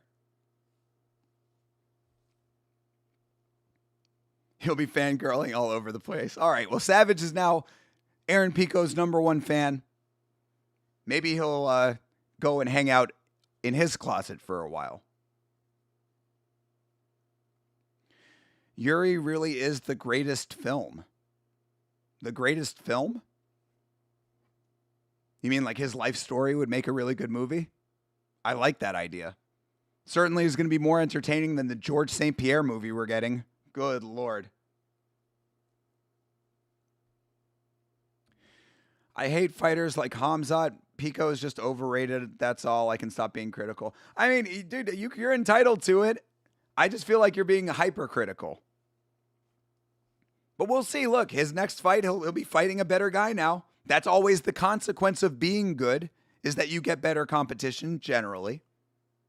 So we'll see what his next fight looks like. Pico sucks, to be honest. I'm not impressed. What are you? Oh my God, dude. I gotta believe TJF. I gotta believe that 90% of the time that you are trolling. I have to believe it for my own sanity. I have to believe it. All right, Savage. He got KO'd one time in the last 9 years against Ilya. Only lost in the UFC. Was his fucking knock? He didn't get knocked out before he got choked out by Islam. I don't care what it says on paper. Yeah, granted, he's only lost to the greatest, but my point still stands. Great fighters get knocked out is what my point was.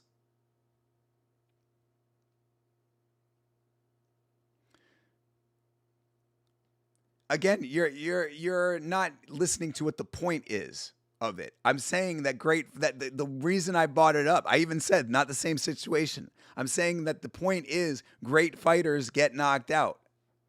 It happens. MMA is unpredictable. Aaron Pico, that's why I don't put too much stock in him getting knocked out with the spinning elbow. It happens. People get caught.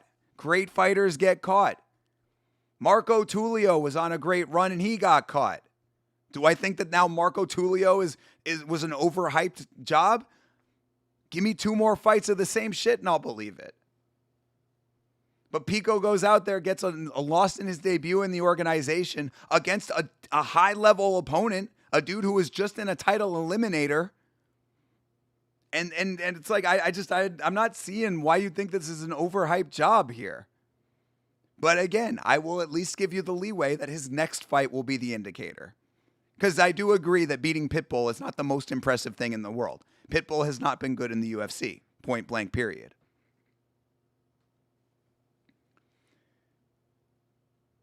Pico is perfectly rated. If UFC 5 character, he'd be at 100% overall stats.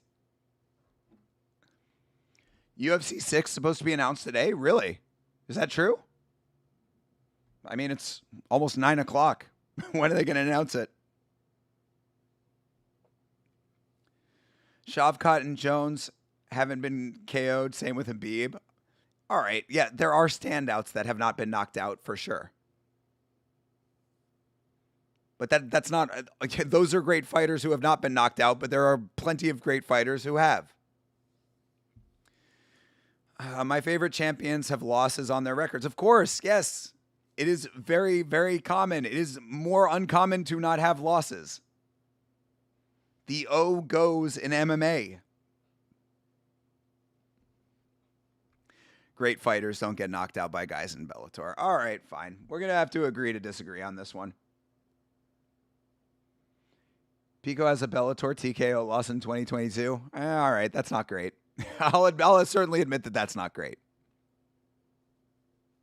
All right. Either way, fuck all that noise, because my favorite fighter, one of my all-time favorites at least, old man Cub, dragging himself out of the retirement home for one more go at it for no reason whatsoever. CT is 100% correct, no glaze. All right, well, the two of you can go blow each other.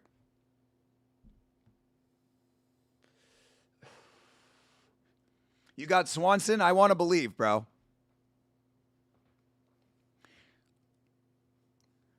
Great fighters don't get knocked out by guys in Bellator. Shut up, James. All right, we have reached the 4-hour mark. He's going to have a UFC belt in 2026. Let's go, Pico. I mean, I'm not even saying that.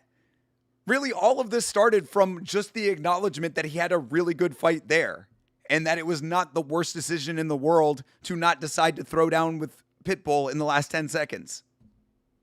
Not everybody has to be Max Holloway and prove their dominance when you've already proven your dominance over the course of 3 rounds. Literally 2 judges, 30-27.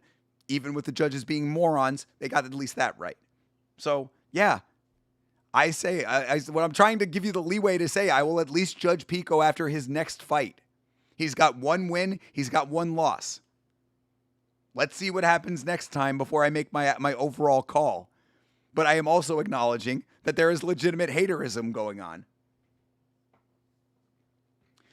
Nate Landwehr has been KO'd, so you're actually right. Great fighters do get KO'd. Fuck yeah. Shout out to Nate the Train. Nate the real Train. Shut up, Thomas Peterson. Get the fuck out of here, Thomas Peterson. There's already a train in the UFC, and his name is Nate Landwehr. Look at this bicep, goddammit. Give him the loser of Garcia and Diego if you think he's top 5 material. I never said he's top 5 material. Jesus Christ. It's a ridiculous conversation. You know what? Me, CT, and James are doing a commercial break. All right, well, you go for it, TJF. Y'all have fun. If people were so passionate about a Bellator fighter, I wouldn't care. But now Pico is my #1 favorite fighter. I mean, he's in the UFC now, brother. The ultimate Pico fangirl. I like it. I am okay with this, Savage.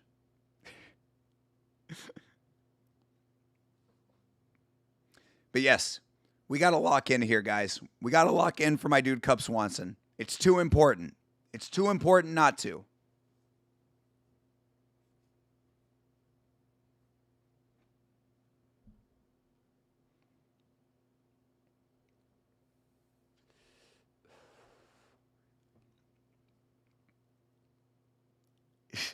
Just gooned more Megan, please. Well, that's something we can all agree on. That's something we can all agree on. We got to, I mean, there's not a single person on the planet who would not say that Megan O'Leary is not the hottest woman on the planet. Like, that's just 100%. Not a person on the planet who would not agree that Megan O'Leary is not the greatest looking woman on the planet. Wait, what? I think I messed that up. But you know what I'm trying to say. And I will hear nothing else.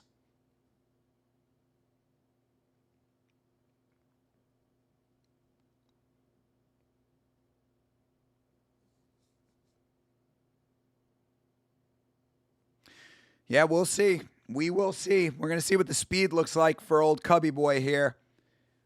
Under 60, what was it, 63?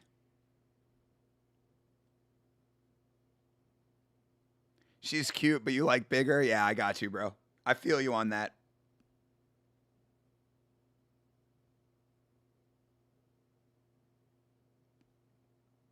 Yeah, Jeremy Hall, she is one of the rare exceptions I make for a skinny girl, honestly, because I also prefer a little bit more meat on the bone.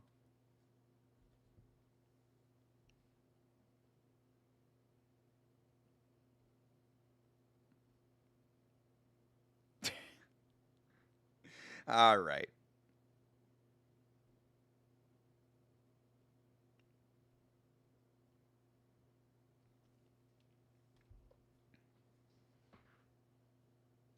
Hey, Cub Swanson coming out to Kendrick. That's some Cali shit right there.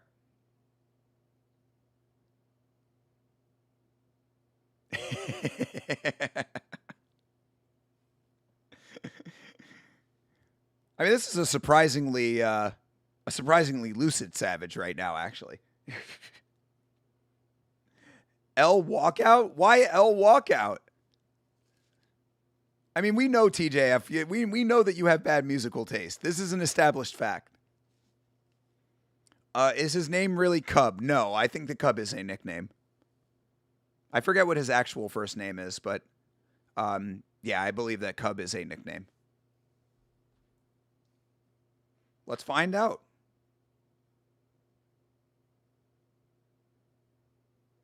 Yeah, Cub is a nickname. His first name is Kevin. Kevin Swanson.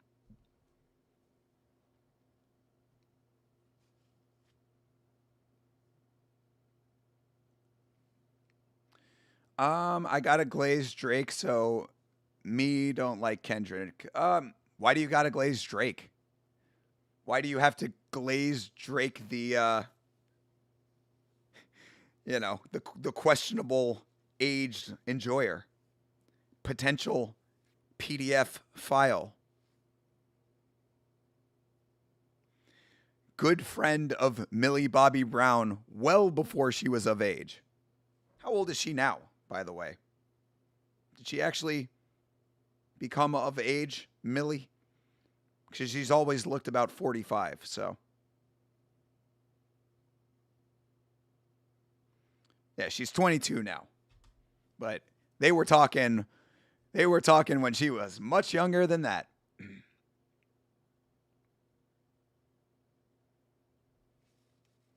You're Canadian and I don't even like Drake. Yeah, I mean, that's a crazy take in 2026.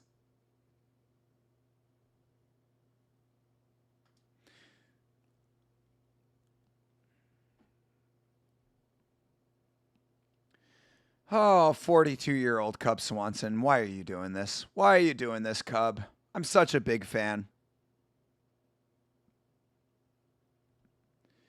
I can't take Drake seriously. I can't take Drake seriously. He was in a wheelchair back in the day. I mean, some of the most fire bars in all of King of the Dot history came from Drake being in a wheelchair on Degrassi. So let's never forget that. Nate ain't much younger. Yeah, I mean, not much younger, but he's still younger. I mean, they are both, smaller guys, whatever. What are they fighting, lightweight? Featherweight. They're fighting featherweight. So yeah, I mean, they're both featherweight guys. They should be able to still be moving properly.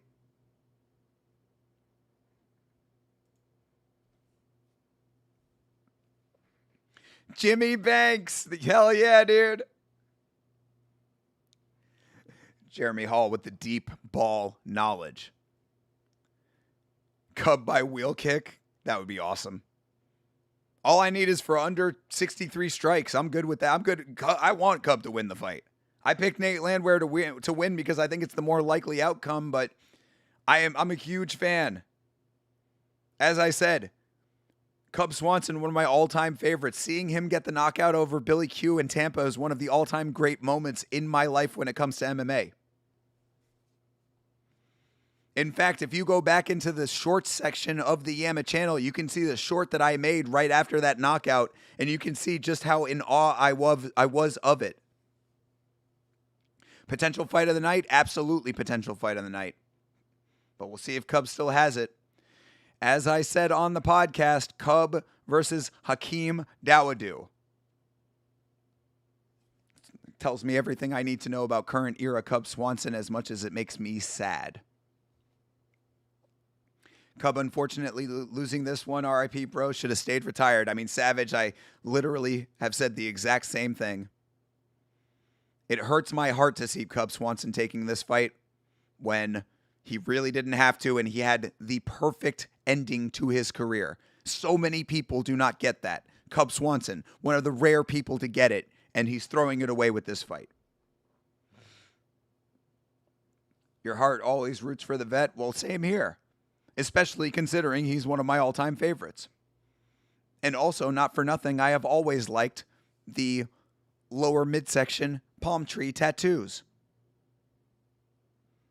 He's moving fluid. You are correct about that. Yeah, he's moving pretty good so far. Granted, they have not done much in this round yet. Rick Allen is back. What up, Rick Allen? Hokic's stick is even worse than Covington's, or what do you think? Just as bad or slash cringe? No, way worse. Way worse, Rick Allen. Way worse. Because at least with Colby Covington, it was contained cringe. With Hokic, it is extended cringe. It's cringe before the press conference. It's cringe at the press conference. It's cringe during the interviews. It's cringe during the weigh-ins. It's fucking constant cringe. And it's frankly embarrassing. I said I like the tattoos that are on the midsection. God damn it. Yeah, Cub looking decent so far because Nate's not doing anything. Nate, you got to let your hands go, brother. Yo, Cub looking to finish this fight early. Nate not doing anything. He might have been hella wrong. I know. Well, it's just the fact that Nate's not throwing. What's he doing? Nate Landwehr is literally just standing there. Oh, jeez. Nearly gets dropped. Bro, Donald Trump is in the building right now. Is this an Cash Patel right here? What is Nate Landwehr doing? He's not throwing at all. Cubs only looking good because Nate's not doing anything. Nate has not thrown one significant strike.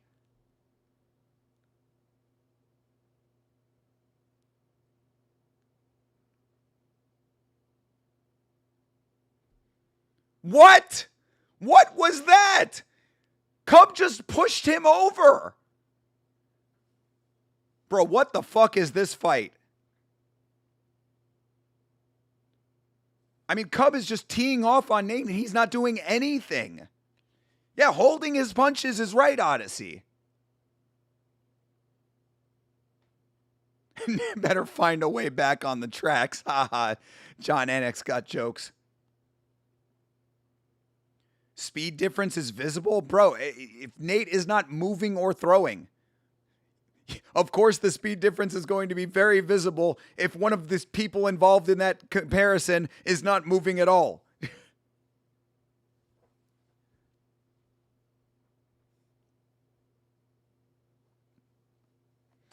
It's basically a Macho Man Randy Savage thing that he's trying to do, right? I mean, in part Rick Allen, but it's also a bunch of other characters and all of them are awful. Oh, jeez. Cub thought it... Bro, what the fuck was that fight? What the fuck was that fight? I mean, look, I'm happy for Cub Swanson, but yo, at Cash Patel, bro, what the fuck was that? Was it because his wife and kids were not there for his retirement? I thought they might have been. I don't remember if they were there. You're calling BS, bro. That smacks of Michael Chiesa versus Nico Price right there. And of course, he's got the wife and kids cage side, same as Michael Chiesa. Bro, what the fuck? What was that fight? What was that fight? Landy took a dive? I mean, bro, I have never been. Oh, now he puts the gloves down. Now he actually puts the gloves down. Bro.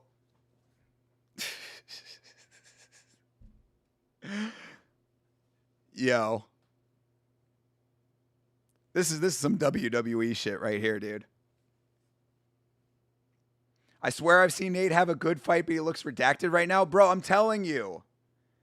He didn't do anything. He didn't do anything in the entire fucking fight. So you think it was fixed? I mean, bro, it's hard to say otherwise. He didn't do shit. We have seen Nate Landwehr go to war with people before. Nate Landwehr literally stood out there doing jack shit. Where was the movement? Where were the punches? Where were the level changes? Where was anything even remotely too pro fighting from Nate Landwehr? That was, fuck out of here indeed, Odyssey. What the fuck was that? I mean, I'm happy. Cub way under 63 strikes. So I'm fine on that one. Cub Swanson gets his fairy tale retirement for a second time.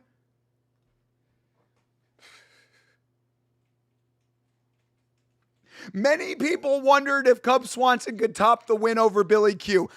Fucking John Anik giving away the script right there. That is fucking wild, dude. First fight where the one guy throws 0 strikes, Jeremy Hall. I mean, come on, dude. What are we talking about right now? Suarez and Swanson parlay cashed in. Let's go, TJF. Let's go, brother. I'm glad to hear that at least. Yamashow.com for you and everyone else. Of course, TJF already has been to Yamashow.com like an absolute Chad. Rick Allen, Yamashow.com, brother. We got to get you in some Yama merch, my guy. It would do my heart good if Rick Allen was rocking some Yama merch. That would make me extremely happy. You're up $45 right now. Smart bets only on my grind. Let's go, TJF. Oh, look who's here. E-Money J. Somebody getting knocked out in this next fight. Okay. Which, and Walker versus Reyes. Yeah, that's probably a pretty safe bet. You think Walker might be the real deal? Cub is going to start talking about a title run now because he's been getting all these fixed fight wins. Nah, he just put the gloves down. This was for his retirement. Again and again, we see the wife and kids right there cage side for a fight that was extremely one-sided.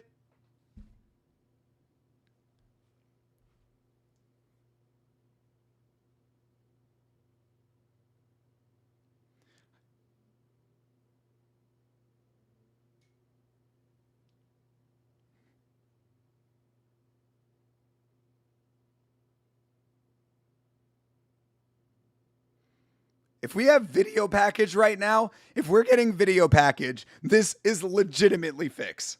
This is legitimately fix if we have a video package. Which, again, does Cub Swanson deserve a video package? Of course he does. But this is some fairy tale times 2 shit. And here's the video package!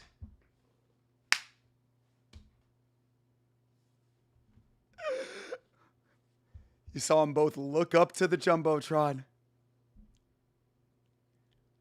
Fucking fix. Oh, God, I cannot wait to have the fix drop on the soundboard.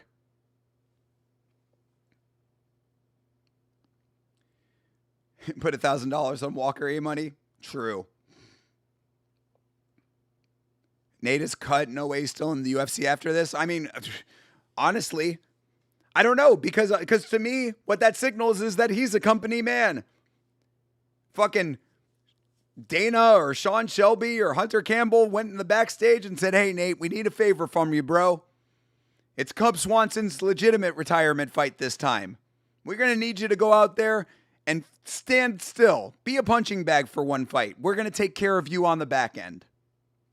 So, does Nate get cut? Probably not. Probably not. Who do you think is the biggest Jesus freak, Dominic Reyes or Beneil Dariush? Oh, Dariush by far, bro.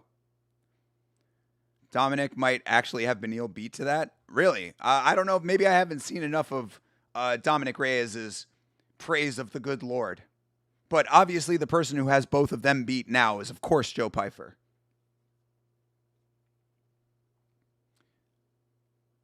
Of course, dude, UFC isn't even trying anymore. I mean, I've been saying that for a while, Odyssey. But this is just a ridiculous thing. This is just a ridiculous thing. And again, I love Cub Swanson. I am a huge fan of this guy. But you cannot tell me that the narrative is not, I mean, bro, play it out. Play out the sequence of events. Cub Swanson wins in knockout fashion against Billy Quarantillo in Tampa, the fight that I was at. He essentially says, "I'm retiring" at that fight. Decides to come back for one more fight, even though he already had the knockout victory for retirement. I say, wow, why is he doing that? Okay, so he comes back for one more fight. We see wife and kids cage side. Same as Chiesa. We see an opponent who gives him the easiest first round win of his career, just like Chiesa. We see a retirement in the cage, just like Chiesa, and then we see a video package just like Chiesa. I ain't write the thing, people. I ain't write that shit. Somebody else wrote it, but somebody did write it. All I'm saying. Come on, dude.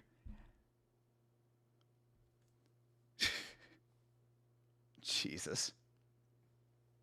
Bryce Mitchell is the biggest Bible freak. Yo, CTE with the big facts. Boo!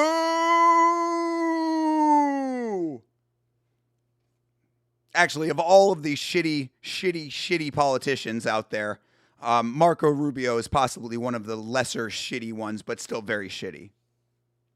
And there's Joanna, who is at every single event, no matter what. All she does is watch fights. Do you think post-hair transplant, born-again Pyfer going to be a new mythical fighter? Nope. Huge win streak coming for him now? Nope. I think that Israel Adesanya is on the other side of his his winning time, and Joe Pyfer just got lucky being in the right place at the right time. Do you think the Turkish hair transplant has something to do with Pyfer becoming a Jesus freak? No, I know exactly why Pyfer became a Jesus freak. Because he wanted to step out on his old lady and then thought better of it halfway through the act.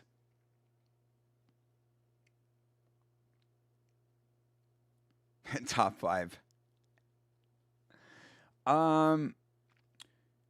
Every event, she is always there. I've never seen anything like it. Where's Diego Lopez? Yeah, he's another one that's almost at every event. It's true. He got the night off. They trade off him and Joanna. We'll have the every event crew. Very true. Oxmart's checking in over on Twitch. What's up, brother? What are your bets on today's card? Well, I do have one active parlay. My other parlays have busted today, but my active parlay right now is it's a little simple one. We've got two of them. I've got Kevin Holland versus Randy Brown over 1.5 rounds. That came through. Azamat Mirzakhanov to win and Yuri Procházka to win. And then the second little parlay is Cub Swanson under 62.5 strikes. That just cashed. And Yuri Procházka to win and round 2 to start. So those are my little small parlays. Oh, and of course we do have the community parlay, which I believe is still alive. I believe the community parlay is still alive and kicking. Oh, yeah, the community parlay is definitely alive and kicking. Charles Radke, Cub Swanson, and Josh Hokett. So if Josh Hokett can pull out the victory here, then the community parlay will also have cashed, which is amazing to me. Exactly. The opponent in front of him are clearing him easily, except Allen. Maybe. I mean, do. Just saying. I've never been sold on the guy. Yeah, I know. I know you're talking Piper. Cub pieced your boy up. Yeah, because Nate Landwehr ain't do shit. E Money J. Congratulations on being on the right side of the fix. What do you think about the main event? I like the main event. I think that Carlos Ulberg is being unfairly counted out because he is not a charismatic guy, but he is a very talented fighter. That being said, Yuri Procházka is, a fan favorite, one of the most fun fighters to watch, one of the most tough competitors that the UFC has ever had. And he has only ever been finished by one of the greatest fighters in the history of the sport. So, I think that it's going to be a great fight, and I can never bet against Yuri. He somehow, some way finds his path to victory. So that's why Yuri to win in round 2 to start seemed like a good plus money bet to me. She's in Florida. Go get your Mac on, bro. Go get yourself some Joanna. I mean, bro, yeah, first of all, yes, she is in Florida. Second of all, I have thought about it. I'm not going to say that I have not thought about it, but after what happened with Jamal Hill, I thought two things. One, maybe she has a type that I am not. And two, that's a level of crazy that I don't need in my life. You have to be selective about the levels of crazy that you accept from women. Because all women are crazy, we know this. But there are levels to the craziness. And when Joanna Jędrzejczyk is going and threatening Jamal Hill backstage at a UFC event, that might be a level of crazy that I'm not comfortable with. You've bet on Costa and Ulberg. I am not super sure that those are going to hit for you there, Mr. Oxmarts. But either way, I'm hoping for the best. If I have to lose, then I hope that you win. And one way or another, bro, I appreciate you being here. So if you stick around, obviously we're going to watch these fights together and we'll find out together what happens. Make sure that you are following on Twitch. Make sure that you are subscribing on youtube.com/@YamaShow to become a member of the Blood Palm. And then you can watch fights with us all the time. Either way, you are appreciated. Nate officially threw 30 strikes when? Yeah, 30 strikes? 30 strikes? 30 strikes? No. There were 3. Maybe they added a 0 to the end. Maybe that was another one of the many mistakes that have been made by the commission. Whoever's tallying that was the same guy that wrote the wrong number for fucking Chris Padilla. Also, AI in the White House card promo that they just had. Fuck that. Why is Aaron Pico getting training camps funded by the King of Morocco? Isn't that shady? He's just randomly friends with the King of Morocco. Is that true? Rick Allen with some interesting info that I did not know about. Is Pico of Moroccan descent? I don't know that either. More information needed, Rick Allen, but that is definitely an interesting point, if that's the truth. The White House card is stacked. All right, E-Money J. E-Money Troll. What is that poster? What is that poster behind them? Somebody tell me what that is.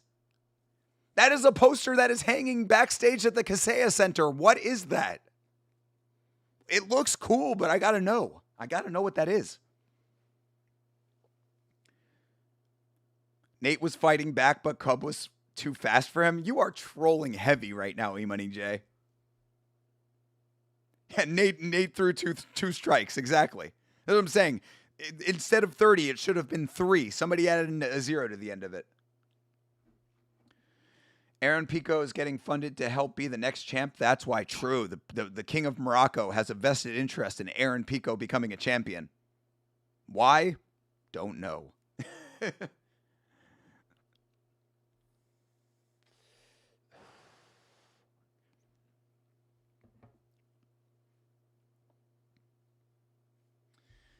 That is wild.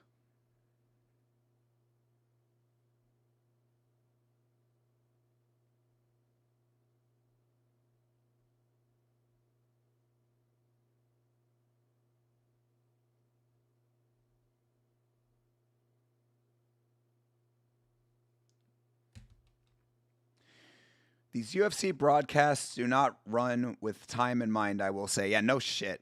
Of course, they got advertising to sell. They've got $7.7 billion to make back for Paramount. Maybe they counted how many times Nate got hit. Yo, Jeremy with the big galaxy brain on that one. Could be. Again, the stats keepers are just all over the place because nothing matters in this sport. I mean, really, it's like, Jeremy, remember when earlier today, literally this very same day that we are in currently, we were just talking about why this is like, why the UFC is becoming a joke and why this product is being watered down, oversaturated, and under-delivering? This card and every other card this year is telling you everything you need to know. Fucking pathetic. It's really pathetic. And again, I have to bring up and give a huge shout out to the GOAT, Napoleon Bonaparte, who said, if you actually want to watch fights, if you care about combat sports, you're probably not watching UFC. And you think I take any joy in saying that? No, I don't. I don't take an ounce of joy in saying that. I cover the fucking UFC. I've been watching the UFC for 15 fucking years. I don't know if I love the UFC, but I love MMA, obviously. But my point is that I want this product to be better. I wish it was better. But it hurts me to have to say that the real fights are over in fucking Asia right now. Because at this point, at this stage, it's what I said on the most recent Yama episode. I would take 700, well, not 7, anyway, reverse that. I would take a deep card over the best card that we have had this year in the UFC. And I'm not even memeing right now. I hate to be able to say that. It hurts my heart. But I legitimately would take the dudes fighting in the rec center on Deep 2001 over pretty much every card that we have had this year. Based on the fuckery. Based on the fuckery, people. It's all about the fuckery. The more non-UFC MMA we watch, the more I realize how slow these broadcasts are. Yes, that too. That definitely as well. The Paramount deal is all just leveraged debt, private equity, and the Ellisons stretching themselves very thin with the Warner Brothers deal and more debt. Rick Allen coming through with some actual legitimate facts on that one. Yeah. And again, it's a $7.7 billion investment that they have to make back by Mortal Kombat 2 product placement or, a promotion, fucking cage sponsorship, 8-hour events so that you can get every ad that you can in there. Prize picks, fucking this, DraftKings, blah, blah, blah, Polymarket, Kalshi, fucking all the goddamn betting that you can bet on. They are trying to recoup their investment. And because of it, why not just write it as a script? Shit, I've already said TKO Holdings is legitimately WWE and UFC, so why are they not just fucking jumbling and intermingling? Somebody had the nerve to come in on the Moist Critical video that I did and say, oh no, it's not actually that. It's not the UFC getting closer to being WWE. I don't agree with that. All right, well, you can be wrong then. TKO taking over more and more like WWE. Jeremy Hall saying the same shit that I'm saying. Come on, guys. If you are as deep into this shit as we are, we see the patterns. We recognize. So it's all going to be penny pinching because of the debt loads. I mean, I don't even think it's going to be penny pinching. I think it's just going to be fucking ad maxing. It's going to be recoup on investment, which is exactly what they're doing. Yeah, 7 hours for 12 fights, bro. They've got a time slot to fill.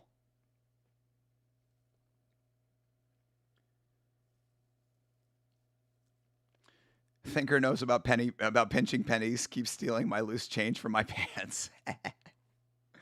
I mean, bro, I'm an entrepreneur over here, bro. I'm still in my first year of business. I need all the pennies I can get. Yamashow.com for all your merch needs. Storylines incoming, bro. I mean, we legitimately have gotten 2 fairy tale endings in the same year. Think about that.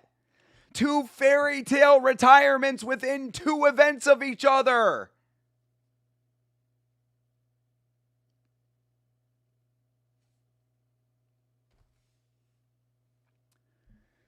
Do you think UFC 328 is trash? Do you think Sean stands any chance or not? It would definitely be a nah on that one. I do not like that Sean Strickland is getting another title shot. Yet another thing that is watering down this product is people who do not deserve title shots getting title shots. Hamzat has been a horrible champion as expected. So I have not dug deeper into the undercard of that. I am glad that Josh Van versus Tatsuro Taira is on that card, so that should help bolster that a little bit, make that a better card than it might have been otherwise. But I'm certainly not happy with that main event, Rick Allen. And to answer your question, no, I don't think that Sean Strickland stands any better chance against Hamzat than Dricus did. Walker just bowed to Trump. Yeah, what a surprise. What a surprise. All of these fucking bootlickers in this organization. I mean, anyway, I don't want to go too political, but like, there's one thing of being a conservative and there's another thing about being a fucking administrative bootlicker, which even conservatives, I gotta believe, see the faults at this point, but it never ceases to amaze me just how deep the depravity goes when people are willing to simp for what is happening in this world right now. They are simps to evil. God bless Trump. Yeah, well, there you go. Walker having a normal walkout was not on my bingo card. I might be scared for Reyes low-key. We'll see.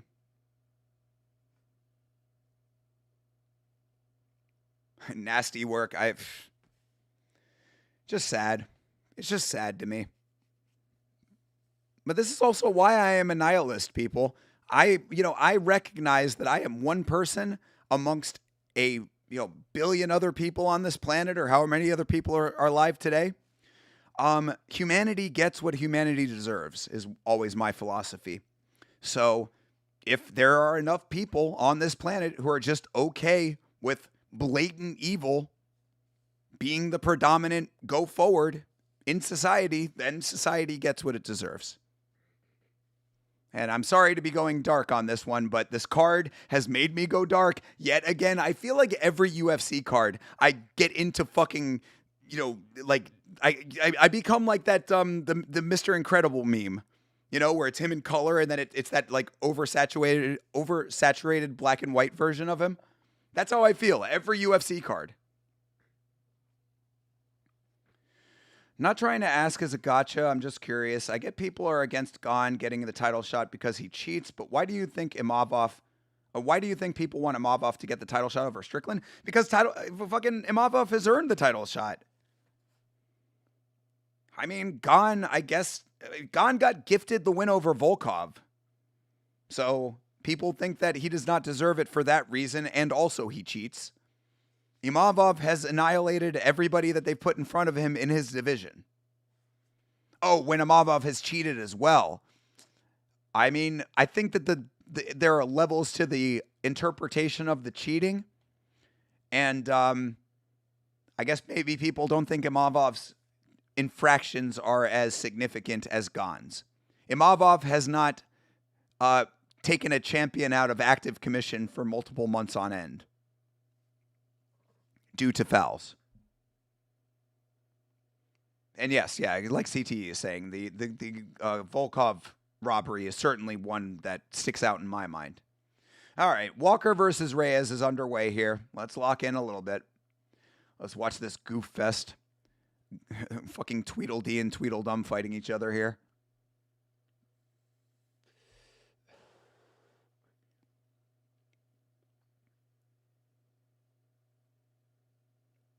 Inside leg kick for Johnny Walker.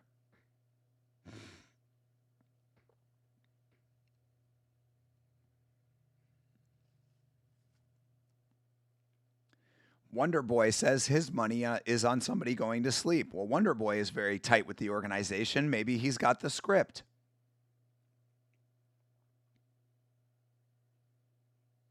Another inside leg kick. Walker with the leg kicks early, looking good. Walker fights like the UPS guy from Mad TV back in the day. What? Yo, that is a deep pull right there, Jeremy. Damn. Jeremy Hall going deep with the Mad TV reference. Let's go. These youngins out here don't even know about Mad TV, bro. You would have to have been pretty young when you were watching Mad TV.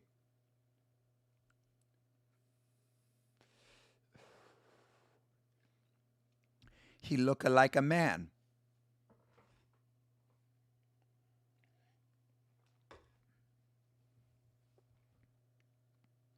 I mean, Walker is just hitting these leg kicks. If no one wants to throw a punch, then sure, we'll just kick each other in the legs for a while. There's Reyes finally throwing a kick up top.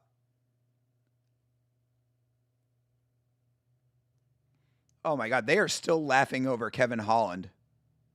These guys are legitimately goofballs. Hey, the silent assassin, Michael. Bro, I was talking about you earlier, Michael. Man, every time that Michael shows up in the chat, it just warms my heart. Much love to you, Michael. Shout out to Cupcake. Mad TV super underrated. Yeah, Mad TV was good. Mad TV was a good sketch comedy show. In fact, I miss good sketch comedy in general. You know? I think sketch comedy kind of like ended after Key and Peele. But there, like back in like the late 90s, early 2000s, there was that was like the boom of great sketch comedy. The greatest of all time, of course, being the Upright Citizens Brigade. Mad TV or SNL, depends on what era of SNL you're talking about. OG, goated SNL, probably SNL. Will Ferrell era SNL, probably SNL. Mike Myers SNL, probably SNL. Anything after that, definitely Mad TV. Telling you, Joe and DC together are the worst. Yeah, I mean, it's Joe and DC together is definitely a bad combo because you can never have two goofballs together at the same time. You know, you can have one and then Anik and Felder, you know, or like one and then Bisbing and Fitzgerald. But if you have two goofs together, it's just too much goof. I like a little goof. I'm okay with a little bit of goof. Fuck, I picked Johnny Walker to win this fight. Of course I'm good with a little bit of goof. But you cannot go full goof, to quote Tropic Thunder. And two goofs is one too many. Shout out to Stuttering John. But Mad TV had like two golden eras. SNL had more. Yeah, I mean, that's what and Mad TV is, you know, obviously it's a contained product, so you can kind of like judge it a little bit differently that way. But yeah, you have to judge it by eras. You can't really judge it as a full package, I would say. Dom looking sharp. Dom hasn't done anything, and Johnny Walker has hit a bunch of low kicks. This has been a very, very like another do nothing fight. Very glad that the president is watching this fight as opposed to ending the war. Again, also, by the way, people, and I know I've been getting a little bit dark on this one, but just keep in mind, you know Rwand, who was in the chat earlier? Rwand, who is a friend of ours? Rwand, who is a valued member of the Blood Palm? That war that is going on right now, that directly affects him and his family. Rwand could be legitimately affected by that war. So just keep that in mind, that this is not theoretical, what we're talking about with this. These are real people. Anyway, just had to say that. Because I really do believe a lot of Americans, you know, that we hear about war. We hear about these things overseas, and it's so far away from our lives that we don't think of it as a real thing. We don't think of it as actual people's lives at stake. But we have a friend in this chat who could legitimately be affected in dramatic ways because of a very unnecessary military engagement that is currently happening while our president is sitting watching fights in Miami.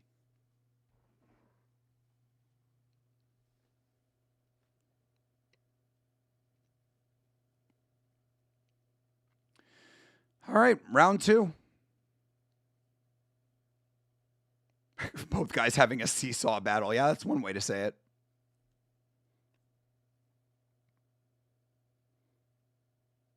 I mean, Dean Thomas is definitely spitting facts on that one. Dean Thomas basically saying, who's going to actually want to win this fight? Somebody needs to actually, throw a couple punches in sequence.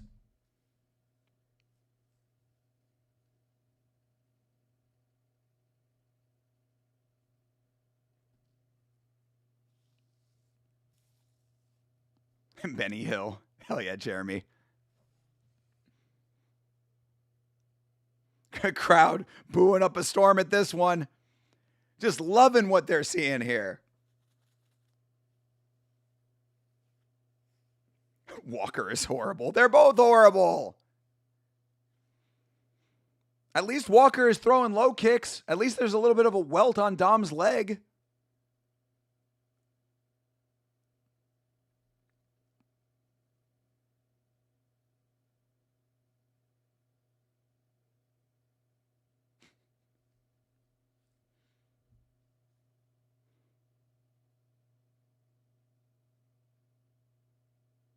What are they talking? Are they talking about the Padilla fight?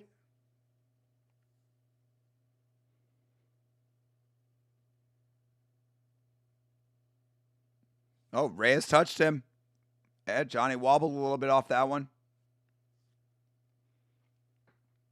Less strikes than Nate's 30.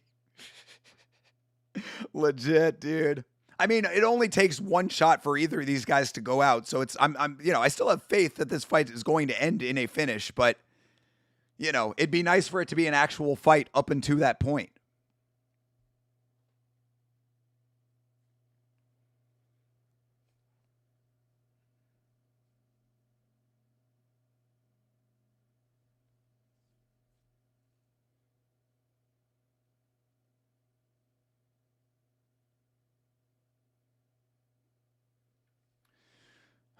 They both know they can't take a punch. Neither are confident enough to throw them. The timidity is overwhelming. I mean, yeah, literally, Savage. That's kind of what I was saying on the podcast, too. Double KO. I definitely said that on the podcast. But yeah, it's really just a matter of who actually takes the risk. Because both of them have glass chins. That was a nice question mark kick by Walker. Yeah, I mean, if this just stays this way, Walker's going to win based on basic activity. Walker is legitimately winning this fight right now solely off of fucking calf kicks. Oh my God. Marona mia. As my Italian great-grandmother would say. R.I.P. Nana.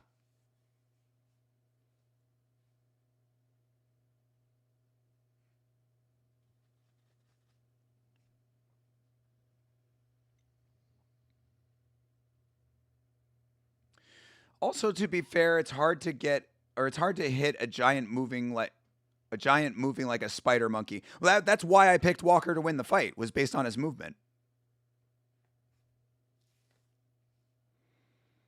Italian, yeah. Yeah, I am part Italian. In fact, the majority of my dad's side is Italian.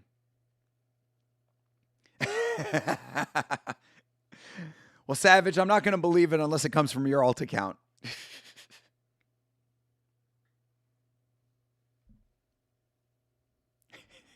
That did make me laugh, though. That was really funny. Thinker Saint Ulanbekov.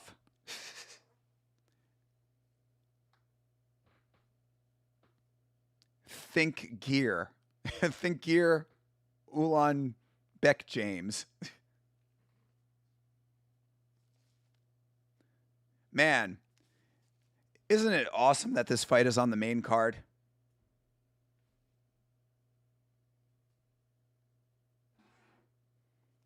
All right, Walker level changing finally with 30 seconds left on the clock in the second round.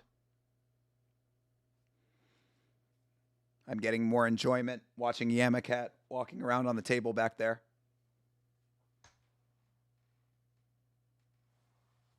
You can come over and say hello if you want, Bubba. You want to say hello to everybody? Come here.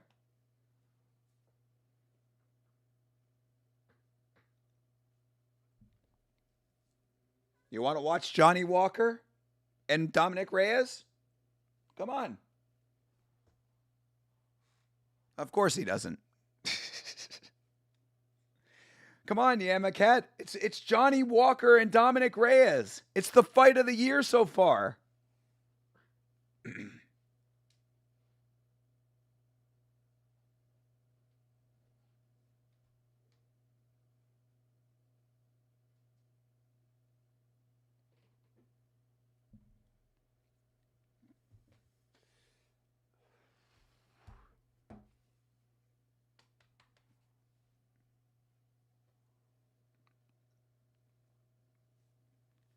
Push the pace, says Eric Nixick. Push the pace. Wow, this sucks. Yeah, I definitely need Beavis and Butthead on the sound. Oh, I cannot wait to have the soundboard. I think I'm just going to do it, guys. I think I'm going to do it. I'll make you this promise. How about this? I'll make you a deal. If we can raise, we raised, I think, about $10 last night. If we can raise another $10 before the end of this stream, I'll take the plunge.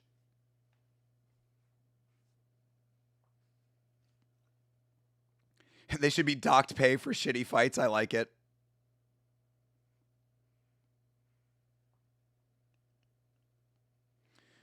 Sweet. I'm glad I have other email and Microsoft account for Farm. And when I clicked on YouTube with the new PC, I thought it'd be fun to do that email for YouTube login. True. Well, I appreciate it, Savage. Yes. I was certainly angry. Yes, I was angry about the Crispidia thing. Dude, I'm angry at what the sport that I love is becoming. You know, legitimately, and I hate to be that guy, bro. I hate to be that guy that's like super, fucking like going that hard on this, but like I care about this sport. Oh, look at that. Bleeding Edge coming in with a $10 dono. It's done. Tomorrow, I'm going straight to Best Buy. Let's go, Bleeding Edge. Bleeding Edge, you are the man. Bring on the soundboard. I love it. Bleeding Edge, sold. What an absolute legend. Hell yeah.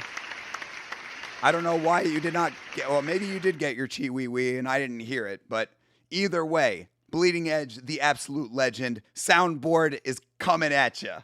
Let's fucking go. Oh, I'm so excited now. I cannot fucking wait. I love the soundboard. Now I can finally get rid of this guy. Oh, there's the Chi Wee Wee. Oh, you heard it? Yeah. I don't know what it is. The alerts for some reason go out to you guys correctly, but then I don't hear them in real time for some reason. I don't know what that is. But either way, does not matter. Because I heard it, and you heard it, and we are locked in. And the soundboard is coming now. Let's fucking go. Let's fucking go. Oh, I can't wait. Oh, yeah, and this fight is still happening, by the way.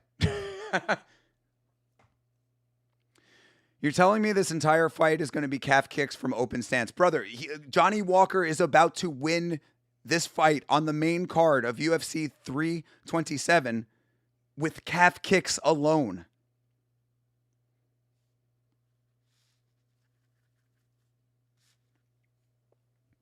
All right, good. I'm glad that you guys heard it.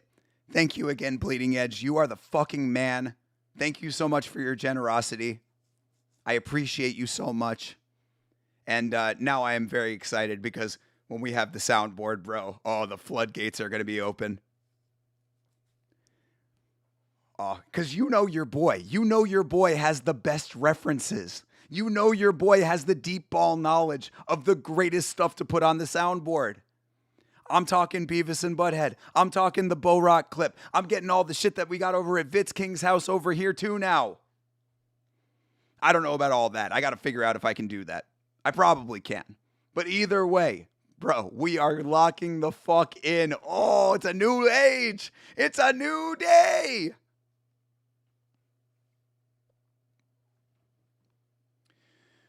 Is Walter Walker actually related to Johnny or just a short doppelganger? Yes, Johnny Walker and Walter Walker are in fact related. They are brothers.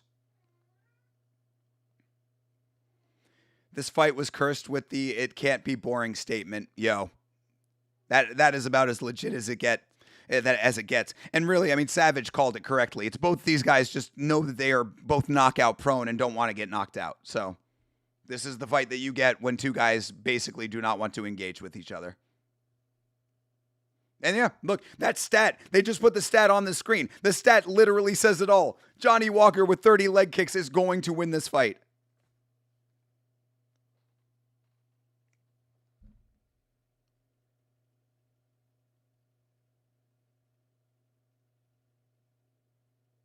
Johnny with the dub. I know, bro. I know. It's so wild. It's so wild to think that that is the truth. Walker respects Reyes countering too much to engage with his hands, and Reyes can't fight on the front foot. Sure. I mean, that's certainly a more technical way to say that neither of these guys want to throw punches. Yeah. Bro, yeah, you see the audience. The audience holding the phones up. The universal sign for shitty fight. You got, wow, DC just dropping the script. DC legitimately dropping the script on you. He legitimately just hit the Dana White saying, you just got to accept what you accept now. You got to accept what you get now. Bro, DC legitimately saying the quiet part out loud. You are going to get served shit and you are going to eat it.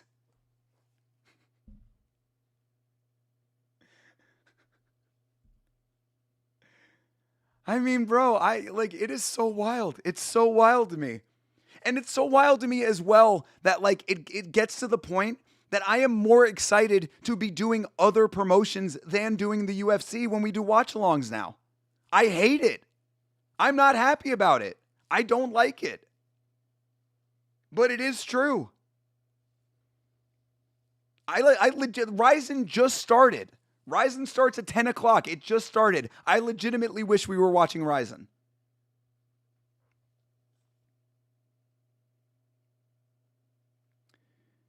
They really don't give a shit, exactly.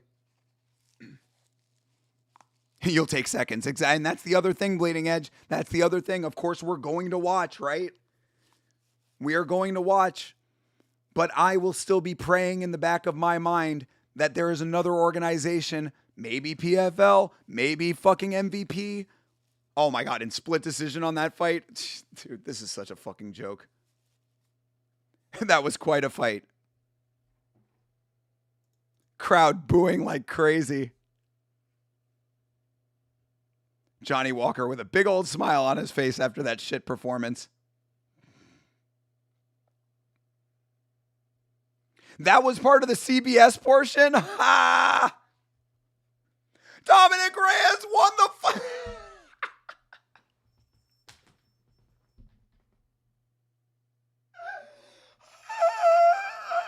What the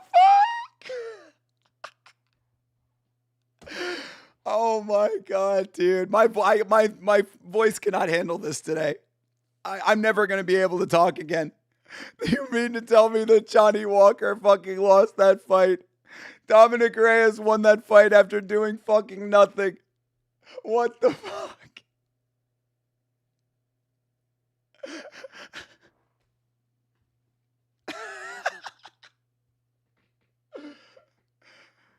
Oh my God. It's done. It's fucking done. It's over, guys. It was a great run for the UFC, man. It was great while it lasted, guys. We got some really great entertainment out of the UFC. That it's over. The UFC as we knew it is over. I think that this is the hard realization that we have to come to. Oh, we should jump ship to Ryzen, bro. I wish we could, man. If it wasn't for the podcast, I wish we could. And honestly, I mean, I don't know what it's like. It's getting close. I don't want to say this because I really don't want to have to do this, but like it might get to the point where I'm going to talk to Chase and say like, maybe we should just stop covering the UFC as much. Like maybe we should just start covering other promotions. Granted, I'll probably lose a good amount of the audience that way. I don't know, but it's like. I mean, for like actual people who care about fighting and like love this sport, like I really just feel like the UFC, like we've turned a corner at this point. But of course, I mean, we cover it on I can't not do the podcast. I love the podcast. I love talking to Chase for hours on end. So I'm in a bit of a quandary here. I'm in a bit of a tight spot, but it's like I will talk to Chase about it. Maybe we become the One Championship podcast.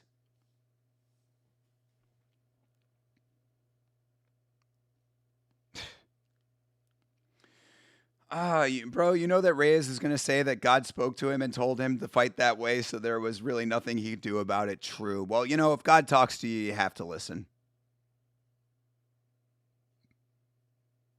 Remember when I said earlier, what if Reyes versus Walker goes to decision and ruins my parlay? True, brother.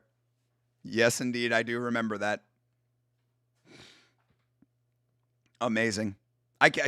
It's amazing that was that fight and that was the conclusion to that fight.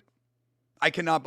They literally robbed Johnny Walker in one of the worst fights of the year. So one of the worst fights of the year was also a robbery. The UFC, it's just a joke. It's a joke. Reyes listens to what God tells him to do. That's it. He doesn't really have free will. He just takes orders from God. Yeah, some of the greatest serial killers of all time had the exact same mentality. Just saying. Honestly, I wish Holland versus Brown ended in a finish, and this was the fight that broke my parlay. Yeah, well, lose one way, lose another way. Who knows? Who knows what other twists and turns are around the corner? I feel like UFC is just rage baiting people like me at this point.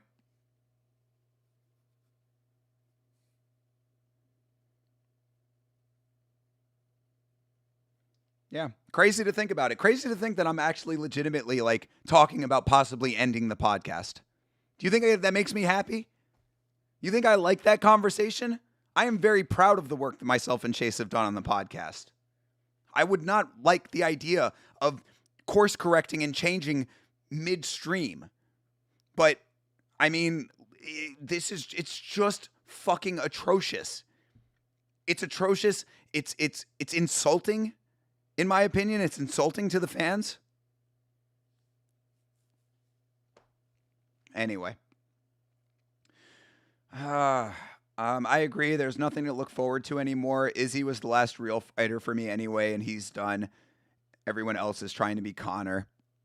Certainly true. I mean, we've got Josh Van versus Tatsuro Taira.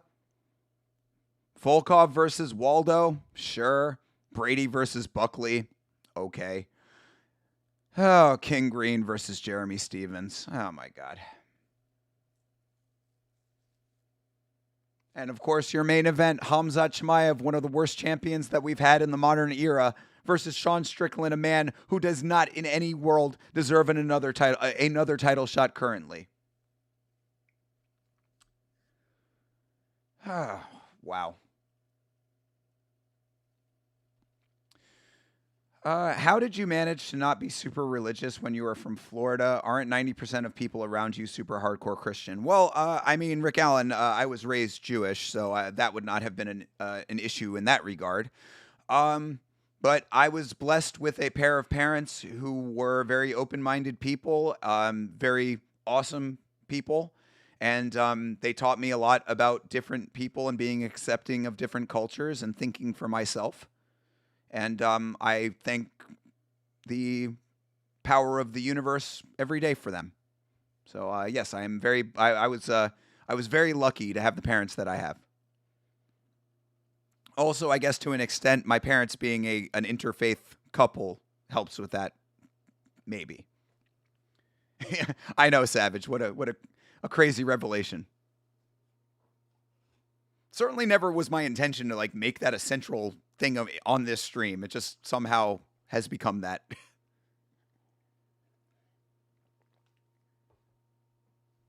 Speaking of Judaism, this coach here has a Hebrew tattooed on his neck. Grand irony, a Hebrew tattoo. Not Christian Scientologists, true. Yeah, we do. I've been in front of the big Scientology building in Tampa. Now it makes sense why you keep stealing the change out of my pants. That's what I thought you were getting at earlier.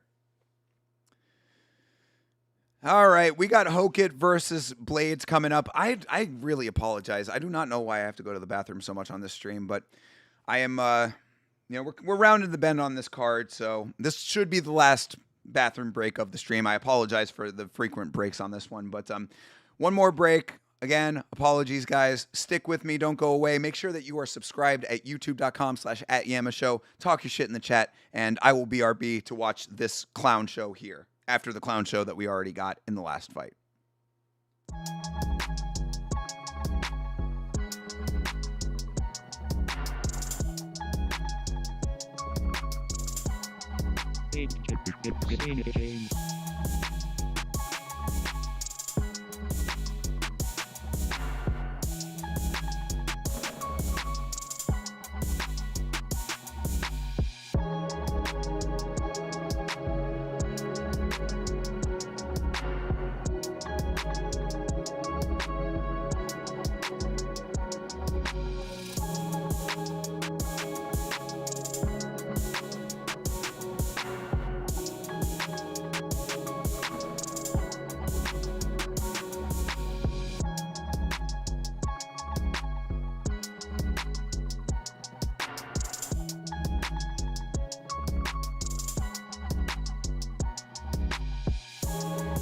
All right.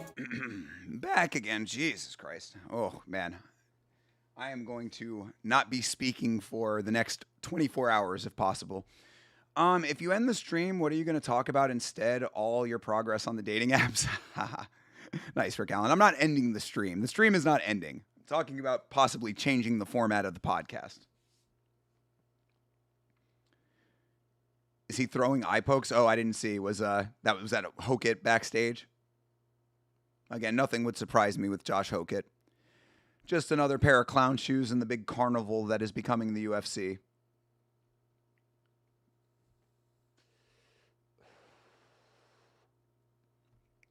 Wash the mitts. You know it, brother.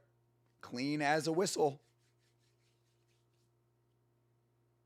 I don't know if you can see any of the glistening of the water, but it is on there.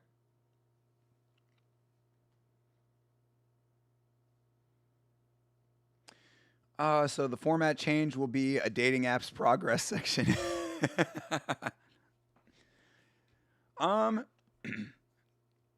Sure. I'll certainly consider it, Rick Allen, just for you. How about this? I'll consider it if you buy some Yama merch. YamaShow.com. Thinker isn't on the apps. He found the one. This guy. I mean, Mrs. Savage would probably have some opinions about this thing of ours. I know, it's nice when Rick Allen comes around. It's like seeing it's like when you work at a bar and you haven't seen somebody for a really long time, and then they just walk through the door. It's like Cheers. Rick Allen is our grouchy norm. Oh my God, here's Josh Hokit.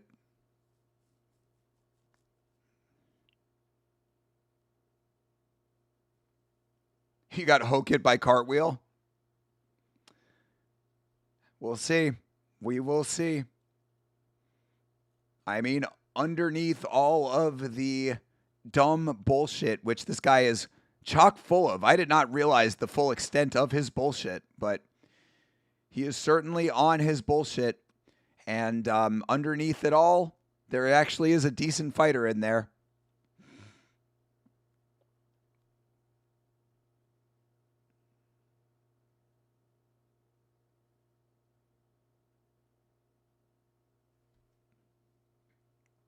please let Hokit get KO'd here. Bro, I agree. This would be one where I would be so happy. I don't care about the parlay. Let the community parlay bust. Let my pick on the podcast go to shit. I do not care. I would love to see Josh Hokit get knocked out right now. Your spirit animal has arrived. Savage, you are only a fucking 1/100th of the cringe that Josh Hokit is.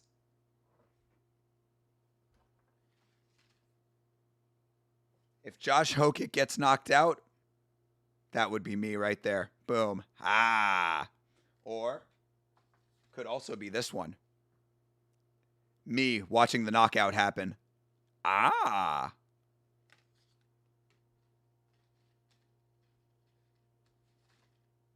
This would be Curtis Blades if he gets the knockout. I love my little guys here. And this was me after the Dominic Reyes Johnny Walker fight. Why didn't you travel to Miami for the card? It's close to you. Cause I ain't paying fucking $400 for nosebleed tickets. They fleece the fans for these events, bro. Alex versus Hokit after the White House. Let's go. I like it.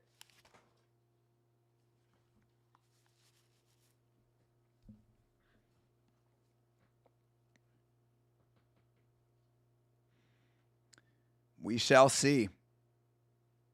I like Curtis Blades coming out to the Mortal Kombat music. Let's get it. Curtis Blades has a big skull. Yeah. He got a big old noggin. It's Funky Kong, bro. Come on.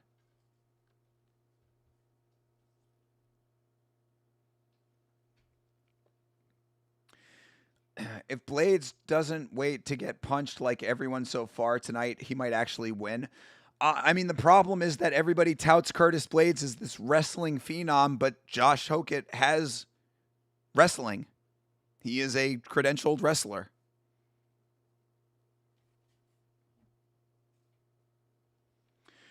Why don't you get a media pass so you can show up at the press conference to ask the same irrelevant softball questions as all the other reporters ask? Yo, Rick Allen. Let's go, bro. I'll tell you one of the main reasons that I have no interest in getting a press pass with the UFC is because I am hypercritical of the UFC. Not hypercritical. I think I am appropriately critical of the UFC. But the UFC is mafioso, is mafia-esque. And when you are critical of the UFC, you do not get access to the UFC. So I, very long ago, when I started this channel, knew that I was going to be saying things that were going to be contrary to the UFC narrative, and thus I have no interest in being one of the chosen people. I cover this sport objectively and from my own opinion without the influence of the organizations, and in order to do that, I have to say things that are contrary to the UFC. They do not like that. That is not how they operate. If you say critical things of the UFC, you are not going to be in the inner circle, much like Trump, but I'll leave that to the side. Either way, the point is that I'm not going to bend over for the UFC and take it the way that they say that they want everyone else to. So because of that, I am probably not eligible for press passes.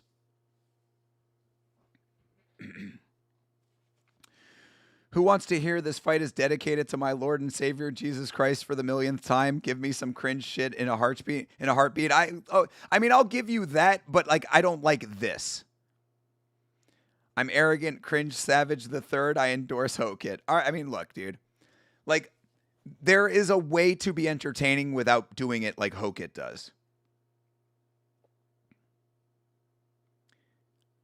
Hack the system? Bro, I'm hacking the system by being myself, I would say. All of you guys supporting Yama is hacking the system. We are raging against the machine almost every live stream that we do when we watch the UFC. And don't get it twisted, the UFC is the machine. I don't think that there has been ever anything more true in the history of mankind that the UFC is the machine.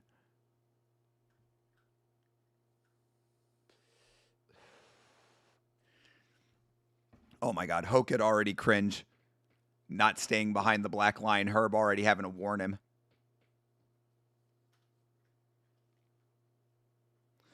All right, here we go. Hokit versus Blades. Hokit running face first into Blades.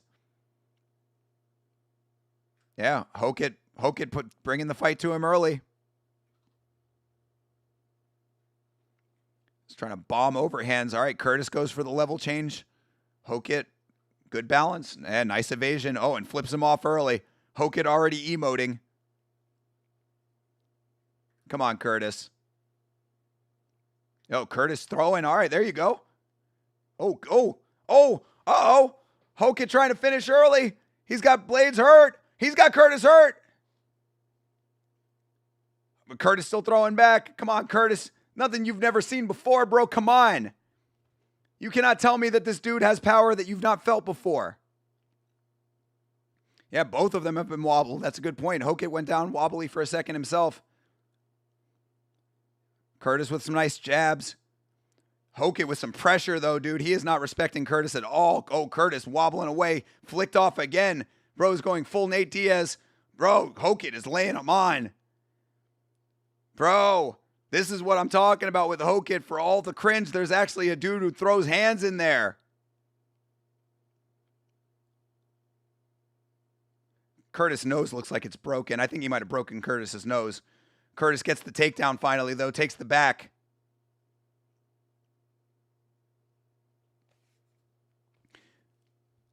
I won't pretend like I don't understand the hate, though. But, man, I love this fight already. Yeah, this fight has been pretty goddamn good so far. Yeah, Curtis's nose is probably broken.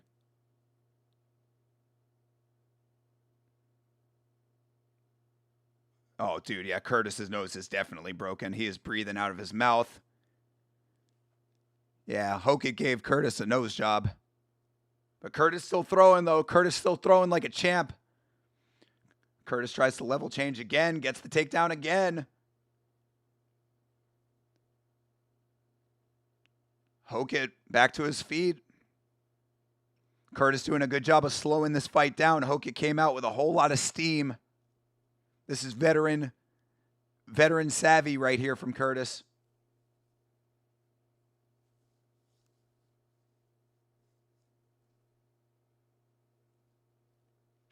Yeah, let's go Blades. I mean, like I said, this is Blades had to go through some heavy adversity here, but this is the exact right move, is to slow this thing down. Try to wear Hokit down a little bit here. Make Hokit work.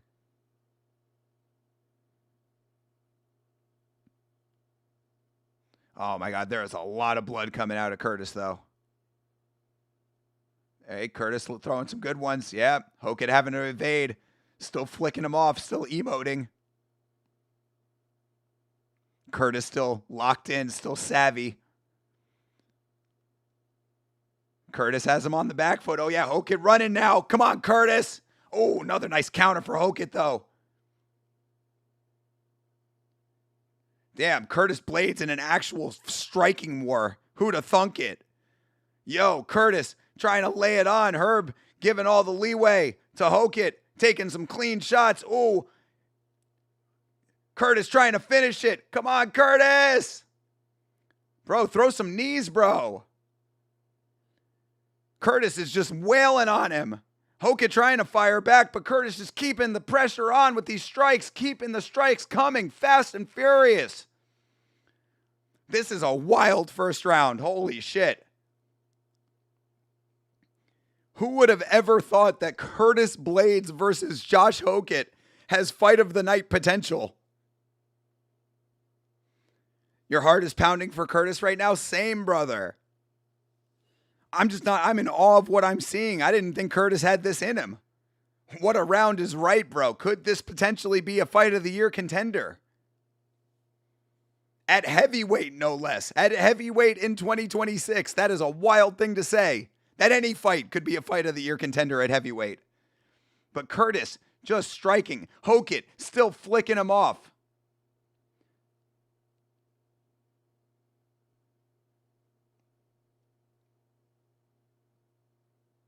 Mouthpiece out for Hokit. Oh, elbow for Curtis. Curtis with the big elbow. Hokit looking wobbly, still with the flicking off like an absolute idiot. All right, round 1 complete. Hokit trying to jaw at him over here. Oh my God, Hokit emoting to the crowd like he was the reason that was a great round.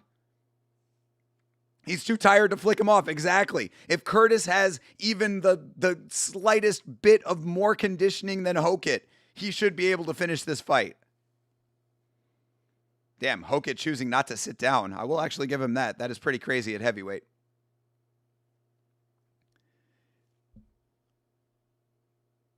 I mean, to think that this is actually winning people, like winning fans over, is crazy to me as well, but I digress. Still comatose, right? Hokit staring off into space.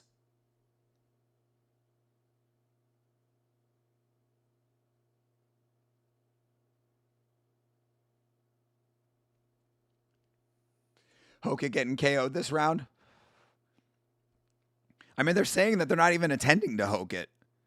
Like we're watching replays right now, but they were saying that Hokit's corner like didn't do anything. They didn't wipe him down. They didn't put ice on him. He didn't sit down.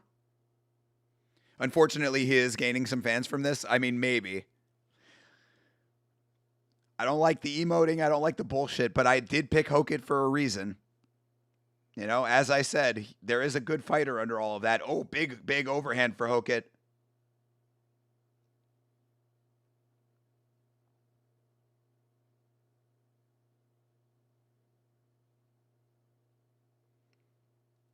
Haha, Hokit haters. All right, brother. Hokit stuffs the takedown. Curtis looking tired too, though. And like I said, I think Curtis's nose is definitely broken. Bro, stop with the middle fingers already. We get it.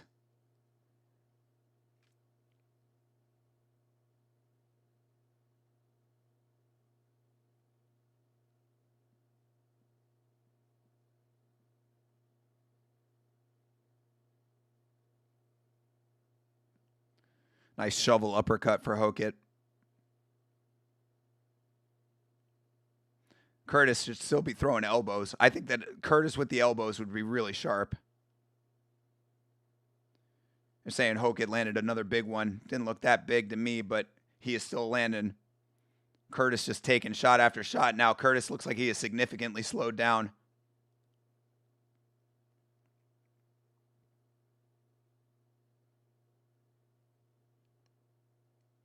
Showing the replay.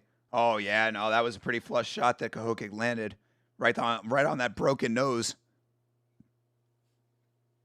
Nice body shot for Hokit.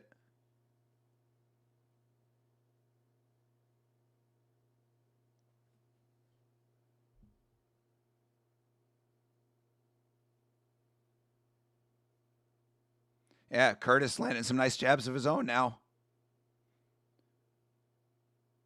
Curtis is all kinds of bloodied, though. Man, he is looking rough. Jeez, it is. Oh, nice uppercut for Curtis. Nice body shot for Curtis, but an uppercut for Hokit. Uppercut for Curtis. Good Lord. Just trade after trade. But in true heavyweight fashion, they are both slowing down, both looking a little tired at this point. It looks like Curtis is the more tired of the two, but, I mean, Hokit is starting to fade as well, and he has not been pushed and tested in this way in the UFC yet. Oh, my God. Oh, Curtis wobbled again. Curtis is on skates. Oh, Hokit with the uppercut. Oh, another clean one lands for Hokit. Oh, another uppercut. The Hokit landed the combo. Curtis trying to survive. This is fucking wild, dude. This is a wild fight. Curtis with an uppercut. Yo, shout out to Curtis Blades, bro. Tough motherfucker over here. Oh, and Curtis landing himself here now.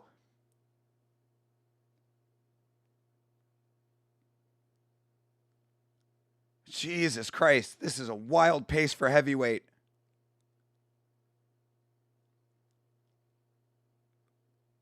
Bro, look at those strike numbers. Look at those strike numbers for heavyweight. This is crazy, man. Shit. Obviously, chat has gone silent because we are all locked in on this one.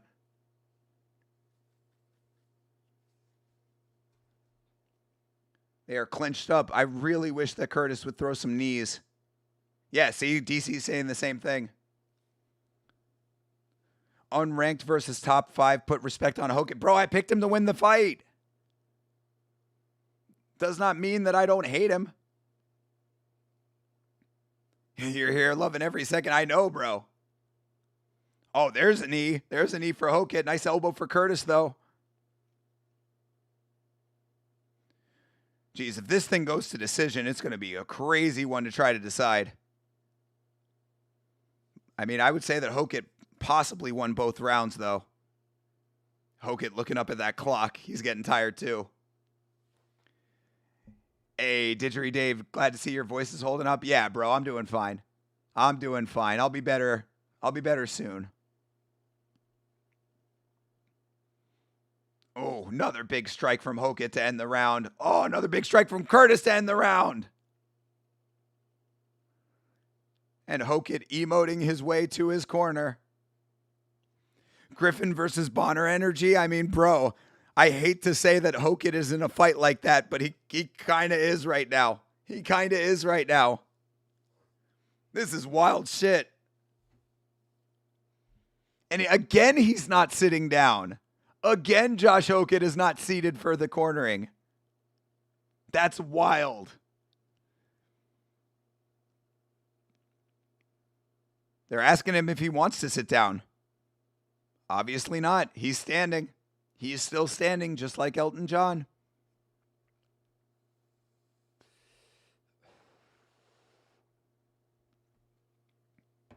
No way Hokit fights Alex or Tom like this. I mean, I don't know. Bro, I mean, maybe he just really did not have any respect for Curtis, but it's hard to say, right? Hard to say what he would or wouldn't do. 1-1, you think? Which round which? I hate how much I'm enjoying this. I know, bro. God, if it was any other person, this would be like instantly a classic. Hokit makes this very hard to be a fan of, but I can't lie. This is a great fight.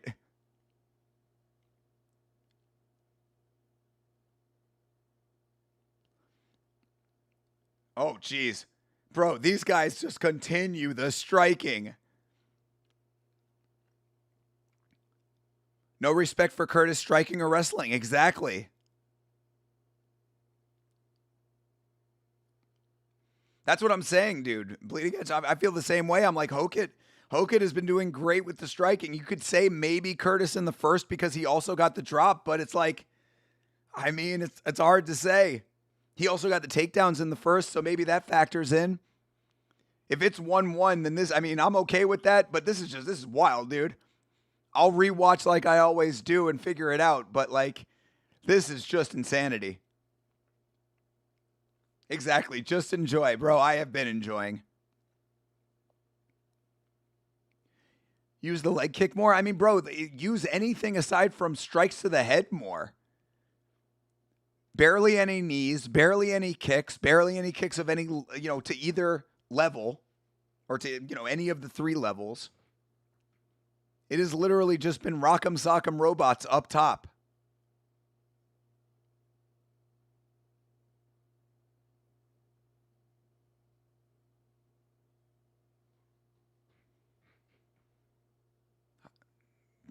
Damn, dude. Hokit's still just throwing shots out there. Curtis trying to respond, but it is looking, I don't know. Both these guys have significantly slowed down, of course. Oh, there's some big shots for Curtis. Another uppercut for Hokit. Damn. Got to give Hokit some credit. I don't think we've seen his chin tested this way before, but guy's got a decent chin on him. Spinning elbow would have been perfect right now. That's what I'm saying, Odyssey. Like, there's so many other things that could be happening, but these guys are just content Nice elbows from Hokit. There's that honestly, elbows from both sides would be really, really warranted right now. Curtis had thrown some elbows earlier in the fight. I was like, you should probably stay with those.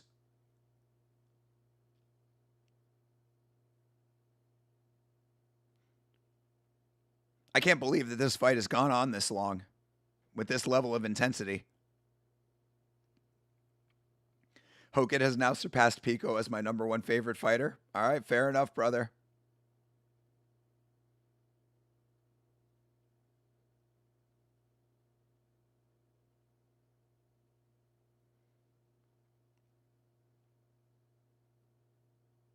Oh, another decent combo there for Hokit.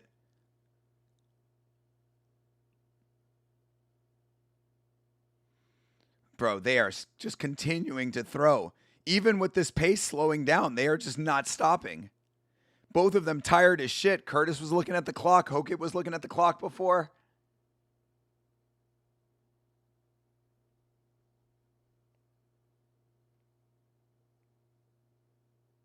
Oof, another uppercut for Hokit. Curtis trying to answer back with uppercuts, but there's no power on him. Hokit with the knee. Oof.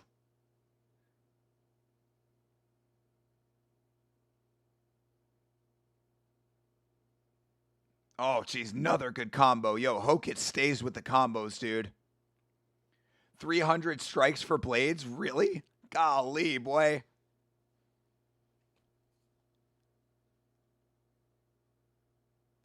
There's no way 300 strikes.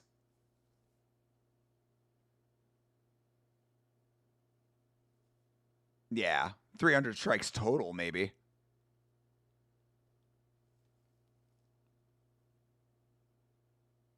Jeez, another big one lands for Hokit straight down the pipe. There's a leg kick, finally, for Curtis. I mean, Hokit's going to win this fight if it goes to decision, and it's looking like that's where it's going. Yeah, 300 thrown. That's crazy. How many for Hokit? Yeah, 200. Wow, dude. Yeah, total strikes 318 to 293 right now and still counting. That is that. Yo, guys. I mean, I'm as shocked as you are. I definitely do not like it necessarily, but Hokit versus Blades might be a fight of the year contender. It's got to go on the list. It's got to go on the list.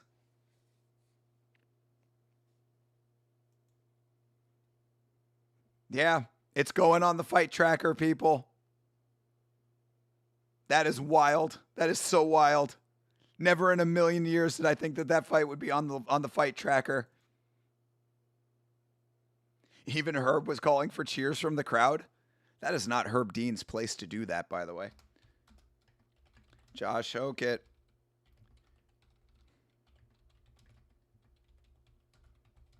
Versus Curtis Blades.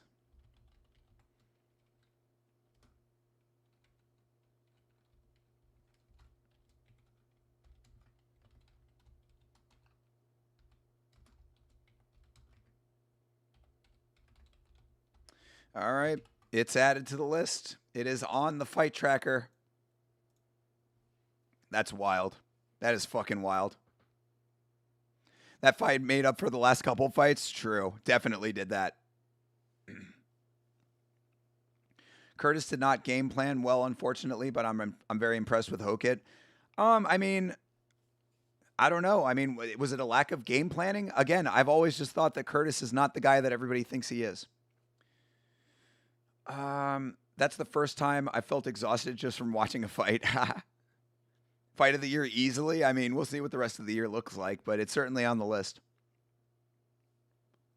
Hokit is him. Well, it looks like the community parlay might actually hit. How crazy is that?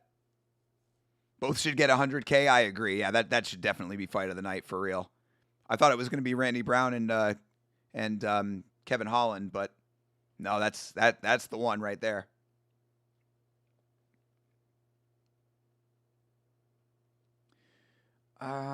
Didn't someone else say that Hokit looks like MMA Joey? He kind of does. Yeah. Yeah, someone else did say that earlier. All right, let's get this decision. You could win at heavyweight with decent head movement and cardio. I mean, yeah, cardio for real, dude. Yeah. Yeah, it's true. And that's what I had said about Hokit coming into this fight. I had said, what we've seen out of him is better than average heavyweight cardio.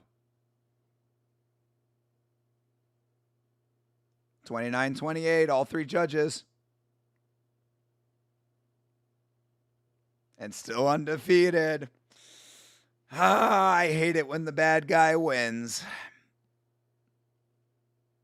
I hate it when the clown wins. But that is certainly what it is. That is a clown, and that clown is the winner. Hokit really only has a 1-2 and single leg to back ride system. I mean, we were seeing him throw more than 1-2s. He had a couple more extended combos than that. He had very poor leg kick defense, and his back foot striking is 10 times worse. Yeah, I mean, Curtis, if you're talking about that being the game planning problem, then yes, Curtis definitely did not exploit his capacity for not taking leg kicks.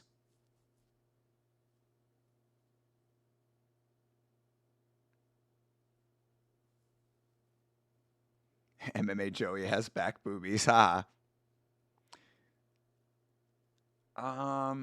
Yeah, I know. Fuck, now he gets to talk.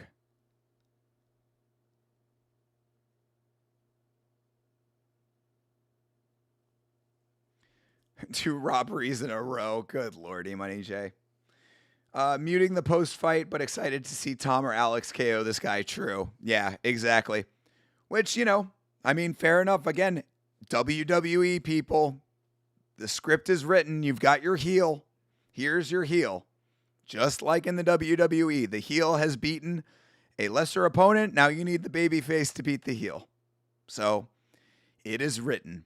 It is written. We have to tolerate Hokit. Exactly, Odyssey. We don't have to like it, but we've got to tolerate it. Hey, Pantoja. Pantoja, who of course was supposed to be there to watch Josh Van versus Tatsuro Taira. Hell yeah, muting is definitely goated. All right. And again, I hate to do it, and I do not know why today is like I have to go to the bathroom 8 million times, but let me go one more time. We'll get the co-main and the main, and then we'll be done with this thing. So I apologize, guys. Know that I'm, hacking up some lungs while I'm in there as well, but I will BRB for the last time, and this will be where we will close this thing out. So apologies again. It's just one of those days. You hear it, you know what the deal is. But last break of the stream, very quick.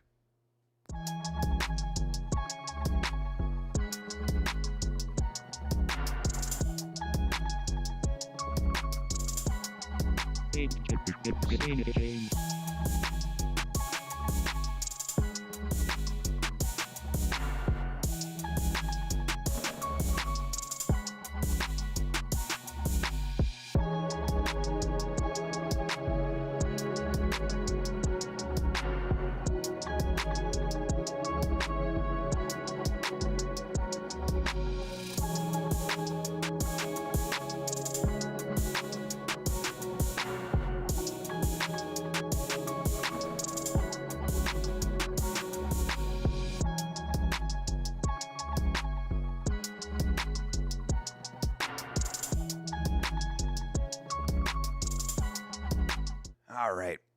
We are back. Oh, man. Yeah. These, it's starting to take a toll. It's starting to take a toll on the voice for sure. But we're good. We are good. We are back. We are getting ready for the co-main event. What is this now? UFC Freedom 250 will include cryptocurrency performance bonuses with $1 million in CRO and CRO. Oh, my God. Wow. Motherfuckers better take that $1 million in CRO and cash it out immediately. Go straight back to fiat. I would be like, thank you very much. Take that directly to the exchange and get my money.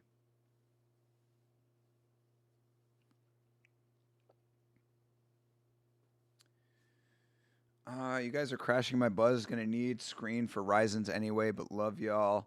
Learn to stop hating on my boy. He's gonna be around for a while. All right, well, go ahead and enjoy Ryzen there, Savage.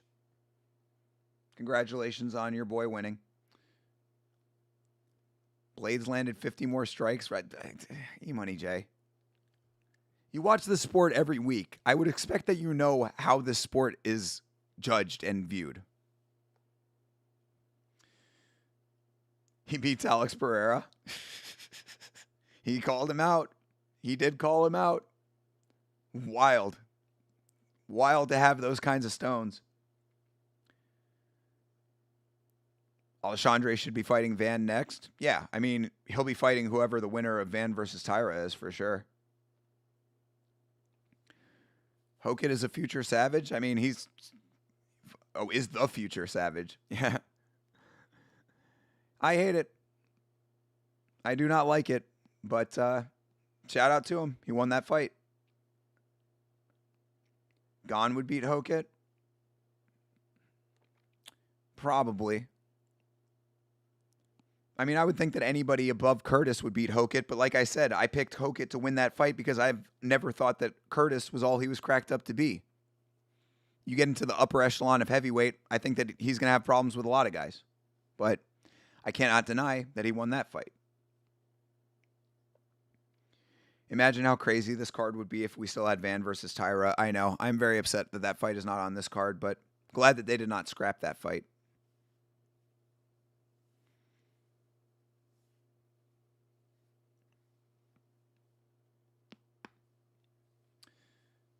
This is easy money.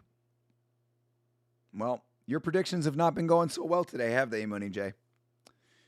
Are you disappointed in the UFC strawweight where they got Zhang, Virna, and Suarez all deserving of a title shot and Dern hasn't defended? Yeah. I don't understand what the holdup is.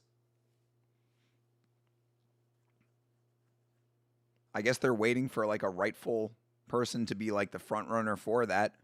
But I mean, Weili just lost to Valentina, so she probably needs to come back and challenge for her belt again. Virna had a very close fight with Mackenzie Dern, so that rematch would be fine with me if they wanted to do it. Suarez did lose a title shot, so I don't think that she immediately deserves another one, but she did get a finish here, so. Yeah. I mean, I think that a women's strawweight title defense definitely needs to happen.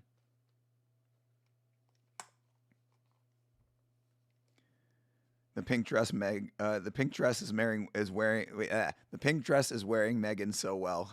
I mean, don't have to tell me, brother. Don't have to tell me.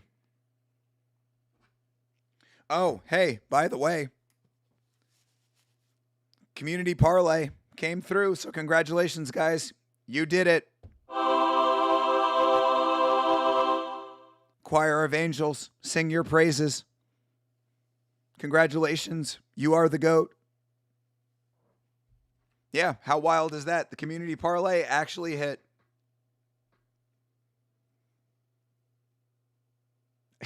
All right, TJF, calm down.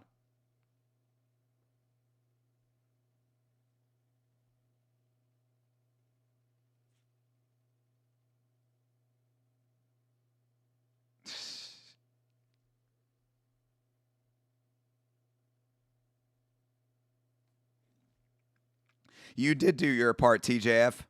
Shout out to you, brother. Absolutely. In fact, for you, this one's for you, TJF. W. There you go. The W and the siren. W. Another one for you.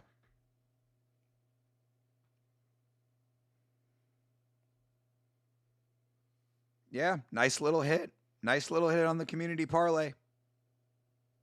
Now, if Azamat and Yuri win, and Yuri can do it over over a full round, If Yuri can do it and round 2 starts, we are in good shape. If Paulo wins, him and Khalil would be a banger, but I got Khalil since he's been rolling around with Hamzat recently. A, cool if that's the case. B, Paulo Costa sucks. He is another person that has pulled the wool over everyone's eyes, tricking them into thinking that he's actually a good fighter. Paulo Costa has always sucked.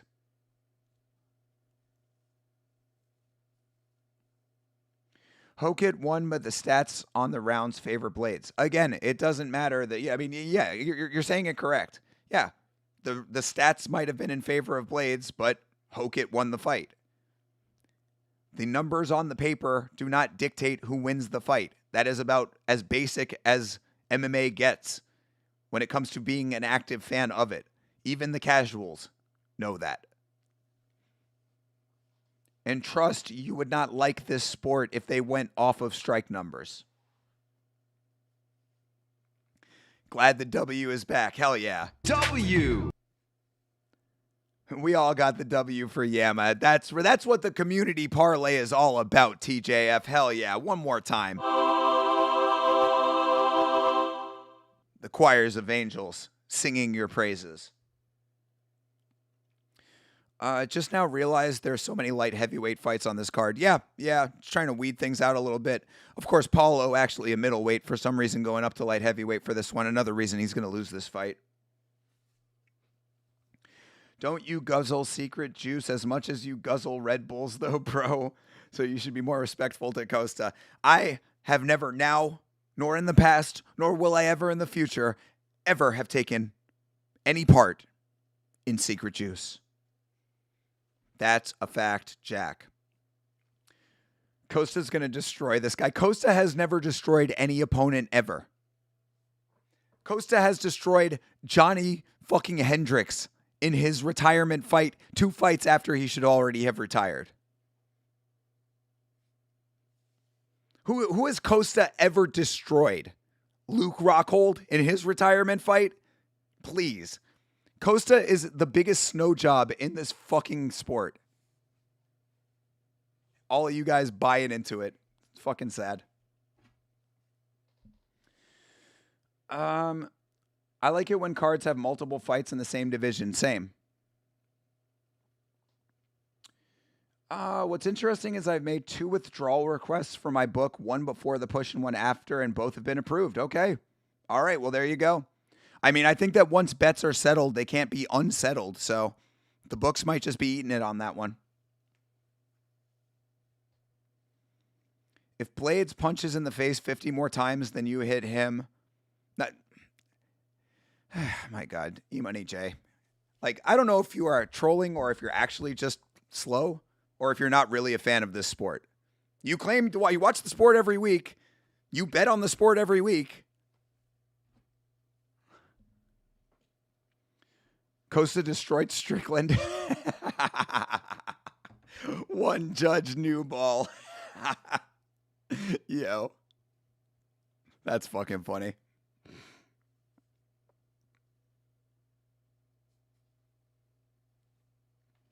Paulo did pretty decent since having Izzy's child. Not gonna lie, still mid at best. Yeah, because the matchmaking has been favorable to him when he's decided to show up.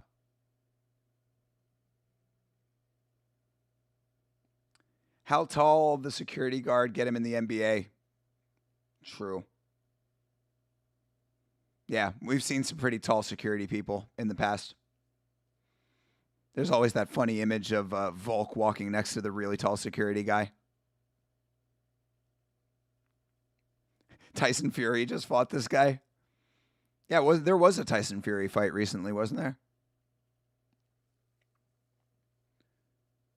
Costa literally destroyed his last opponent. Fucking, what's his name? Roman Kopylov. Roman Kopylov has been sucking for a number of fights at this point. And he didn't even destroy it. It went to fucking decision. Did it not? No, it didn't go to decision. He did get the finish in that fight, didn't he? Hold on.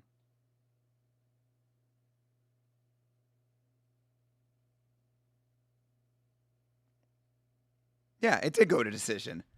He destroyed him. Destroyed him in his decision win.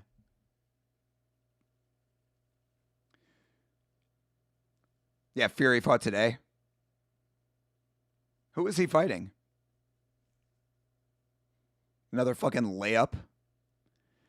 Tyson Fury is another one of those guys who strategically, just like fucking Floyd and all of these big boxing stars, another guy that just strategically navigated his way through his career. That's why I'm so happy that Alexander Usyk took those shitty-ass terms that were offered to him. Alexander Usyk, an actual real fucking fighter, an actual real man. Tyson Fury just out here fucking racking. Exactly, some random Russian. Big surprise. All this fucking monopoly money getting thrown around in boxing, and Tyson Fury just selectively getting, just cherry picking his fucking wins. Hell yeah, Usyk. Usyk's the actual guy right there, dude. All these other fucking boxers are anyway. Usyk's so good, but I don't watch anyway. I know. Same here. I have seen Usyk fight before, but like I don't go out. I don't like boxing, but I also don't like the fucking savvy career navigation in boxing. You miss Klitschko, true. Yeah, there was a different era, man. Your queen is at the event, Mackenzie. Which one? Shauna? I didn't see.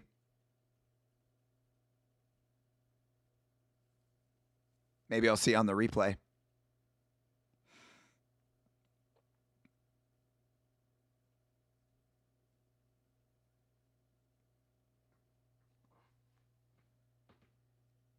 All right, Azamat.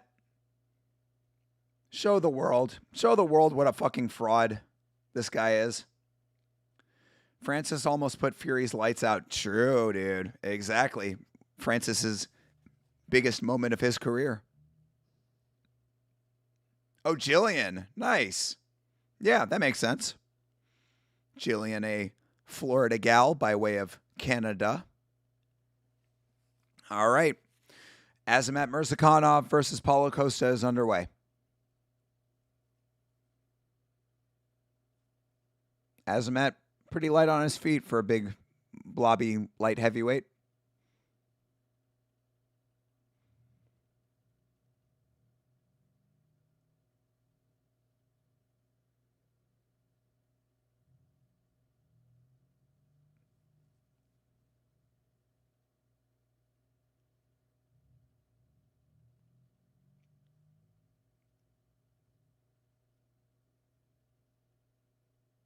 Oh. Yeah, Costa with the low kick. Azamat reacted weird to it.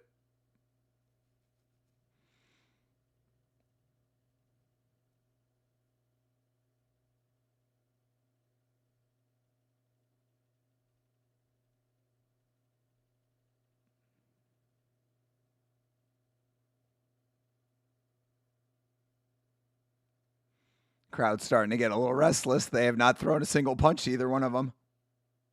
It has been all low kicks for Costa yet. There's a punch for Costa. Takes a swing. Go for a punch. Saki Sanabashi. All right. Murzakanov throws the overhand, does not land it. Yeah. Nice kicks for Costa. Murzakanov grabs one. Give Costa something to think about there. Murzakanov putting good pressure on, though. I mean, Costa's getting backed up. Doing his normal shtick. Fucking always on his bike. Doing laps around the octagon.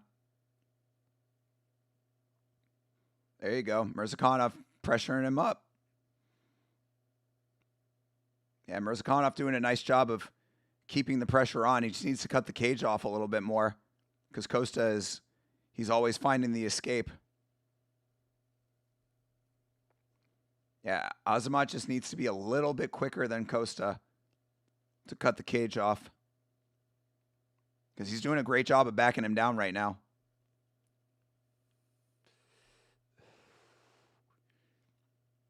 Another nice body kick for Costa. The kicks are looking good for Costa. There you go. Good land. Mirzakhanov saying that he got an eye poke. That was a little weird. That guy's punch will slow down Costa. True. Yeah. Oh, the gut punch will slow down Costa. Yeah. Yeah, for sure. Oh, yeah. Jeez, dude. Hell yeah. Thumb right in the eye. And then Costa laughs about it. Asshole. You are correct, Didgery Dave. Good pressure for merchandise. Let's go, Odyssey. Azamat, merchandise off. Damn, it was really bring the doctors in worthy. Azamat the crybaby. He had a thumb in his eye. God, bro, I love it, dude. Yeah, I mean, he literally got a thumb dragged across his eye.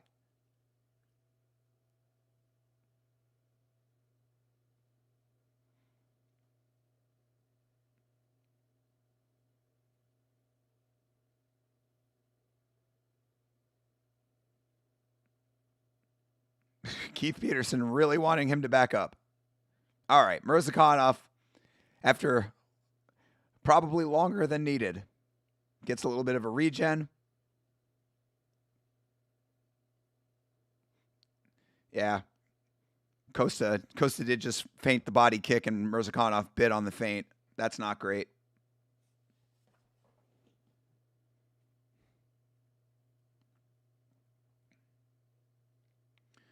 I guess I'm special. Thought Ryzen was tonight at 11:30 and needed third screen, but at least I won't be up all night. Also, Pettis versus McKee fight. Want anything to waste time on either. Fair. Ryzen started at 10 o'clock, did it not? Oof. Nice connection for Paulo. Paulo, who is emoting right now.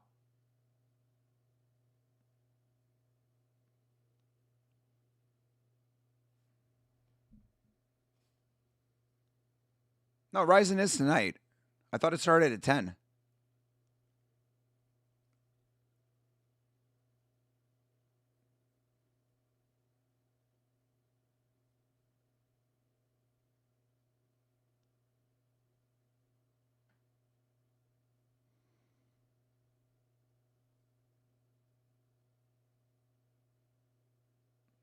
Oh, what landed? Azamat went down weird. What landed? I mean, Paulo's gonna win this round, but it's like, what the fuck? Like, bro, this shit's just weird. Your Paulo decision looking more and more likely. It could be. We'll see if Azamat can survive this first round. We will see.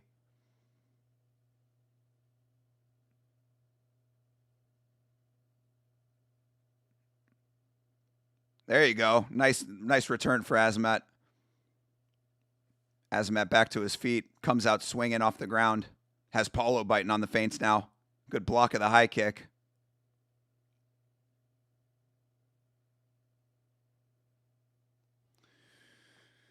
All right. That was a weird first round, man. That was very strange. I got to see the shot that dropped Mirzakhanov. Costa hair plugs for the win. Let's go, Odyssey. It's a hair system. Also, it's looking like it's thinning out a little bit. Bro got a hair transplant and it's still looking thin on the top. He needs to get his fucking money back. Did it? I can't find it anywhere and checked Ryzen and said tomorrow at 11:30. Man, I need to do some more checking. Can't find anything that's even hosting a Ryzen event. So if it's on tonight, yeah, I thought if it's on tonight, I'm buying, but Ryzen's always worth it. Yeah, I thought it was tonight. Maybe I'm wrong.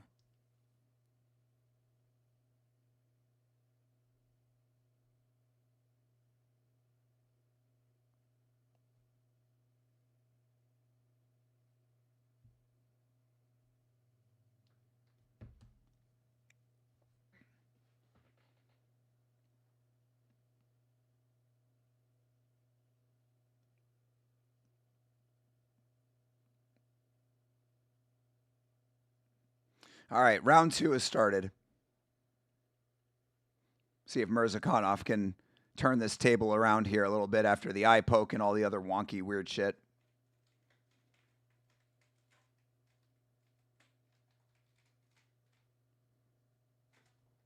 Paulo's kick's looking sharp.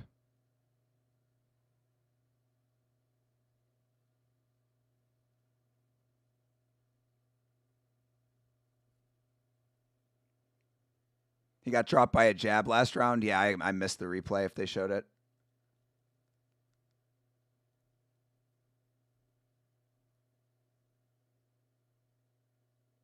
Yeah, those low kicks, man. Low kicks are starting to add up for Mirzakhanov. He really needs to find this shot if he's going to bomb him.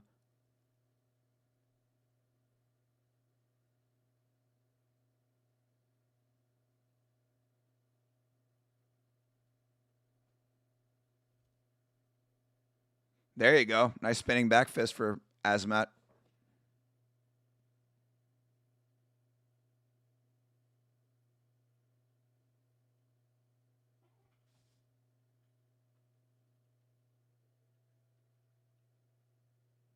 A nice jab for Mirzakhanov.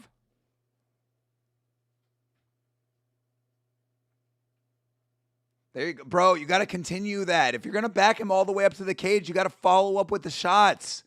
There you go, Mirzakhanov. Go, go. There you go. Go, go. Bro, he backs him all the way to the cage and gets one body shot off. Bro, bomb this man.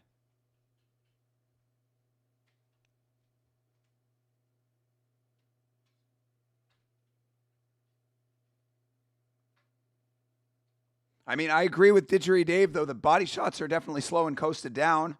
That's good. Azamat able to get his hands on him now.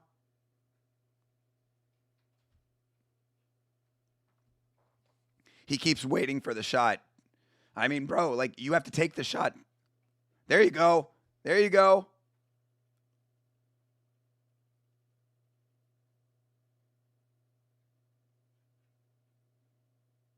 Yeah, body shots working. Paulo looking at the clock now.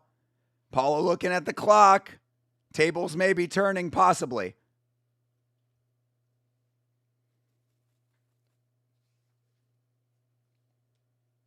Hokett versus Derek Lewis announced on the White House card. No cap. No cap? You gotta be fucking trolling right now.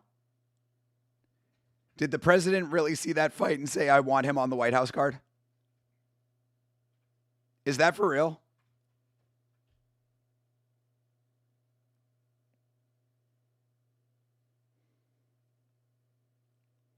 Mirzakhanov is winning this round, I would say. There you go. There you go. Come on, Azamat. Trump built the fight. Yo, Azamat with the takedown. Go, Azamat, go. Mirzakhanov for real. Go, brother. Keep going, Azamat. Dana just went live on Insta? No. Throw it in the Discord, bro. Oh, another nice takedown for Azamat after he got hurt to the body. Azamat trying to get a bulldog choke over here. Like a bulldog head and arm. Wow, that was kind of wild. If he had gotten that choke, that would have been fucking ridiculous.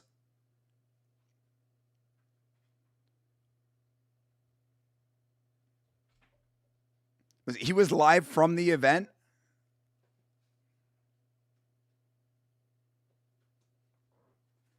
Well, I mean, if the White House card wasn't goofy enough, now you've got the clown you've got the crown prince of clown jesters on the card for you. All right, well, great.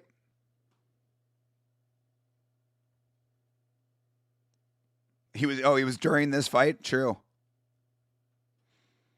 I mean, if it's for real, you don't have to worry about it, TJ. If it's for real, we'll find out, but that's crazy. I mean, did Dana not, I mean, like, did he ask either of those guys if they wanted to? Like, Maybe both of them had said something about it before the fight. I don't know. Whatever. Either way, fine. Fine if that's the case. Great. You've got an absolute clown on the biggest stage this sport has ever known. It is par for the course. I think it's at 1 a.m. since it's technically the 11th still. It's not showing me. Well, it would be the 12th if it's at 1 a.m. Yeah, I don't know. I'll look into Ryzen after this fight.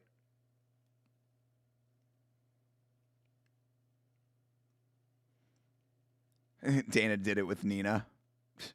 He's sitting next to the president and still had Nina in the live. That's pretty funny.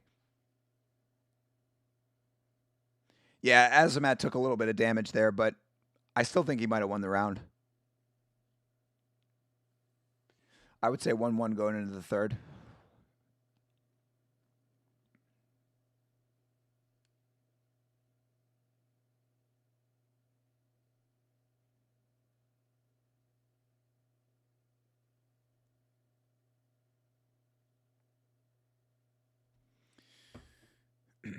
All right, round 3 for all the marbles.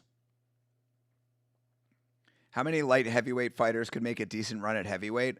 I mean, I used to think it was a lot more. Oh, geez, clean head kick for Paulo. Oh, no. Oh, Azamat. Azamat looking wobbly. Still trying to fire back, but he is wobbly.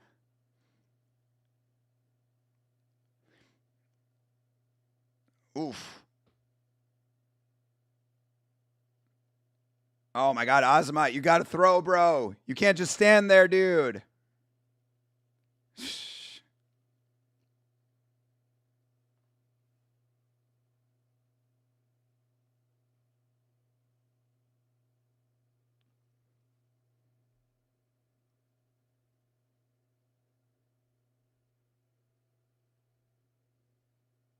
Got you. All right, Savage. There you go. That was a good one for Mirzakhanov. Mirzakhanov just tanking damage until he can throw back, but Paulo not letting up. Yeah, Mirzakhanov, bro, you gotta go, bro.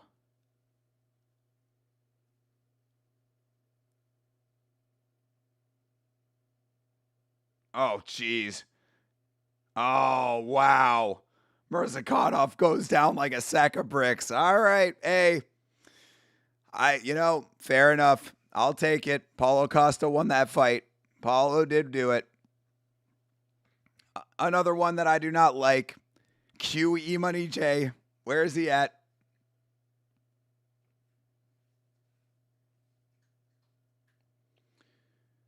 Jared Gordon is Azamat. Azamat is Jared Gordon.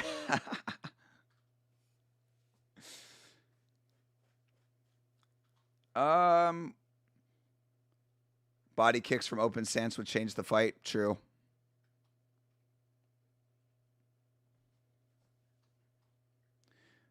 Costa's giving you hope for a Bobby Knuckles light heavyweight attempt? Maybe. You can stop hating on Costa now? No, I'm not going to do that. But he did win that fight, though.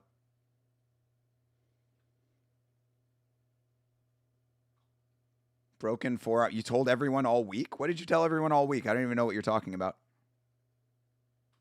He beat all your... Jesus, shut up, E-Money J. I'm just going to stop responding to you, E-Money J. You're annoying. I told y'all Dustin Jacoby broke this guy's forearm. Broke Azamat's forearm? Broke Costa's forearm? What are you talking about? Fighters keep taking their knee pads out for Trump. That's sickening, bro. Odyssey, I'm with you. Imagine Khalil versus Costa. I mean, if Costa's staying at light heavyweight, then you don't have to imagine it. It could happen. I mean, I will say that Costa at light heavyweight makes a lot more sense if he was missing weight at middleweight so much.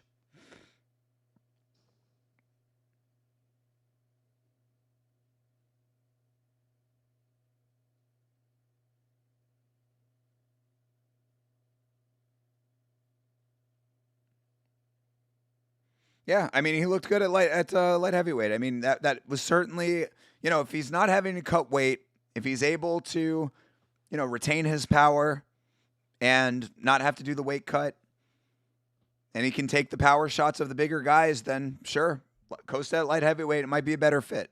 How about that? There's your compromise. Jacoby broke Azamat's forearm. I mean, that was like 5 fights ago, was it not? I mean, he fought fucking Rakic in between there. When's the last time Costa got a finish anyways? True. Yeah. I know, right? Crazy that's that one. Crazy that it's taking the O of an undefeated fighter. And he's had that arm broken another time before. Okay, well, fair enough. Good eye, CTE. So last time a Costa fight ended in a finish was the Izzy fight. Oh, like the fight at all ended in a finish either way? Might be. Yuri will win to make a perfect night. I like it. I'll take it. But that does kill one parlay, so yep, Yuri to win and round 2 to start would be very, very nice for me right now.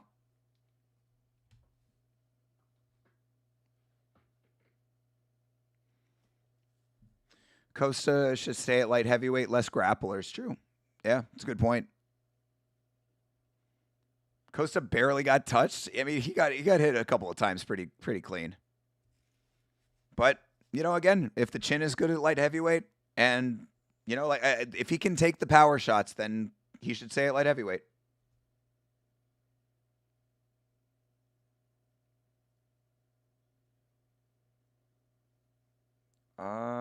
Y'all hating, I literally called it would happen that way. I'm proud of myself. Yeah, congratulations, bro. I mean, I don't remember you saying that. So if that's the truth, then good. But I also don't think that like a broken forearm 3 fights ago should be the thing that does it. But if it is, then it is. So happy Azamat lost. Title shot for Costa right now. All right, whatever, guys. Enjoy your Paulo Costa win as he glazes the warmonger.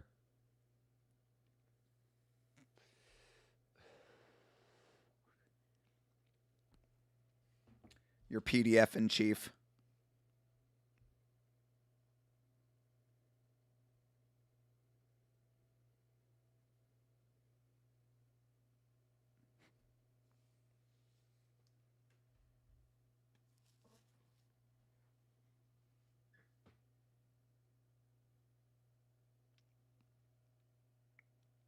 You'll glaze Trump because Costa did? Well, good. If Costa jumped off a bridge, then I guess I won't be talking to you anymore.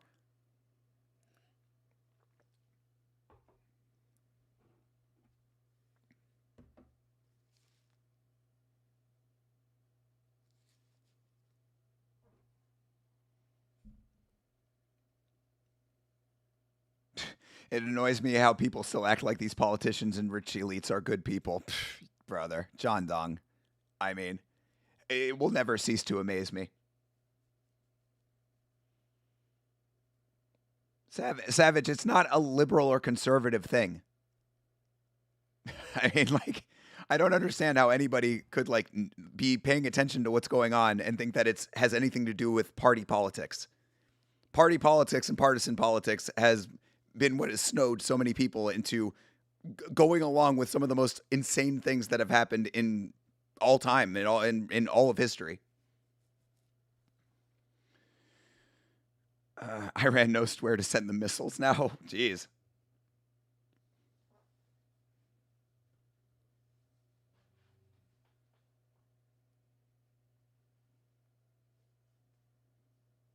I wouldn't be scared about it because Iran wasn't trying to send the missiles anywhere. No credible evidence.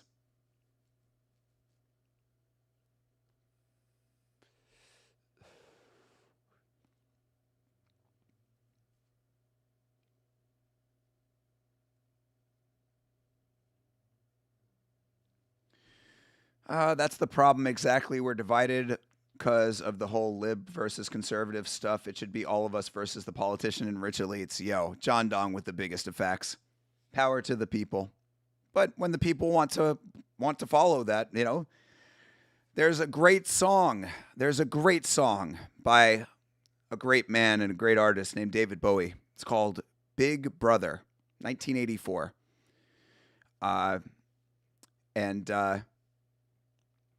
in that song, the lyrics of the song are literally, "We want you, big brother." And that is the song I think about all the time when I hear people glazing politicians. Politicians don't care about them, don't care about their well-being. Politicians hang out on Epstein Island, fucking doing the worst things of all time. And people just say, "Give me more. Gimme, gimme, gimme." We're split over dumb stuff, so I don't know if we will ever unite. No, probably not. Gable in the UFC? Oh, yeah. I mean, he'll definitely be in the UFC at some point. There you go. Another evil person. Literally have to go back to Coolidge to find a president that wasn't corrupt, shady, raised taxes, started wars, and was generally loved by both. Sure. Yeah, exactly. It's a systemic problem that no one cares to fix, and a lot of people support. Yeah, exactly. Both are stupid because politicians and government has always been corrupt. You're speaking facts. It's just I just don't think it's ever been as blatant as it has been in this current era. Oh, they just announced it. He's making his debut at 329. All right, well, there you go. Perfect. Wonderful. Another ne'er-do-well in the UFC. Just what we need.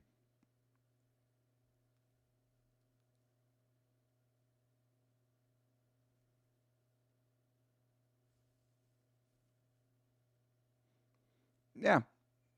Watch Vampiric Legs video about Gable Stevenson. Joanna behind Gable. I'd much prefer her tatas than JJ or Gable's melons.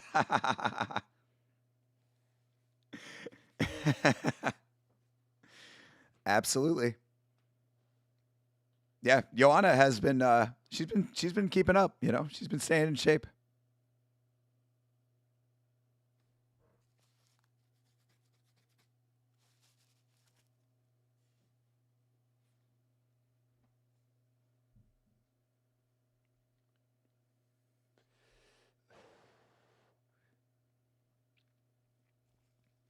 All right. Well, let's hope that Yuri can bring this thing home.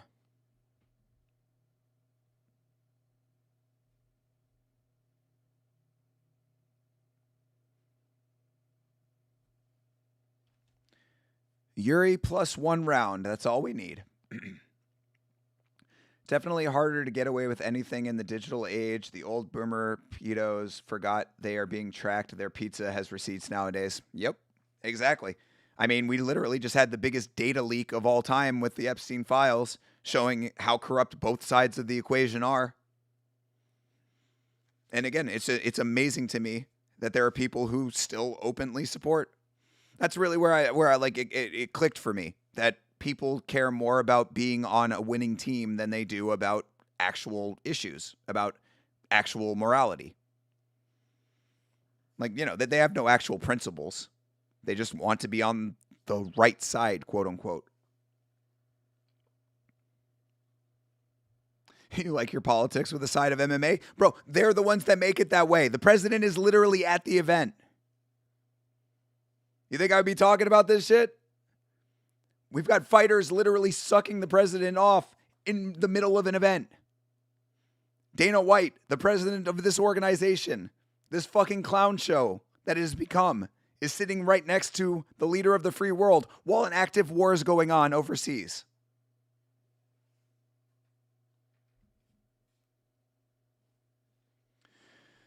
Now that Cub's gone, all the WEC fighters are officially retired. Damn.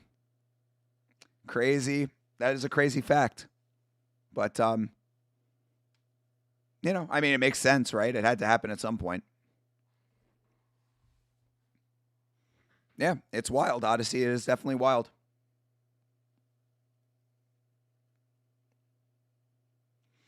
That's why I joke when you see me say Great White Hope with Donald. I'm joking. Same would go for if it was Biden. I bash both sides equally. Everyone can get these hands. Hell yeah, Savage. Same here. Yeah, I was not a fucking Biden fan. Sleepy Joe. Sleepy Joe who fucking botched the exit of Afghanistan like the worst ever. And basically watched as Afghanistan went right back into the hands of the Taliban. And then if the war escalates, they're going to force people to enlist, even people like me who are against the war. Yeah, exactly, John Dong. Exactly. The rich, the children of the rich never fight in the wars. Remember that. It is the average people who fight the wars of the elites, which essentially are just distractions. That's literally all the current war is. And the current war, as I said, is possibly affecting a friend of ours. The current war could bring destruction and potentially worse to a member of this chat. So you'd think that anybody who has any kind of political leanings one way or another would at least be able to have a human empathy for that. Gonna miss Cubs' easy wins. I will download betting app if he fights again and put 1,000 on him for real. Nah, dude, he's retired for real. Bro, he literally got the scripted storybook ending. He's definitely not coming back now. No, yeah, the script is complete on that one. If anything, you should be betting on Josh Hokett now. That's the new script. Plus, he's your boy. Hani Yaya. He was in the WEC too. There you go. All right.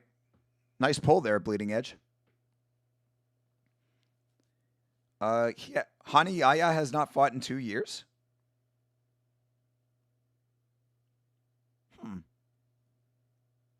All right, fair enough.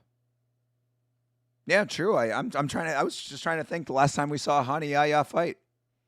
But that is an interesting point. Yeah, good pull.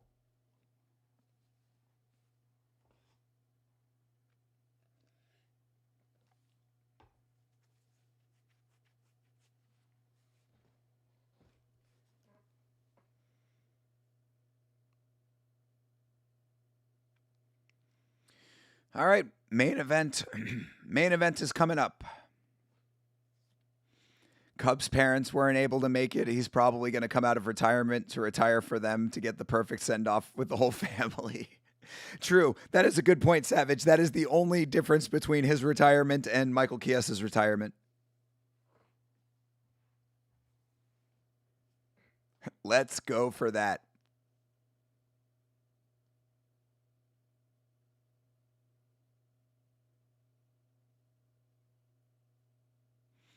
What is this music that is playing right now? Oh, this is Carlos Ulberg's music. It's like a nice little pan flute. Is this New Zealand native music, perhaps? YT didn't like your... oh, well, reword them and put them in the chat. You know that ain't me. How is Chase in verdict right now when he only got one finished right on the main card? God damn it.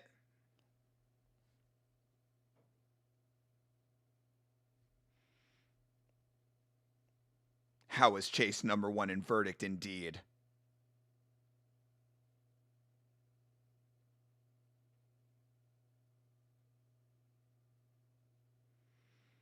Oh my God. Your boy is in 6th place. Ridiculous. Fucking ridiculous. Yeah, I've done shitty on the main card. Holy shit. Yeah. Yeah, that's fucking crazy. He must have put all his XP on Paulo.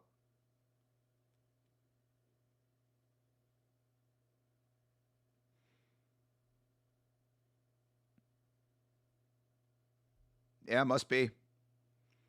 Damn, I am doing atrocious right now. Yeah, how the fuck did he do that? That is a great question. He's got 2,600 XP. Off of what? This sounds like my alarm that's supposed to wake me up, but ends up just putting me back to sleep. Yo.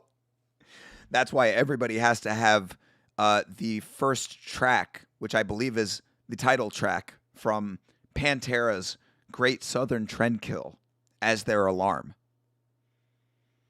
Give a listen to that song and you'll know exactly what I'm talking about.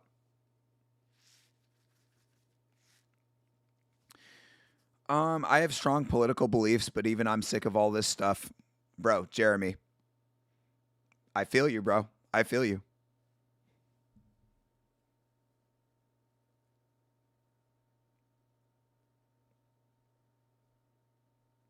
Yeah. I personally don't need it in my MMA either.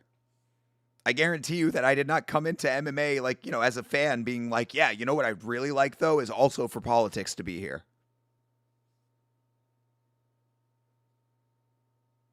You're pulling the Hail Mary again?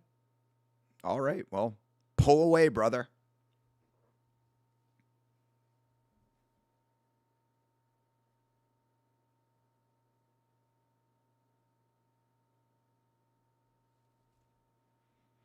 How's our man SJ doing? Oh, Sanjay. Yeah, he checked in earlier. Hopefully he's doing well. He says he's doing good at the new job, but some of his coworkers are kind of assholes. But Sanjay is the man, so I'm sure he's overcoming. What is this song that Yuri is coming out to?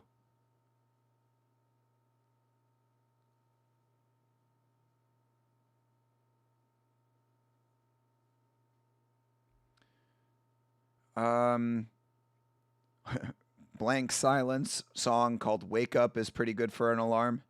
I pranked my dad with that song, hooked my phone up to my guitar amp and blasted that to wake him up. Never did that again. He wasn't happy. Nice. Yuri is aura maxing. Yeah, what is this song? It sounds familiar, but I can't place it. Oldie but goodie? Yeah, what is it?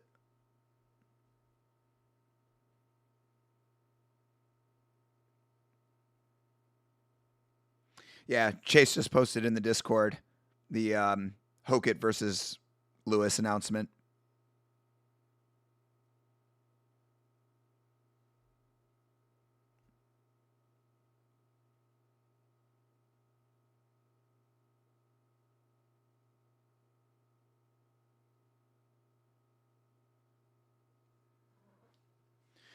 Yeah, I was actually going to look on Twitter to see if someone posted about what song this is.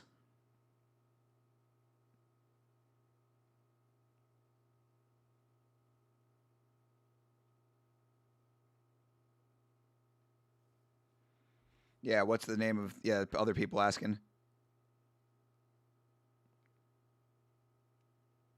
Yuri wins just by walkout song.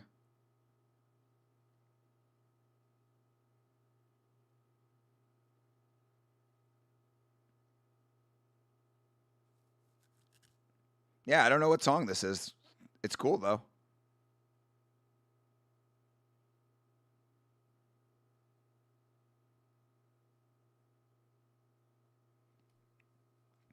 Oh, sorry. Yes, let me look for the Ryzen card real quick. Yes, good point. We do have a couple minutes before this fight starts. Yeah, give me 1 second, Savage. I got you.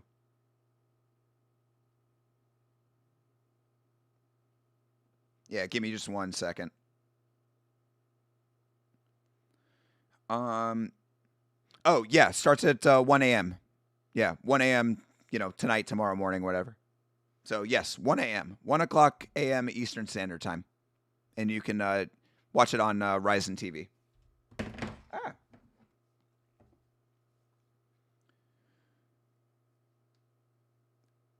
Will you lend my ass your hand? What?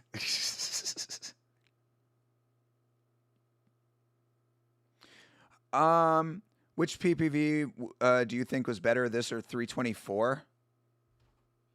324 was 324. Was that Gaethje and Pimblett? Oh yeah, this is way better. I mean, that card was good. That card was definitely good. But yeah, I mean, this has been good fights. I mean, overall, this has been a lot of fuckery though, which taints it for me always.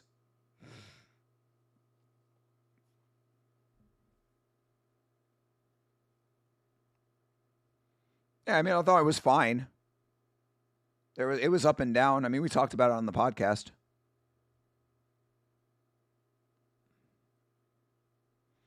Derek clearly, Derek Cleary, Sal Diamato, and Chris Lee. The gang's all here.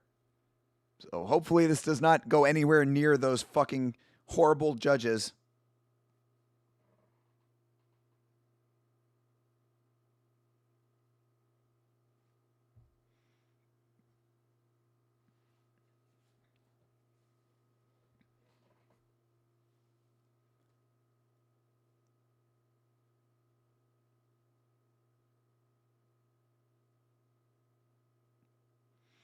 Chris Lieben is the top G. I mean, I certainly was happy when I heard that Chris Lieben was going to be a judge, but Chris Lieben was one of the judges that improperly called um the what was it? The fucking god damn it. What the fight a couple cards ago that was a robbery that turned into a majority draw in that fight too. Oh my god, not Andre Feely. Fucking Ricky Simone versus yeah, the Ricky Simone fight. Who is he fighting though? Shit. God damn it. Put me on the spot with these. Ricky Simone. Yeah, Ricky Simone versus Adrian Yanez. Nah, yeah, I'm telling you, man. Sucks. I was very upset when I heard that. I was like, if Chris Lieben, I myself had said, people like Chris Lieben are the people that we need in this sport doing the judging. And then, yeah, Chris Lieben even fucked it up.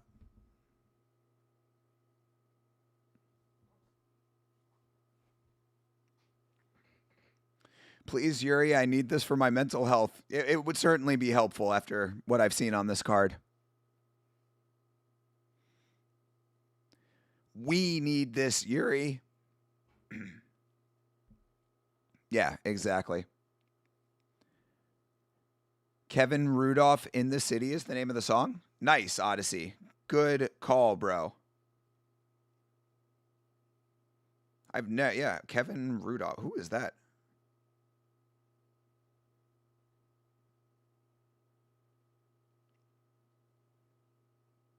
Hmm.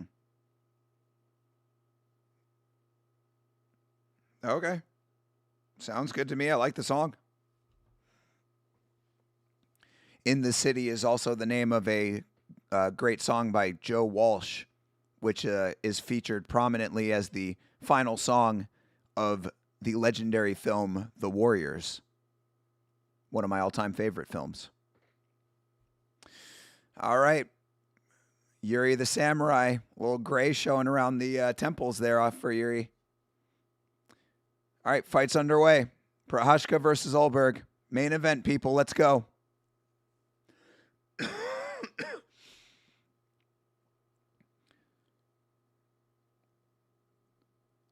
Ulberg doing the right thing by low kicking early. Savage is going for Ulberg for Island Pride there, huh? Another nice low kick for Ulberg. Smart move. Yuri does not check leg kicks. Ooh, there you go. Good shot for Uri. For Yuri. Ulberg, no fist bump. Damn.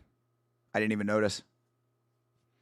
I thought the same thing. If more fighters were judges, do you think it's just the judges' angle at the desk or pressure, or are they always just inept? I feel like human error is out the window. You know, Savage, I really don't know the answer, honestly. I really couldn't tell you the answer.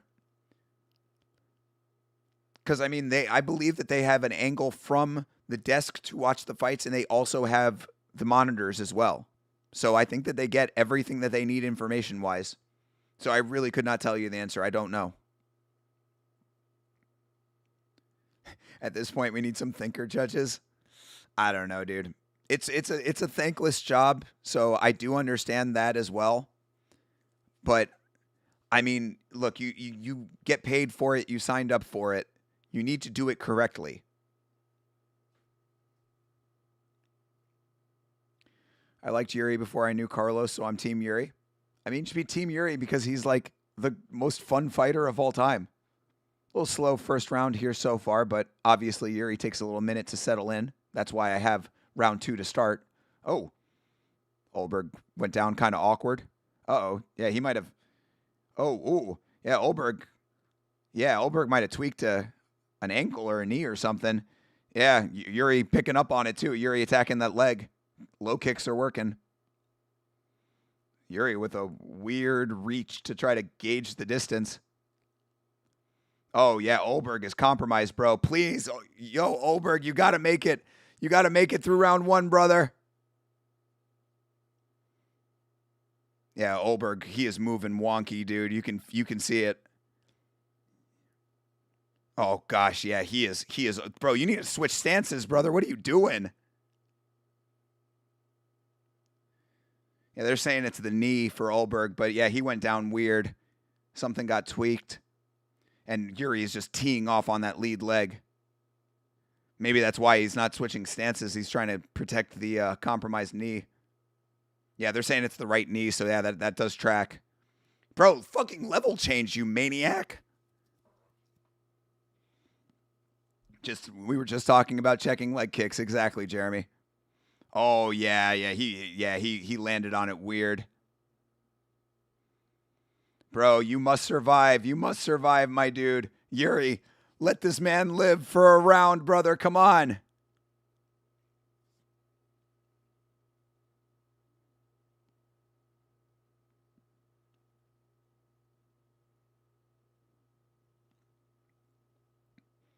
Oh, man, yo, Ulberg. Ulberg is not looking great right now. Oh, what? Yuri goes down. This is normal. What is happening right now, Yuri? What? All right, wow. Holy shit. I mean, dude, look, sit the man on the beanbag. I hate it. I'm not happy about it, but that is some wild fucking shit right there. And yo, for anybody who said that Ulberg did not have the power, this is what I was talking about on the podcast. Everybody underestimating Carlos Ulberg. Shout out to Sanjay. Let's not go for that, brother. That's wild. Bro's leg is all kinds of compromised, and then he finishes the fucking fight. That's insane. That is insane. That is so crazy. Fucked up leg TKO, exactly. That's crazy. So yes, he tweaks the, oh geez, you see the pop and everything too. There was definitely something going on with his knee. What the fuck was that, bro? That was insanity. I'm not even mad at it.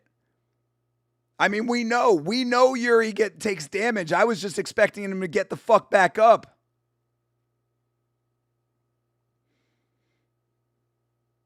Yeah, it did look like it might have been the Achilles. It did look like it was the back of the leg.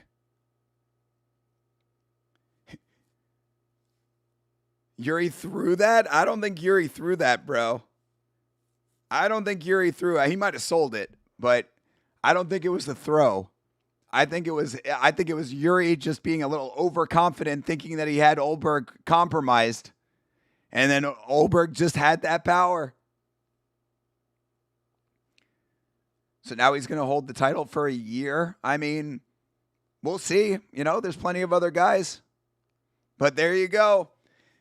How happy is everybody back in Australia and New Zealand? Either way, the dude with no aura, the dude with no swag. That is wild. Crazy turn of events.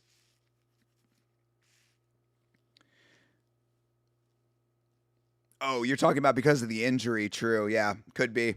Now Ulberg isn't going to fight for 9 months with an injury, and we have zero personality champ. Yep, there you go. Him, Hamzat, organization don't care about it. You know, whatever. It is what it is.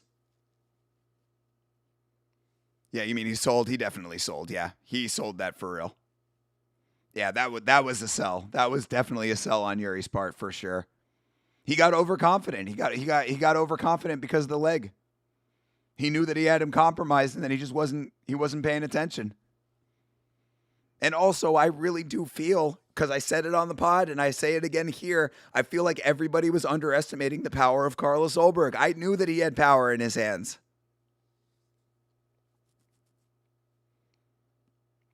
And as I had said in the Discord, exactly what I hoping was not going to be the case. One of those everything is supposed to go according to plan moments. There you go. The sport is too unpredictable, as always. How much power does he have being able to knock someone out with one leg? Yeah, I know, right? It's a good point. Yeah. He lulled Yuri into a false sense of security. God damn it, Yuri, you idiot. Yeah, that's kind of how I feel. We always knew it. You know what I mean? We always knew that Yuri fought like a moron. Eventually, it was going to start catching up with him, and it wasn't going to be Poatan. Or he was just playing possum and let Yuri think he had him and walked into a hammer. I doubt that it was playing possum, but really it was a misnavigation on Yuri's part to not think that just because his leg was compromised that he wouldn't have the power in his hands. Yeah, he's saying knee, could have been ankle, could have been Achilles. Yeah, there was definitely something going on there. Yuri versus Ulberg too. I don't know, man. I think that Yuri's days of getting preferential treatment because he fights like a madman might be coming to an end, perhaps. We'll see, though. Yuri is a fan favorite, and Diego Lopez got a rematch that he didn't deserve, so maybe it's in the cards. Jones ducked Ulberg? True. We'll go with that narrative, Yuri. I like it. Yuri gave him a chance to win instead of just exploiting the injury. Fuck your way of the warrior mentality. Win the damn belt. True, CTE. Yeah. You ain't wrong. Yeah. He was out too. Jesus Christ. Yuri's eyes were rolling back in his head. That is crazy. What an upset. That's one of those ones that I'm not even really mad at it, dude. It killed my parlay, busted everything up. But I'm really not even too mad at it. Shout out to Carlos Ulberg. I've always been a fan. I've always said everybody was underestimating that dude. Talked about it on the podcast. I literally said on the podcast, don't be surprised if there's a crazy upset that no one sees coming. It is on me for not picking Carlos Ulberg. Shout out to Sanjay. Shout out to Didgeridoo Dave. Sarah Toby. I know. Everybody, we are all Yuri fans. You know what I mean? Hail Mary was good, but picked round 4 knockout. Damn. CP takes the round. Nice job, champ. True. Oh, Chase got it. Chase ends up winning off. He must have put literally all of his XP on Paulo Costa. Yeah. Chase Parton takes the fucking... He takes the verdict league for the week with one correct pick. That is fucking wild. To be fair, I only had one correct pick as well. Yeah, both of us did terrible this week. Very impressive, but so sad Yuri lost. Exactly. Same.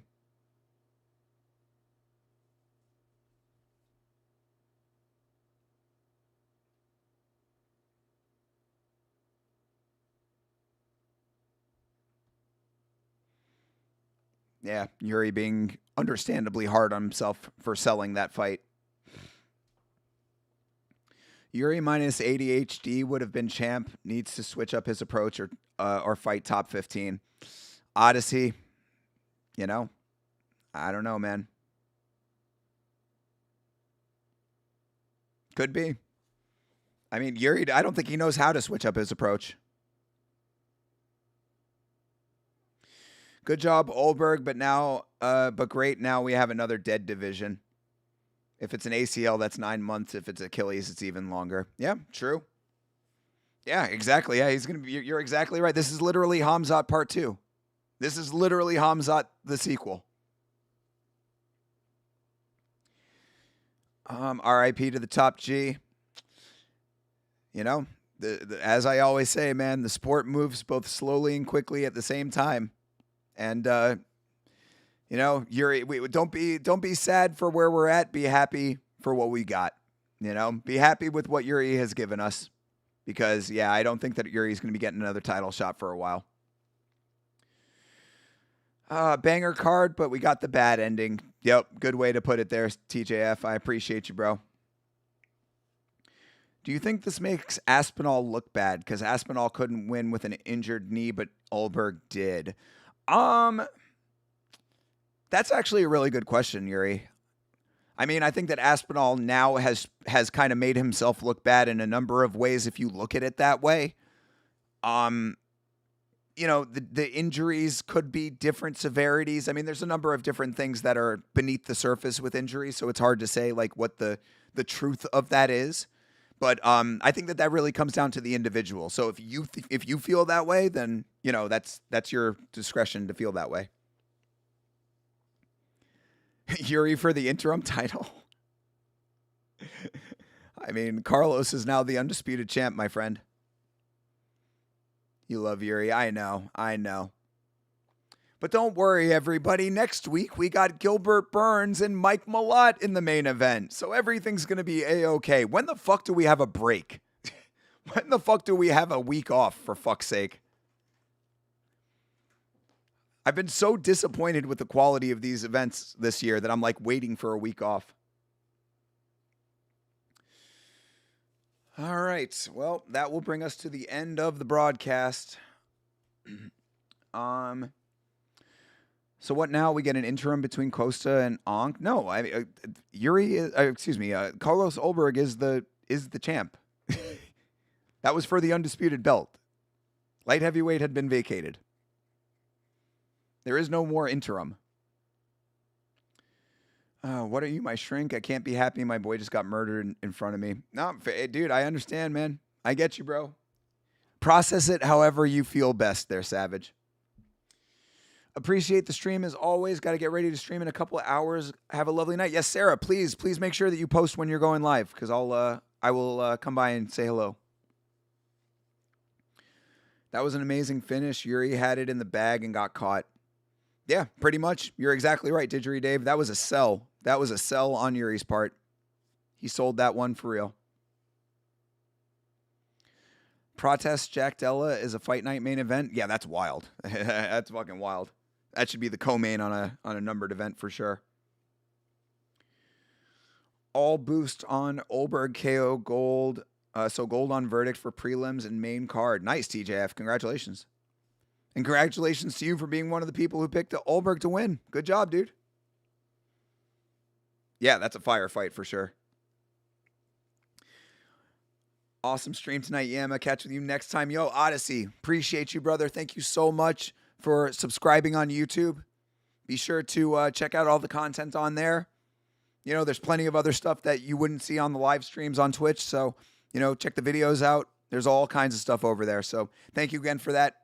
Blood Palm member for real right now. He's going to be out for 9 months. I know it's vacated. Oh, I mean, you're talking about because of the injury? I mean, let's not get too hasty with the injury stuff. We'll see what happens with that. He's going to have to put up his belt unless he sits out. Yeah, well, we'll see. Yeah, knowing that he's not a huge star, the UFC might strip him. That is a good point. But, yeah, I don't know. We'll find out. All will be revealed as it always is. Light heavyweight tradition is to vacate. Yuri, Jan, and Jamal all did. True. That's actually a big. That's kind of a good point. That's a big facts right there. What platform does Sarah go live on? She goes live on CB. If you don't know what I'm talking about, I will let you know in the Discord. Okay, broski. See you in a little bit. Make sure to wash up next time. Appreciate you, Savage. Have a great night, guys. You're Savage and everybody else. Appreciate you guys. Fight nights I can watch, so I'm pumped. Yeah, true. Excellent, Didgeridoo Dave. Yeah, we'll catch up for that. Ryzen, yeah, Ryzen should be starting in about an hour. If you are an absolute savage and want to be staying up all night for Ryzen, that is your choice. Enjoy that if you do. I will not be going live for Ryzen. I got to give this voice a rest, guys. Honestly, if I wasn't for the voice, I might do it, but I can't. I got a podcast on Monday. We got all the other stuff that we do. I got to make sure I rest up to get this back up to snuff. So. I'll see you tomorrow if we do RWS, if not Monday. Absolutely. Thank you very much, CTE. Thank you so much to Bleeding Edge for the generous donation. Got to remember to be heading over to the Best Buy tomorrow, making that happen. Appreciate all of you guys. As always, thank you so much for hanging out with me for this one. Yamashow.com for all of the merch. Thank you so much to everybody who has already purchased merch. Make sure that you are going and watching the Beast review. Make sure that you are going and giving all of your hypes and your likes to the Bloodsport review. Spent a lot of time working on that Bloodsport review, so I really appreciate the support on that one, guys. I'm going to be resting up tomorrow, so I don't know about RWS or any other stream just yet. Let me see how the voice is, but I would like to if I can. If not, I'll be working on some other stuff. And, of course, podcast on Monday night, 10 o'clock p.m., myself and Chase Parton will be on for the Last Week's Fights podcast, where we will be breaking down all of the fights from this card. Oxmart's 2 for 2. Good for you, brother. Congratulations, bro. And, of course, come back and hang out with us for the podcast if you like. Make sure that you're subscribed on YouTube, youtube.com/@YamaShow for that. Yeah, come back and hang out with us, bro. You'll fit right in. Yeah, but either way, guys, I appreciate you so much. Have a great rest of your night, a great rest of your weekend. You know the deal. Fight on.